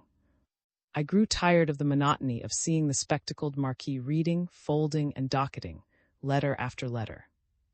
I wished to shut out the image which me, but something prevented my being able to shut my eyes. I tried again and again, but positively I had lost the power of closing them. I would have rubbed my eyes, but I could not stir my hand. My will no longer acted on my body. I found that I could not move one joint or muscle, no more than I could, by an effort of my will, have turned the carriage about. Up to this I had experienced no sense of horror. Whatever it was, simple nightmare was not the cause. I was awfully frightened. Was I in a fit? It was horrible to see my good-natured companion pursue his occupation so serenely, when he might have dissipated my horrors by a single shake. I made a stupendous exertion to call out, but in vain. I repeated the effort again and again, with no result. My companion now tied up his letters and looked out of the window, humming an air from an opera. He drew back his head and said, turning to me, "Yes, I see the lights. We shall be there in 2 or 3 minutes." He looked more closely at me, and with a kind smile and a little shrug he said, "Poor child. How fatigued he must have been, how profoundly he sleeps. When the carriage stops, he will waken." He then replaced his letters in the dispatch box, locked it, put his spectacles in his pocket, and again looked out of the window. We had entered a little town. I suppose it was past 2 o'clock by this time. The carriage drew up, I saw an inn door open, and a light issuing from it. "Here we are," said my companion, turning gaily to me. But I did not awake. Yes, how tired he must have been. He exclaimed after he had waited for an answer. My servant was at the carriage door and opened it. "Your master sleeps soundly, he is so fatigued. It would be cruel to disturb him. You and I will go in while they change the horses and take some refreshment and choose something that Beckett will like to take in the carriage, for when he awakes by and by, he will, I am sure, be hungry." He trimmed his lamp, poured in some oil, and taking care not to disturb me with another kind smile and another word of caution to my servant, he got out, and I heard him talking to Claire as they entered the inn door, and I was left in my corner, in the carriage, in the same state. VII. A 3 minutes visit. I have suffered extreme and protracted bodily pain at different periods of my life, but anything like that misery, thank God, I never endured before or since. I earnestly hope it may not resemble any type of death to which we are liable. I was indeed a spirit in prison, and unspeakable was my dumb and unmoving agony. The power of thought remained clear and active. Dull terror filled my mind. How would this end?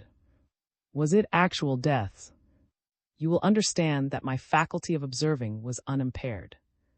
I could hear and see anything as distinctly as ever I did in my life. It was simply that my will had, as it were, lost its hold of my body. I told you that the Marquis had not extinguished his carriage lamp on going into this village inn. I was listening intently, longing for his return, which might result, by some lucky accident, in awaking me from my catalepsy. Without any sound of steps approaching, to announce an arrival, the carriage door suddenly opened, and a total stranger got in silently and shut the door. The lamp gave about as strong a light as a wax candle, so I could see the intruder perfectly. He was a young man with a dark, loose surtout made with a sort of hood, which was pulled over his head. I thought, as he moved, that I saw the gold band of a military undress cap under it, and I certainly saw the lace and buttons of a uniform on the cuffs of the coat that were visible under the wide sleeves of his outside wrapper. This young man had thick and an imperial, and I observed that he had a red scar running upward from his lip across his cheek. He entered, shut the door softly, and sat down beside me. It was all done in a moment. Leaning toward me and shading his eyes with his gloved hand, he examined my face closely for a few seconds. This man had come as noiselessly as a ghost, and everything he did was accomplished with the rapidity and decision that indicated a well-defined and prearranged plan. His designs were evidently sinister. I thought he was going to rob and perhaps murder me. I lay, nevertheless, like a corpse under his hands. He inserted his hand in my breast pocket, from which he took my precious white rose and all the letters it contained, among which was a paper of some consequence to me. My letters he glanced at. They were plainly not what he wanted. My precious rose, too, he laid aside with them. It was evidently about the paper I have mentioned that he was concerned, for the moment he opened it, he began with a pencil in a small pocketbook to make rapid notes of its contents. This man seemed to glide through his work with a noiseless and cool celerity which argued, I thought, the training of the police department. He rearranged the papers, possibly in the very order in which he had found them, replaced them in my breast pocket, and was gone. His visit, I think, did not quite last 3 minutes. Very soon after his disappearance, I heard the voice of the Marquis once more. He got in, and I saw him look at me, and smile, half envying me my sound repose. If he had but known all! He resumed his reading and docketing, by the light of the little lamp which had just subserved the purposes of a spy. We were now out of the town, pursuing our journey at the same moderate pace. We had left the scene of my police visit, as I should have termed it, now 2 leagues behind us, when I suddenly felt a strange throbbing in one ear, and a sensation as if air passed through it into my throat. It seemed as if a bubble of air, formed deep in my ear, swelled and burst there. The indescribable tension of my brain seemed all at once to give way. There was an odd humming in my head, and a sort of vibration through every nerve of my body, such as I have experienced in a limb that has been, in popular phraseology, asleep. I uttered a cry and half rose from my seat, and then fell back trembling and with a sense of mortal faintness. The Marquis stared at me, took my hand, and earnestly asked if I was ill. I could answer only with a deep groan. Gradually the process of restoration was completed, and I was able, though very faintly, to tell him how very ill I had been, and then to describe the violation of my letters during the time of his absence from the carriage. "Good heaven!" he exclaimed. The miscreant did not get at my dispatch box. I satisfied him, so far as I had observed, on that point. He placed the box on the seat beside him, and opened and examined its contents very minutely. "Yes, undisturbed, all safe, thank heaven," he murmured. "There are half a dozen letters here that I would not have some people read for a great deal." He now asked with a very kind anxiety all about the illness I complained of. When he had heard me, he said, "A friend of mine once had an attack as like yours as possible. It was on board ship and followed a state of high excitement. He was a brave man like you, and was called on to exert both his strength and his courage suddenly. An hour or two after, fatigue overpowered him, and he appeared to fall into a sound sleep. He really sank into a state which he afterwards described so, that I think it must have been precisely the same affection as yours. I am happy to think that my attack was not unique. Did he ever experience a return of it? I knew him for years after, and never heard of any such thing. What strikes me is a parallel in the predisposing causes of each attack. Your unexpected and gallant hand-to-hand encounter at such desperate odds with an experienced swordsman like that insane colonel of dragoons, your fatigue, and finally your composing yourself, as my other friend did, to sleep. I wish," he resumed, "one could make out who that was who examined your letters. It is not worth turning back, however, because we should learn nothing. Those people always manage so adroitly. I am satisfied, however, that he must have been an agent of the police. A rogue of any other kind would have robbed you." I talked very little, being ill and exhausted, but the Marquis talked on agreeably. "We grow so intimate," said he at last, "that I must remind you that I am not, for the present, the Marquis, but only, nevertheless, when we get to Paris, although I cannot see you often, I may be of use. I shall ask you to name to me the hotel at which you mean to put up, because the Marquis being, as you are aware, on his travels, the hotel is, for the present, tenanted only by 2 or 3 old servants who must not even see. That gentleman will, nevertheless, contrive to get you access to the box of Marquis at the Opera, as well possibly as to other places more difficult, and so soon as the diplomatic office of the Marquis is ended, and he at liberty to declare himself, he will not excuse his friend Becket from fulfilling his promise to visit him this autumn at the—" You may be sure I thanked the Marquis. The nearer we got to Paris, the more I valued his protection. The countenance of a great man on the spot, just then, taking so kind an interest in the stranger whom he had, as it were, blundered upon, might make my visit ever so many degrees more delightful than I had anticipated. Nothing could be more gracious than the manner and looks of the Marquis, and as I still thanked him, the carriage suddenly stopped in front of the place where a relay of horses awaited us, and where, as it turned out, we were to part. Ix. Gossip and counsel. My eventful journey was over at last. I sat in my hotel window looking out upon brilliant Paris, which had, in a moment, recovered all its gaiety and more than its accustomed bustle. Everyone has read of the kind of excitement that followed the catastrophe of Napoleon and the second restoration of the Bourbons. I need not, therefore, even if, at this distance, I could recall and describe my experiences and impressions of the peculiar aspect of Paris in those strange times. It was, to be sure, my first visit. But often as I have seen it since, I don't think I ever saw that delightful capital in a state, pleasurably so excited and exciting. I had been 2 days in Paris, and had seen all sorts of sights, and experienced none of that rudeness and insolence of which others complained, from the exasperated officers of the defeated French army. I must say this, also. My romance had taken complete possession of me, and the chance of seeing the object of my dream gave a secret and delightful interest to my rambles and drives in the streets and environs, and my visits to the galleries and other sights of the metropolis. I had neither seen nor heard of Count or Countess, nor had the Marquis made any sign.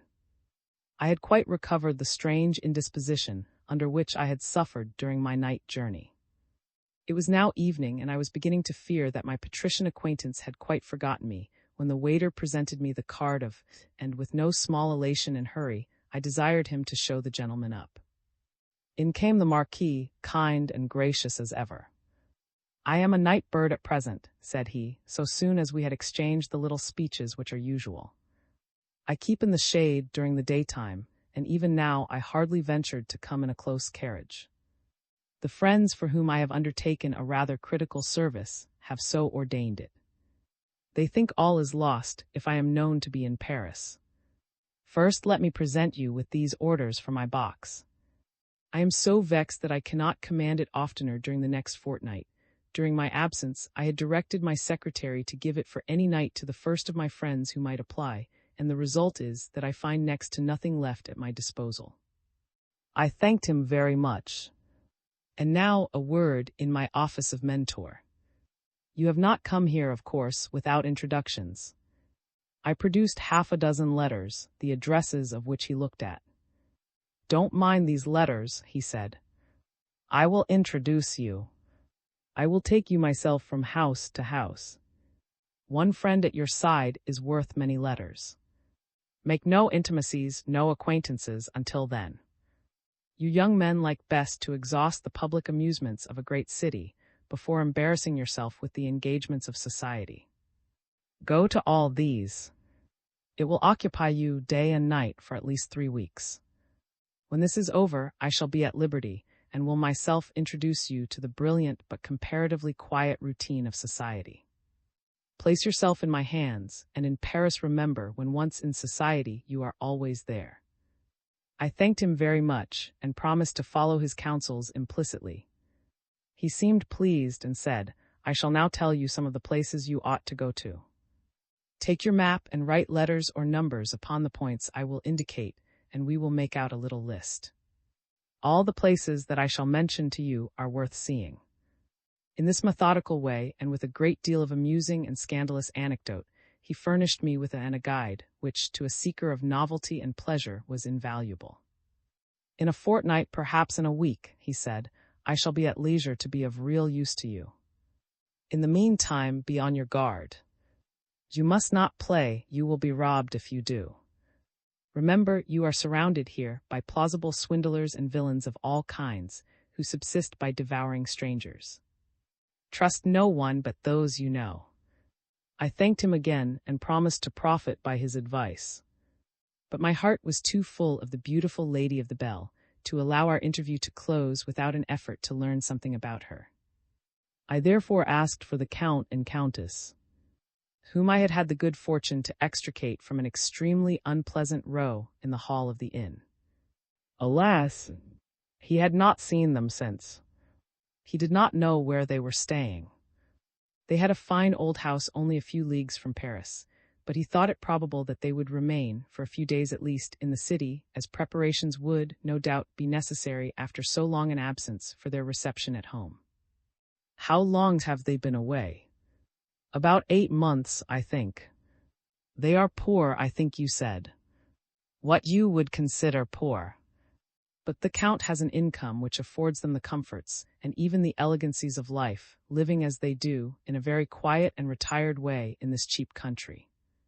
"Then they are very happy." "One would say they ought to be happy." "And what prevents?" "He is jealous." "But his wife, she gives him no cause." "I am afraid she does." "How then?" "I always thought she was a great deal too." "Too what?" "Too handsome." "But although she has remarkably fine eyes, exquisite features, and the most delicate complexion in the world, I believe that she is a woman of probity." You have never seen her. There was a lady muffled up in a cloak with a very thick veil on the other night in the hall of the Bell when I broke that fellow's head who was bullying the old count. But her veil was so thick I could not see a feature through it. My answer was diplomatic, you observe. She may have been the count's daughter. Do they quarrel? Who, he and his wife? Yes, a little. Oh, and what do they quarrel about? It is a long story about the lady's diamonds. They are valuable, they are worth, Loss says, about 1,000,000 of francs. The count wishes them sold and turned into revenue, which he offers to settle as she pleases.